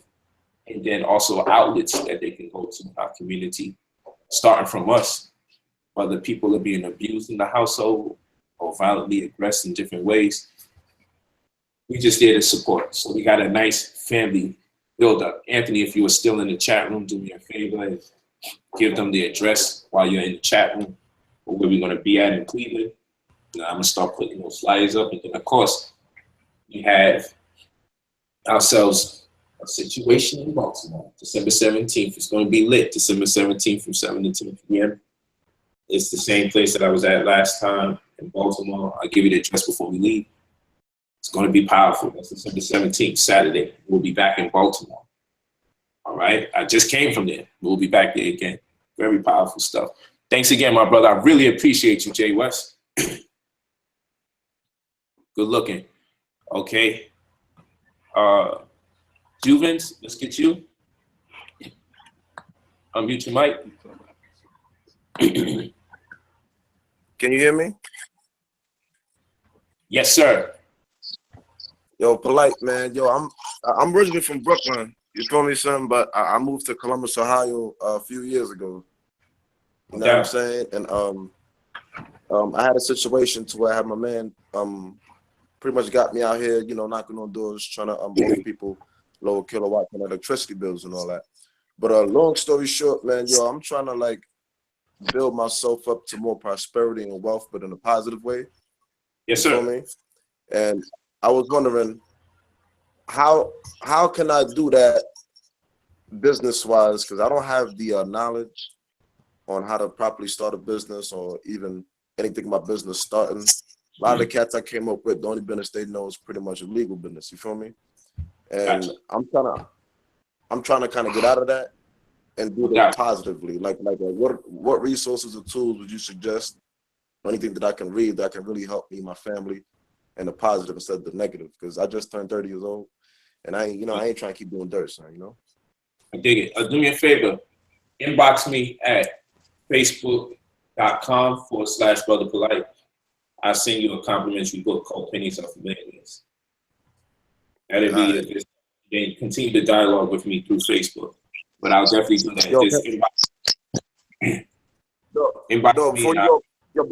Before you go, my fault, son. Before you go, can I write that down, son? Because I'm not really a social media cat like that, man. My girl be on them all the time. It's all good. Facebook.com/Brother Polite. You get on Facebook, just type in Brother Polite, POLIGHT, and then send me a private message. And just give me your name and tell me your mailing address and that you turned 30. That's what's going to be my signifier. And I'm going to make sure that they send it to you. If you send it to me tonight, I'll make sure they send it to you next day delivery.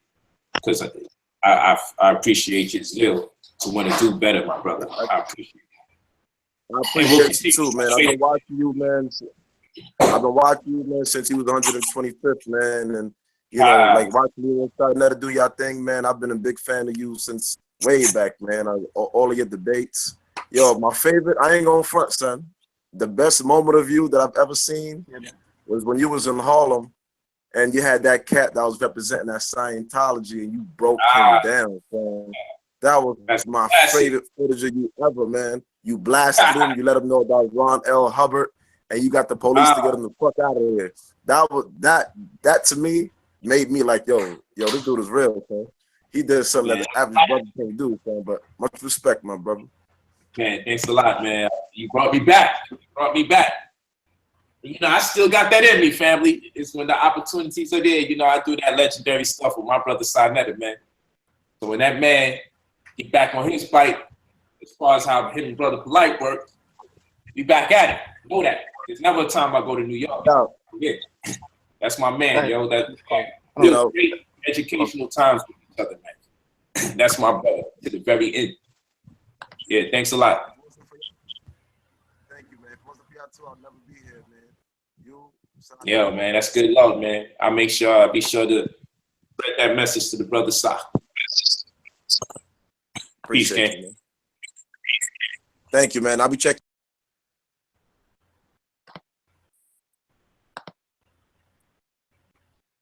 Okay. I am official. Let's get you up here. Let's go, sister. How you doing? How you doing, sister?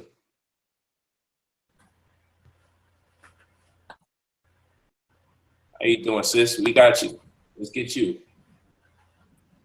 Let's hit that mic off. I got you right here. Let's hear you, sister. Can't hear you. There you go. We should hear you now.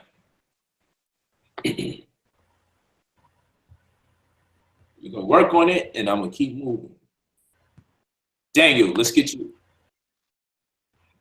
What's up, D? Yo, can you hear me? Yeah. Yes, sir. What's good, King? What's good, man? I'm chilling, King. What we look like? Yeah, what's your name? Where you from? I'm from Philly, man. I'm an artist, you know. I like the speech you did tonight, man. It was real positive, you know. I come from an environment, I'm a set, man, you know, so we deal with the all day long, you know. It's always people dying over here, and it's, you know, it's messed up. And then when you become conscious, it's like, and turn them into a new direction. But when I became conscious, man, I'm sitting on a 3-story building because the community looked crazy, man. It's honestly sad, man. And a lot of people, you feel me? It's like they sleep. It's like they sleep all the time, man. But keep, man, no matter what they trying to do to you, try to put you down, man, you got to keep pushing, man. That's all we got. All we got right here, man. And at the end of the day, we can't take none of the money to the grave with us, none of that. That's a fact. I'm just here, man, just giving out love, peace, and love to everybody on here tonight and everybody in the world. Good and excel.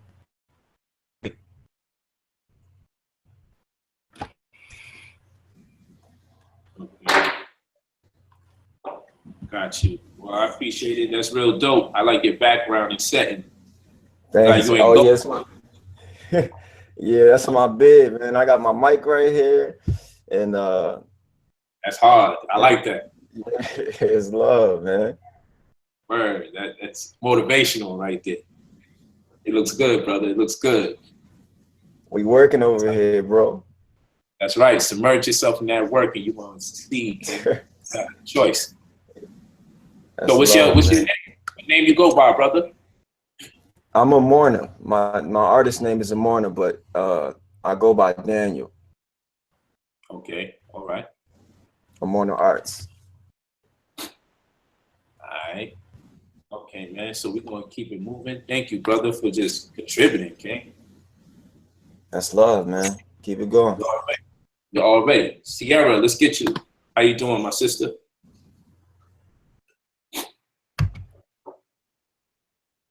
Come on, Sister Sierra. Can we see your face? I mean, we see your image. There you go. There she goes. How you doing, sister? We need you to unmute your mic. That's all we gotta do. Let me see if I can help you out.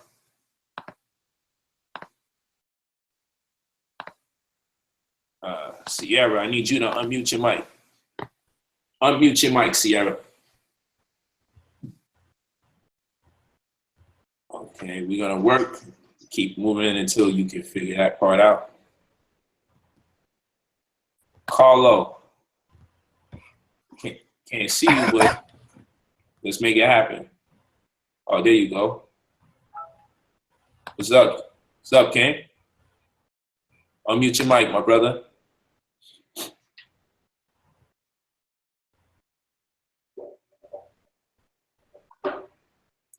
Come on, Carlo. Unmute your mic. All right, that's not working. Who's this guy right here? Arthur. Let's try this, Arthur. Come on, Arthur. Unmute your mic.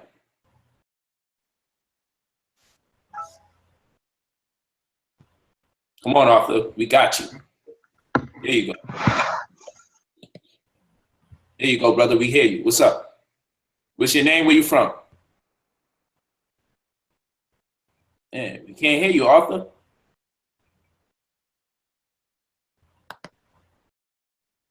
Let's see if I can help you out. There you go. Hey, peace. Just heard something. Come on, Arthur. Can he mute himself? He just had it. Okay, let's go to Alexis real quick. Come on, Alexis. I know you know what it is. What's up, sis? Yeah. Peace, Polite. I know I had inboxed you on Facebook and asked you about the zodiac for me, but you said earlier that your daughter, based on her zodiac, you knew what she would be good in realty or whatever. So I have my son, he's 15, and he's basically at that, teenage stage in his life, and he's acting crazy. We moved from the Bronx to Charlotte. And I just want to know, like, based on his zodiac, what do you think would be a good idea, like business-wise, for him to get into? Well, it's funny that you asked this when my daughter comes right here. So I know. Like, she sensed it. Right. Go ahead, baby. You can handle that real quick. Talk to our sister right here. Okay. Well, what is his birthday? His birthday is April 6, 2001. April 6. Okay. Trying to think. Okay. Well, so what go ahead. What happened? So I'm trying to basically find, because I'm asking him what does he want to do business-wise. So he's telling me that he really doesn't know, but I want to find something for him to get into so he can kind of get out of that street mentality. Because like I said, we relocated to Charlotte from the Bronx, but it's no better here in Charlotte. So I'm telling him, write up a business proposal, give it to me, and let me help you get out the street, because he's just so fascinated with this street life. So being that he doesn't know, I know I had watched a YouTube video you guys had did in the past or whatever, where you were doing a zodiac. So I just wanted to know, like, what do you think, or based on the year he was born and his zodiac, what would be a good business for him to get into? Is something militant or very alpha male-like. Sonetta, I believe, is born April 6th, if I'm not mistaken. So something that demands vocality, strong assertion, He's gonna be passionate about it, whatever. So it could be he's sports, fighting for. you know, something where he can be a leader. He needs something to fight for in a nice, controlled environment.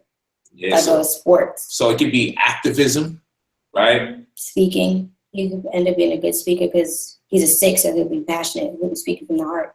That's right. And then 6 corresponds with finance as well.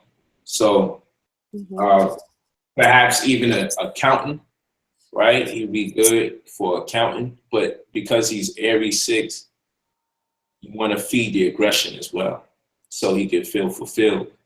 So I would, you know, how old is he again? He's 15. He'll be 16 in April. Probably should get him involved in some kind of boxing or football if he likes those kind of things. Because the more aggressive the activity, the more defined. He's gonna want to feel like he won the battle. And it'd be a great filter for him, you know. And see, he was really good at basketball at one point, but like I said, I don't know, just being out here in Charlotte is just like, it feels like we're back in the Bronx again. Oh man, I know how that is. I know how it gets moving around and hoping the change in setting can be better, and then they just mold and fit back in and find things. So what you need to do is reach out to me. Let me see if I can build with him too and kind of fill him out. You get what I'm saying? And see, I'll do that. I leave tomorrow evening for Toronto, but if you create an opportunity for me to speak with the young man before 6 p.m. tomorrow Pacific time, I will definitely do it, which would be, that'd be your 9 o'clock. So before 9 o'clock your time, if it's possible, I will do it as early as tomorrow and connect with him and see what kind of advice I could possibly get him, or just get a strategy so I can know how to communicate to you through him, you know, to him. And we'll do it. I'll do that on the strength. I'll definitely look out to send your data and everything. Okay, and awesome. I appreciate that. Ain't nothing, sis. Love you, girl. Okay, thanks, POLIGHT. Already know. Oh, and I need your Instagram one more time because I didn't catch it earlier. No problem. Your daughters. It's Renentet214, so it's RENENTET 214. Okay, awesome. Got it. Thank you. Bye to at 31. She gave him her Instagram too. Okay, awesome. Got it. Shameless plug. Shameless plug. All right. Peace, family. Thanks, POLIGHT. No doubt, sister. We appreciate you. Okay. Let's get let's get Knowledge on here. Brother Knowledge. Let's get you on. What's up, Knowledge? What's up, brother POLIGHT? What's good? I'm here, man. You remember me from the other day? Huh? What's your name? Where you from? Xavier from Jamaica. Yes, sir. Looking good, King. What's up? I'm here, man. I'm here. Remember I asked you about the health product. I think it's called seaweed and bladder-ax. Yes, sir. Did you ever send me the data? Yeah, I sent you the message on your app. I sent you a message on your Facebook too, on Instagram. But Right I know now. you're busy and everything. Yeah, you know how that be. Look for it. Send it to me right now. Yeah. I ain't. All right, I'll do that. Hey, since your daughter is here and she's on that, that reading vibe. Not the stream brothers. I mean, could you give me a read? Okay, what's up? How you doing? I'm good. What's your birthday? Oh, it's December the 24th, 1985. You said December 24th? Yeah, 1985. 6. That's awesome. But you have the 2 and the 4, so that's Jupiter. Because it actually does make a difference when it's a 2 and a 4 or a 1 and a 5 or just a 6. That actually is a difference. So that basically means that you are going to be emotionally swayed in the business that you choose. Finance is a good place for you to start, but make sure whatever you get into, say if you were to create an organization, because you're also Sagittarius, and Sagittarius is good with organizational things. Say you were to start an organization, you'd have to make sure it's something that you're passionate about. Okay. And it'll work best for you. But basically, but for you, your business, I can follow your heart. Because you're 6. You have the 2. You have extra movement going. I would say follow your heart. Make sure that business endeavors also speak to your heart. Make sure that it's something that you're passionate about, because then it'll work best for you. You make your most money that you're passionate about. True. Makes sense. Okay. All right, thank you. You're welcome. Okay, Polite, I'm gonna hit you up on that right now. I'm heading out of the house. So, you know, I'm gonna send you the message on your app. Thanks for your support. All right. Yeah, man, and you know, I mean, forget all that negativity, man, with, you know, all this stuff. You know, the real people know what you're talking about. You're talking facts. It's a harsh reality, but it is what it is. You know what I'm saying? You already know. Straight from Jamaica. What's that? Kingston you at? Yeah, man. Real Straight talk. from Kingston, Jamaica. Let's get it. Bless, man. Yeah, I'm out. All right, my brother. Yeah, man. One. What's up, the air? Let's get there. Let's get it. Unmute your mic, King. You turned up. Let's get it. All this stuff, you know, the real people know what you're talking about. It's a harsh reality, but it is what it is. The air. You on? Yeah, you can hear me, brother?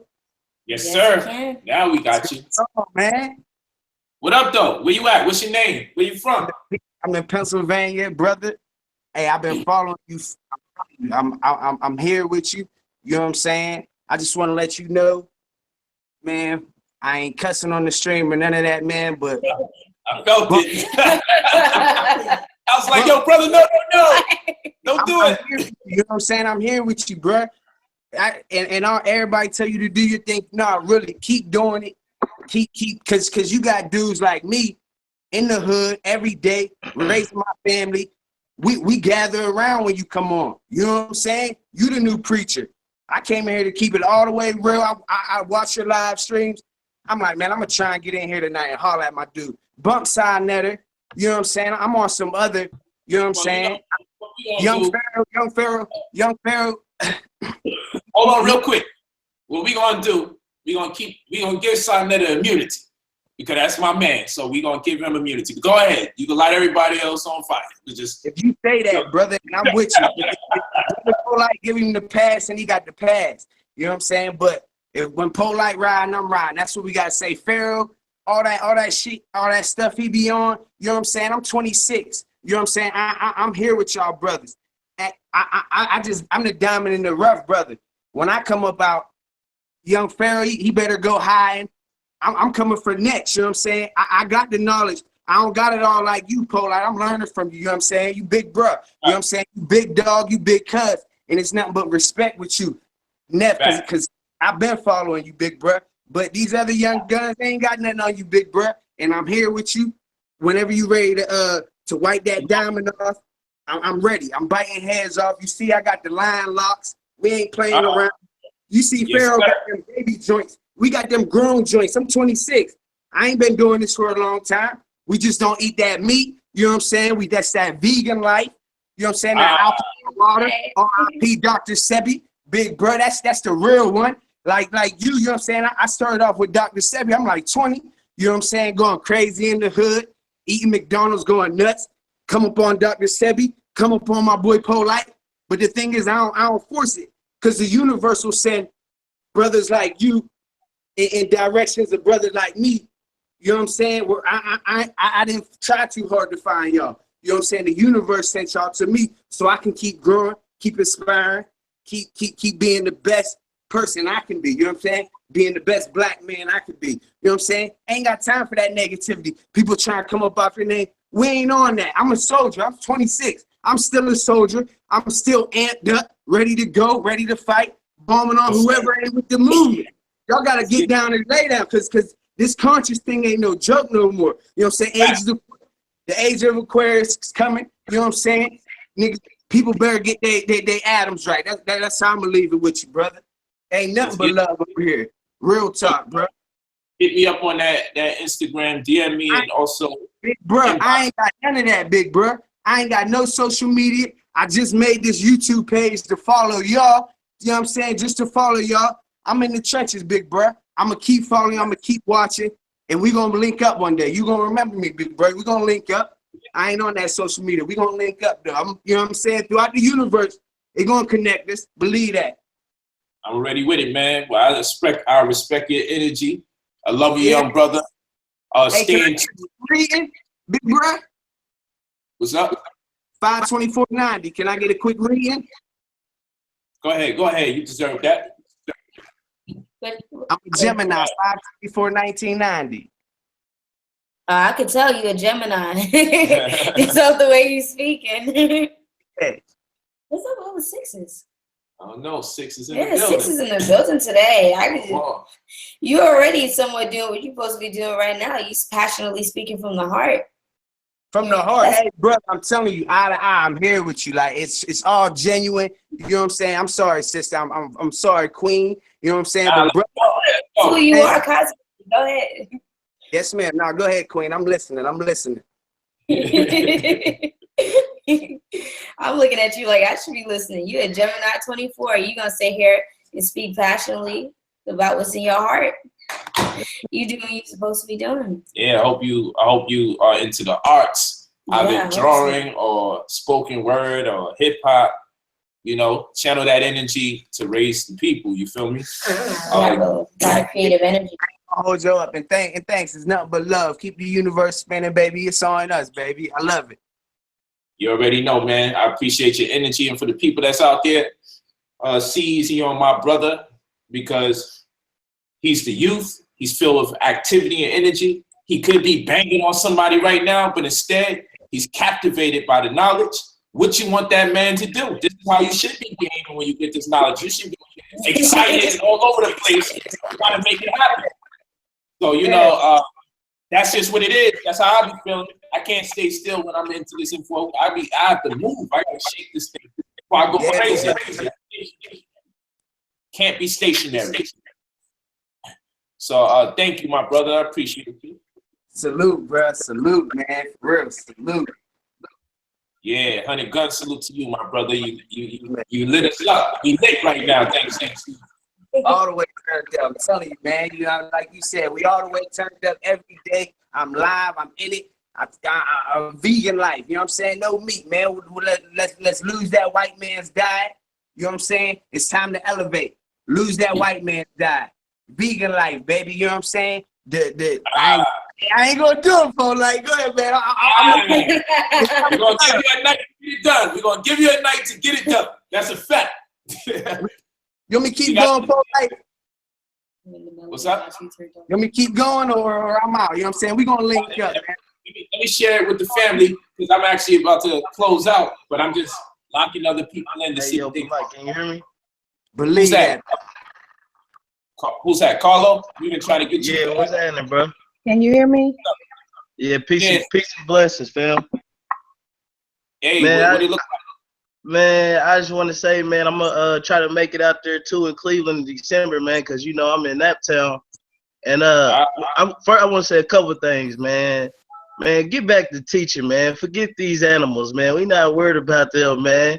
Yeah, I mean, people gotta learn, man. We black people as a whole, man. We gotta learn to evolve. You feel me?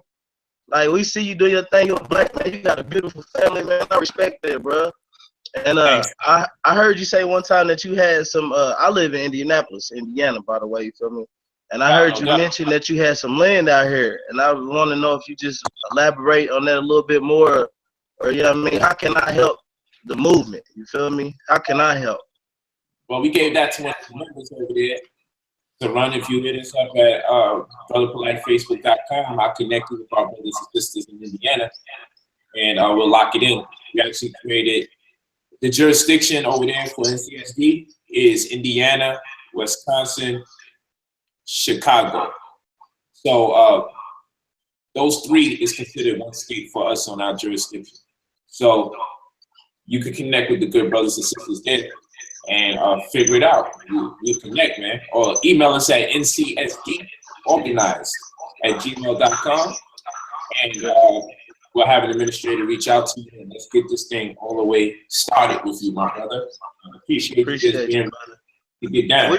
We appreciate you, brother, man. You done helped me so much on my life and my journey, man. I look at you like a mentor, man. Like, I can't even thank you enough, man, what you done contributed to this whole culture and life in general, man. You doing it on a whole nother level, bro. We appreciate you, really. Man, salute. How old are you, my brother? I'm 26, bro.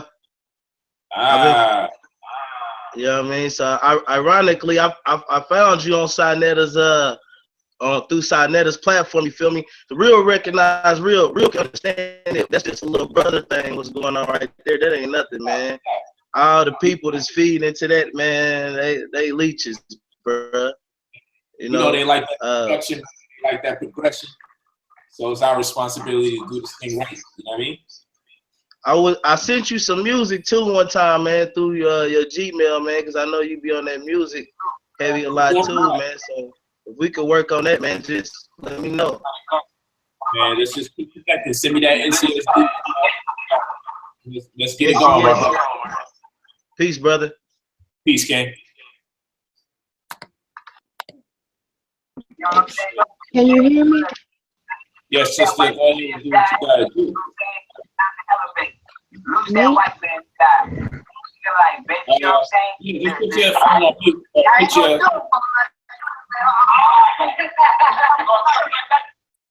Yeah, that person is all the way behind the scene. That's like you. Can you hear me? Yeah, we definitely hear you now. Okay. Lord have mercy. I have been trying for almost a month now to get through your line. Every time, I don't know if you recognize me or not. My name is I am officially Jessica J on here, as well as on Instagram. I follow you on Instagram, and I've sent you a few shout outs and things, and you respond back, and I'm greatly appreciative of it. And I don't even know if you see it. I always got your back on your page. I'm always defending you, like when the people come for you and things like that. It's like, Hold on. Okay. You did a recent video on your Instagram because you was telling the people you got the right to post what you want to post, and you was defending me. That was me. That was me. Your face. Hey, how you doing? I've been checking now. I be keeping up with the supporters, man. I love your page. I was checking you out. Thank you so much. No problem. I just want to say, first, let me start by saying I love you. I'm about to upload this video on YouTube, the full thing. I remember I watched your whole thing. I got my videos, and you know what? A lot of people, they can't receive my message because I curse and this, that, and the other. And I understand that, but an intellectual mind is going to get past the words and actually hear the message. So I understand, huh? I said, that's right. We'll sift through. We got to find out what you're talking about. Yeah, you have to. I mean, because first of all, let's all be real. We all started off as animals, whether you want to admit it or not, because we all started off crawling on the ground, drooling and slobbering until we were able to mentally evolve to where we needed to be to stand upright and chew our, you know what I'm saying? So let's not get tied up in the words, and that's just being sensitive. And that's something that's wrong with the Black community in general. People think it's the conscious community, but we're Black first. And the problem is that we're always too sensitive about everything. Every little thing affects us, and every little thing hurts our feelings to where we can't actually receive the message or eat the food for our spirits that we're being told. But I'm not going to go there. I'm going to keep going, because every time I watch you, Brother Polite, I sit here and I take notes. And I take notes on everything that you say, or even because I smoke weed. So sometimes if I'm not smoking, I forget what I wanted to say. So I have to write it down to make sure I don't forget. But it's just like we as a people, especially the conscious community, we cannot keep getting so caught up into the words of everything, and we need to actually start receiving the messages for what these people are trying to tell us, which is the reason why we started following these people to begin with. Excuse me. I first saw you on the Breakfast Club when you were there with Meta World Peace, and you were spitting so much knowledge on stuff that I already knew and things that I had been telling people for years, and they thought that I was crazy. You know what I'm saying? And I'm just like, no, I'm not crazy. Like, for instance, you had mentioned about how the Egyptians stand up and have their kids. And when I first found out, and I was young, right? When I first found out how people had kids and they're laying back, I'm like, why would you lay back to have kids, but you stand up to take a shit? That don't even make, I'm sorry, your baby's right there. But that don't even make no sense to me. You know what I'm saying? It's the same movement. At one point in the episode. I'm sorry. I just try to minimize it, but they was in the hood, so they not over here. They life not gonna be traumatized. Flow, okay. It's just out of respect. I know you're not trying to cuss in front of them, so I have to respect that as what you do for being a father. But it's just like, I just don't get it. Like, people need to start using their brain as opposed to their ears. You can't always believe what you're being told. Sometimes things make sense to you for a reason. You know what I'm saying? And another thing is, when it comes, first of all, you said you was going to keep you wasn't going to keep don't keep apologizing, because people are going to see that video 10 years from now and get upset, and then they're gonna feel like you gotta apologize all over again. Either you're gonna listen to what this man gotta say, or you're not gonna listen to what this man gotta say. And then I also find out that 9 times out of 10, people get more mad at the truth than a lie. Because if I lie on somebody, they're like, oh, don't worry about it, it's a lie, I'm not trying to hear it. But if I tell the truth and it's a unfavorable truth, then they're rah rah sis boom bye with it. So it's like, y'all cannot get upset about these things when in fact it is the truth that it is animalistic to be survival of the fittest in your colony or in your community. That's just because we're animals by nature. Whether we stand up and walk and talk and are the most, you know, IQ and intelligence quota and all of that, it doesn't matter. We're still animals by nature. Like, we're the top of the animal kingdom for the most part. So as far, and I'll be on your page all the time, like, don't apologize, Polite. Don't apologize. Forget them people. Don't even say nothing else to them. Because how many times can somebody apologize? How much sorry can somebody be for somebody else not being intelligent enough to understand what they were trying to say? You know what I'm saying? And it's commendable that you do apologize for the people who are ignorant in the fact that they don't know what's going on. Because for the most part, I feel like I was born conscious. You know what I'm saying? Okay. Because there was just things that I knew from a child that most children should never have known. And it's just basic, you know, basic intelligence or whatever. But as far as being a part of the conscious community, I didn't even know that existed until about 2 years ago. So for the most part, I'm a baby in the community, but my knowledge and my intellect has been what I am since birth. You know what I'm saying? So now that I see people like you and your family, and I love your family, I love your wives, I love your children, more power to you. Everybody got all these problems with everything like that, even when it comes down to, you know, so-called Christians or whatever, but they don't think about the fact King Solomon had over 1,000 wives, but then nobody say nothing about that. They just kept it pushing. You know what I'm saying? So it's like, we can't let the little stuff get tied up. I also wanted to tell you, because I've been on every live stream that you have done, probably for about a month now.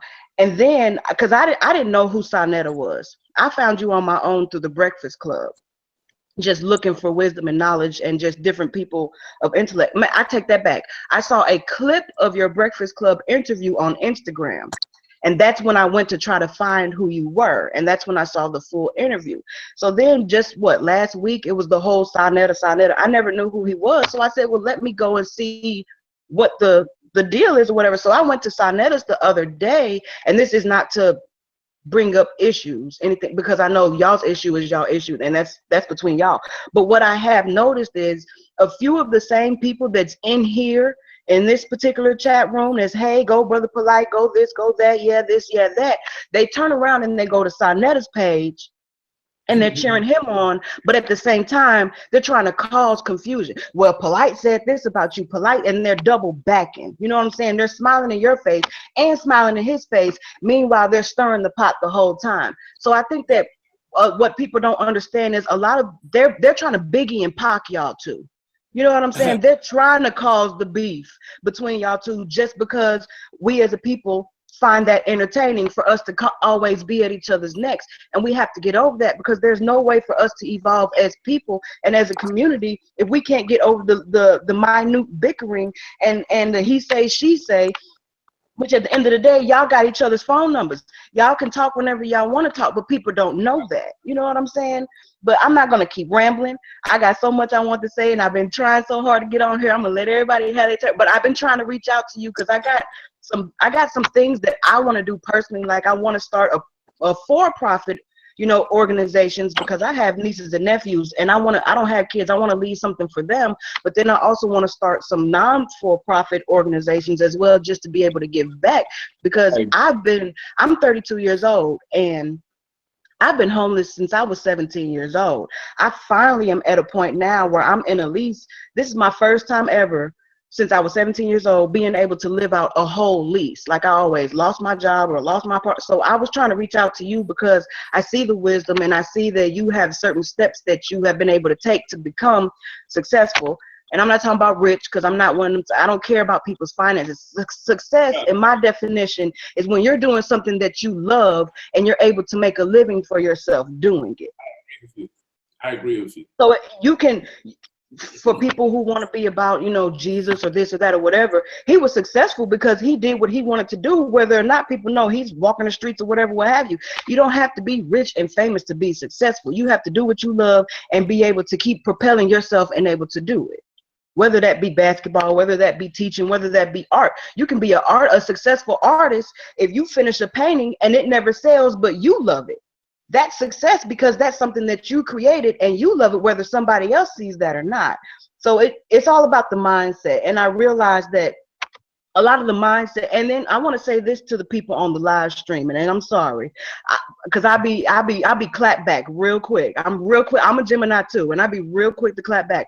I want to say this to the people that get upset in the live stream, talking about why he don't look at the comments, why he don't look at the comments. I'm in the comments every time, and I wouldn't look at y'all asses neither if every time I look up, you got something negative to say about me and my family.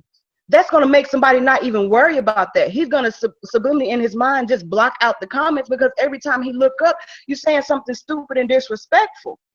His baby knows several languages. What make you think she can't sit there and read that? When y'all are the same people who, if somebody looks at your child wrong, you ready to bust caps in the middle of the street. Like, we need to grow up, and we need to realize that you have to do unto other people that you want done unto you, period. Because karma is bisexual. She don't discriminate. She don't care who she messes over at the end of the day. So you have to remember that, whether you believe in karma or not, you have to remember the fact that no matter what you do, it's always going to go back around to you. That's just the law of nature by itself. I see you laughing at me because I'm over here talking, but I'm gonna stop talking. I want to tell y'all that I love you. I cannot pronounce, I'm not gonna lie, I cannot pronounce all your family's names. I'll be trying, but I love you. I think my aunt is the most little precious little baby in the world. I'd be like, oh, look at that. I'm on her Instagram. I just be like, hey, baby girl. She is so, that is your twin. You popped that one out by yourself. But I just want to tell everybody, hey, I love y'all. Keep doing what you're doing. Keep letting your haters be your motivators, because at the end of the day, no matter what they have negative to say about you, they have to say your name first. So therefore, that people who don't know you exist, like me, they're going to go and see what you're about, because they heard something regardless. They don't care what they heard negative, because if you're speaking something that reaches them and touches their soul, they're going to keep listening to you regardless of what they heard negative to begin with. And I'm going to let you have your airwaves back. Much you could touch base with me through DM, since you and I live in the Instagram world quite often. So just and then we'll connect further. I thank you so much. You've been a blessing to the platform. You said all the things that go on in my mind and more. So that was great. I appreciate it. And definitely the people that's in the comment section, if you listen to me, especially when I start the stream, I respond a lot to it. And then there are times, like Sister said, I just block it out for a while, because I don't want to be distracted by some of the negativity from the small amount of instigators that come in, because we have a subject right at hand. And then on top of that, there's times where I got to address the people that we allow on the forum. But if you listen to me, quite often I may gaze at the chat room, and then I respond to things that I see that was written. So if you listen out for it, I'm actually responding to things that said without cutting the momentum of conversation and identifying the name of the person who asked the question. I just simply say, go to ncsdorganize@gmail.com. Like, that's answers to somebody's questions. Or when is the Ohio event? I'll say December 23rd, we'll be back in Ohio. I'm not just saying these things out of nowhere. It's because I read it at random and then I just respond. So it'll give you part of the dialogue without the interruption all the time. But thank you so much. I love the energy. I appreciate it. She put it down. Let's get this. Michelle. Let's see. Well, it says Michelle. Maybe, I don't know. You good? Yes, sir. Where you from? You muted yourself back. Press it again. Press it again. Yeah. We can't hear you. Yes. There you go. All right, cool. Peace, peace, peace. Peace. What's your name? Where you from?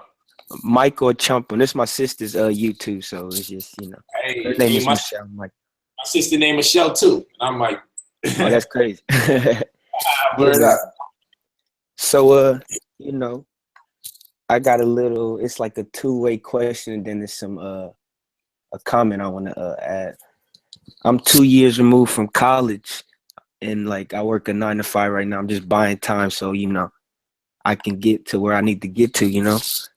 Yeah. So I just want to say thank you for what you do and how you impacted my life, and you're impacting people's life through me. Like, you know what I mean? Like, you're impacting people's life like you don't even know, through me, and I'm helping other people, you know, change situations and stuff. Because I've been working at Sam's Club, and there's people that been working there for like 10 years, and I got there and they kind of see how I move, and like they like, oh, I'm gonna be a policeman now or something like that. You know what I mean?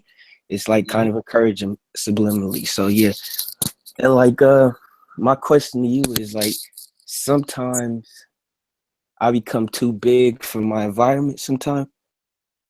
And like I want to know if it's like a good thing, or like how do you not become too big for your environment and you can still impact certain people and teach certain people. You know what I mean? Sometimes the best way to impact the people that you're around is to get away from them. And what I mean by that is, I oftentimes say my life is a donation. If people can experience you firsthand, or if the legend exists that you used to be there and there's people that could account for the fact that you used to be there and you evolve, that sometimes is the best thing you can do, because staying may become confrontational because you'll be vibrating on a different frequency.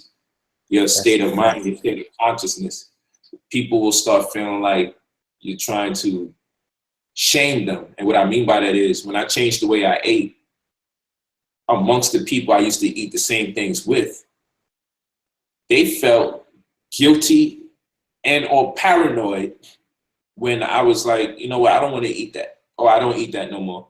I didn't say anyone was negative.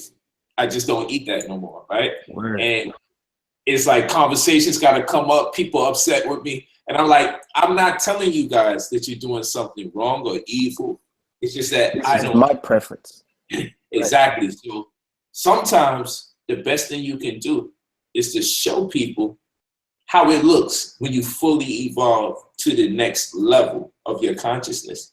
And then when they look back at it, they say, dang, you know what? I didn't understand what that brother was about then, but I certainly understand what he's about now. You know what? Come think about it. I want to pursue life in similar fashion. But while being there, it can't be appreciated. Sometimes you actually have to just leave those who you're close to so they can appreciate who you are thereafter. So that'll definitely be the answer. You know, when you can't outgrow environments, you can't outgrow people, friends. Like, relationships are not necessarily meant to last forever. I always consider people to be an experience. I look at human beings, each one is an experience. So when I encounter somebody, I'm encountering a new experience. And experiences are not made to last forever. you have to keep experiencing, which means you have to keep connecting with different people. That being the case, we got to get out the mindset of the so-called soulmate or be my friend for as long as I conceive you're going to be my friend. No, with each one of us being an experience, people come in and out of our lives to teach us different things and to prepare us for the next stage. So it's important that we just value and appreciate whatever someone has offered us in the form of experience, whilst at the same time recognizing the fact that some people have a longer expiration date than others. And so you may encounter some people and only know them for a month or so. Some people come in your life only so you can meet the person you really need to meet to really get your path going. You know, some people come in your life, show you a video, get you a book, read the book takes you to the seminar, you go to the seminar, you meet these people. Now that person for some reason no longer is effective in your life. That's what I'm talking about. You know what I mean? Yeah, yes sir, yes sir. So that's what that is. Go ahead, let me get that next question before we close And then out. one more thing too is like sometimes like I live in Barnes and Nobles, right? And I oftentimes like just read a bunch of stuff and I become scatterbrained. You know what I mean? And No then doubt. sometimes I got to get back to, I got some days I want to learn finance, some days I want to learn science, some days I just want to learn history, you know what I mean? But it's like nothing is generating income. So I got to get, so it's like sometimes I got to be like, all right, get back to finance, but I want to learn this, that day, you know what I'm saying? So like, how do I go about that? Well, You want me to I ask say compartmentalizing. You know, go ahead. You say you got more to say? No, I'm saying you want me to ask it again because I don't know if I asked it. Yeah, ask it. I was ready to go, but ask it again. You might say something the way you feel like Yeah, you I need was to saying say. like, okay, I like to learn a lot of stuff and read a lot of stuff, and I become scatterbrained, and like it's just a lot of information in my head at once. So some days I go in, I'm like, all right, I gotta do something that could generate some finance to free me up so I can read more books and really like be in one book for like, you know, however long I want to. But like I said before, I don't have that time, that time to be, you know what I mean? I work a 9 to 5, obviously. So like, and I still live with my mom, you know. So like, I'm just saying like, so how do I go about trying to break out of the matrix, so to say, and also, you know? Well, what I do is study. I deal with study like I'm training, because you know I do debates anyway. Right. And because I have a lot of things, like brilliant people have a tendency to either be messy, and so because their thoughts all over the place, because of situations that I undergone in my life, I don't like clutter because I'm not used to having a lot of space. So I even put stuff in storage, even though I live in spacey environments now. I like my stuff in storage because I just need to feel like I moved into the place I'm in every day, because I'm not used to having space, whether it was because I was in juvenile detention facilities, in prison, homeless, or in the shelter. I'm not used to having space. However, when I'm reading, my environment can look a bit chaotic to a lot of people because I'm normally opening up several books at a time. I gotta take notes, 2, 3 computers gotta be on, iPads on, phones on, I'm just looking for information, right? So I definitely connect with you on that level. And what I've learned to do so I don't feel overwhelmed, not by reading a lot, but not having the access to those things based on the amount of time I have accessible in the day. I find the data that I can get in audiobook form, and I play it while I'm bathing. So while I'm in my jacuzzi or tub, I can say, this is playing, and I'm listening to it. Or when I'm going to sleep, I'll play the sounds of nature, and I'll also be playing, or I'll play binaural tones. That's good to people frequency-wise. That's a whole nother conversation. But I'll play binaural tones, and I'll also have an audiobook playing. And that buys me time, you know? And then I'll have audiobooks playing whenever I'm en route where it doesn't suffice or I'm not given the opportunity to read. And then I also just create a curriculum where there's just some material I will not read unless it's in the daytime. And if I don't get a chance to read it in the daytime, then I won't read it at all. I have my evening books. If the opportunity presents itself, I'll read it in the evening. I have my morning publications. If I get an opportunity to read in the morning, I'll read it in the morning. And so time is consecrated throughout my day to approach learning, whether it's from an audio perspective or a visual perspective. I make sure that I get it in. And therefore, I'm able to holistically approach information to the best of my ability without feeling hindered because I got some kind of program going on. You feel me? I got the way I like to do things going. And then it takes commitment. It's all about training. It's like preparing for a fight or like boxing, and you just want to stick to your craft, perfect your craft, because when you do that, you're able to assimilate data a lot more efficiently because your world revolves around processing it. And it's, so your mind is working much like any other muscle. And human beings are habitual creatures. And I don't mean the word creature in any demeaning form. It's a saying that's real. Human beings are habitual creatures. And therefore, when we acclimate ourselves to a certain process day to day, we're likely to conform to that process that we've made subscriptions to. And then it would feel weird not being in that moment, contrary to the way it was when you wasn't in that kind of habit forming type of scenario. So just create the habit, develop the habit, create a curriculum for yourself, make it applicable day to day, and eventually it'll soothe your soul because you'll be like, okay, I'm good. This is what I do during the day. This is how my day goes by. And thus you won't feel like you're missing something if something doesn't take place because you'll have times allocated for you to accomplish your goals. As far as studying is concerned, because studying is not a game. And at all. you gotta really consecrate the right amount of time to get this data, because when you become conscious, especially, you can't help but to say to yourself, dang, how much years did I miss out? And then you start reading and feeling overwhelmed sometimes. Even I still go through it because I say to myself, dang, I wish I was on this information real early. But, I had to go through Sunni Islam and Catholicism and the Nation of Gods and Nerves Doctrine, depending on what family members I was around. And then the streets. So by the time I became conscious, I was like, dang, I'm behind. So I'm trying to double and triple up with my study. And then I got to make bread. And I got to take care of my family.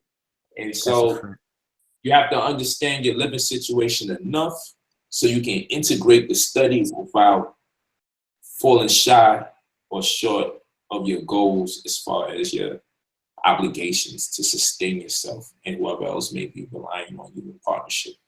But it'll work out. It'll work out. It has no choice but to. All right, man. Appreciate you. And I send you a email like every day. And I know one day you're going to see. Well, you used to reply back, but which email are you sending it? Young Phenom is like Nisut Amunre. I got to check that thing. You know why? Because it was telling me I'm out of space. I need to. I'm probably just going to pay these guys the $2 and let them hustle me. Because I erased the videos and everything. I'm sending through it, and they're not giving me the credit of the space. Oh, wow. And the message is still up there talking about ran out of space, throw some things away. And I'm like, yo, I've been erasing stuff every day. But anyway, I'm going to just pay the $2 because maybe it's not going through. I send you a message every day. I'm like, he sent the first time I sent you a message, I'm like, he probably, doing stuff right now. He going to see it later and write me back. So every day I'm going to send you an email. Are you on Instagram? Yeah, I'm on Instagram, but I don't really use it that much. But yeah, you guys got DM me there. I live in Instagram world. I'm starting to like it. I'm growing on that joint right there. Instagram and Facebook, I'm with that. Well, I was at your event, Michael. I can't. You said Kobe. Remember my message? I remember. I always remember that part of the email. Word. Man, thanks a lot. You need more. Thanks for coming through. Yes, sir. I got where the ticket at? Hold on, man. Let me think it's a game. Let me show him the ticket. Yeah, man. I appreciate you. Man. He said he got receipts. You got receipts. They go to kick it, man. Yo, you know, I'm out there again, December 17th, the same place. See you there. Let's get it, man. Let's get it. That's my brother, man. Appreciate you, man. So, I'm going to close out. I didn't even realize how long we've been here. The love is so official. The love is so official. But it comes a time where we all got to say goodbye. So I'm going to unmute. Oh, well, I can't. Everybody can unmute their mics. And we'll just say bye to the rest of the family that's out there. Peace, fam. Unmute your mic. Say hi. Say bye. Hey, hello. Take care. Bless up. Yeah, man. Many blessings. No doubt. I really had something to say, but it's all good. It's all good. I'm gonna see you again. We're gonna be back. I remember you. Come on, I got pretty good memory. Facebook. I was the first one to comment on your message last night. You was thinking. Oh, yo, I was the first one to comment. When you were talking about how when you were talking on Facebook, you were talking about how the people that once supported you, once integral to your life, how things are starting to change. I was the first one to comment. And I thought that was so important. And the one thing that people need to know, I'm sorry, I know you're letting it go, but people need to notice how you conduct yourself. You checked the dude that wanted to speak against Sinetta. You checked him out of your respect for him. When the sister said, I need help with my son, you reached out and are willing to reach out to that brother on a moment's notice. And all I saw in the chat was, oh, don't you hate when sisters look good, but then they got old behind? Like, you're not paying attention to the meat of what this man is doing. Like, what's good? Thank you. You know, and the young man, he's the one, he's not the only one, but I appreciate the last young man because it's so difficult when you got so many different things that you want to reach to. You don't feel like you have time. And the first thing you said before he cut you off was compartmentalize. And that's just what I wanted to say. Make sure that you don't have to pick 7 different things at the same time, brother. Be a master of one thing, even if it take you a month to focus on that one thing. Master that because you got time. Don't feel like you got to get out your mama's house. Don't feel like you got to rush because that's what's going to make you stressed. Don't do it when you're tired in the middle of the night because you're not going to be productive. You got 30 minutes a day is going to make a huge difference in whatever you set your mind to. Thank you very much for your time. I'm sorry for extending it, brother. No, brother. Thank you, man. It was very, very resourceful, that information. Thank you so much for that, man. You made a major contribution before we closed out. So it was right in time and very perfect for the moment that is now. So we're gonna tell Yo, Polite, you need to have these live streams weekly, son. You feel me? Yeah, like, you need to do this joint weekly because I like how you build out here, fam. Yes. Like, if you could do this weekly or monthly or however, son, you could probably get mad cats out here to pull them in, son, and encourage them, dog, because you on the right track, fam. You feel me? And like, because I sent you the message on you know what I'm saying, on the Facebook. This is Juvens. You know what I'm saying? And it said that you went to Wingate, son. I'm like, wow. Man, I used to work out at Wingate all the time, man, watching the little Jamaicans play soccer on Sundays and all that. You feel me? So it's crazy, son. It's a small world, son. Cause I'm pull-up bars. You feel me? Back when I used to chill with my man A-Loke and all that. You know what I'm saying? Them pull-up bars is my joint, son. You feel me? So, yo, I'm rocking with that, man. You know what I'm saying? Appreciate you. And you got a beautiful family, son. Word. Thank you, my brother, man. I mean, I love y'all, and I'm not gonna lie to you. One time I came off this plane, I had to land, have 4 or 5 hours, and then go to Canada, and I was rushing just to do a stream because the energy is so fly. So definitely I'm doing it every week. I'm doing my best to at least pull off 2 a week, and I would like to be able to commit to a specific date. You know, I want to have a hip hop day for the homies and make that late night. I want to have the theology time, maybe that's once a month. But, you know, rotate the weeks so we can just fill up the curriculum, create a curriculum, fill it up once a month. Right. So there's things that we could address throughout the month. And we're working on it, you know, based on what the people say and how they respond to it. We show up, we do this thing free and get as much as information and network with each other as possible, as much as possible. So thank you all. And We're gonna make it work. Yeah, man. Yo, I got one last question for him. Yo, Polite, man. Where you see yourself like 20 years from now, son? Like when you're like 50, 60 years old, like what's your ultimate goal you like to accomplish? I mean, besides, you know, taking care of your family or whatnot, but what's the ultimate goal you want, I guess, you know what I mean, to where you feel like I got to do this before I go? Oh, hold on. When people ask me about me mentoring game, I don't mentor a game. I connected with the brother. We build about good information. That's what it is. There's several people that reached out to the brother that connect with me because I connected back with him and we linked up. We just show love. That's as far as that goes. All right, so that's what it is. Let's have our close out. Got to get ready to close out. And you know what we do? We say it's so hard. We say it's not. Definitely check y'all out, man. Peace. Bye. Check your Instagram. I know. I'm about to hit you up on Instagram right now. No doubt. I'll be there. Peace. All right. Bye. Bye, my aunt. Darn it.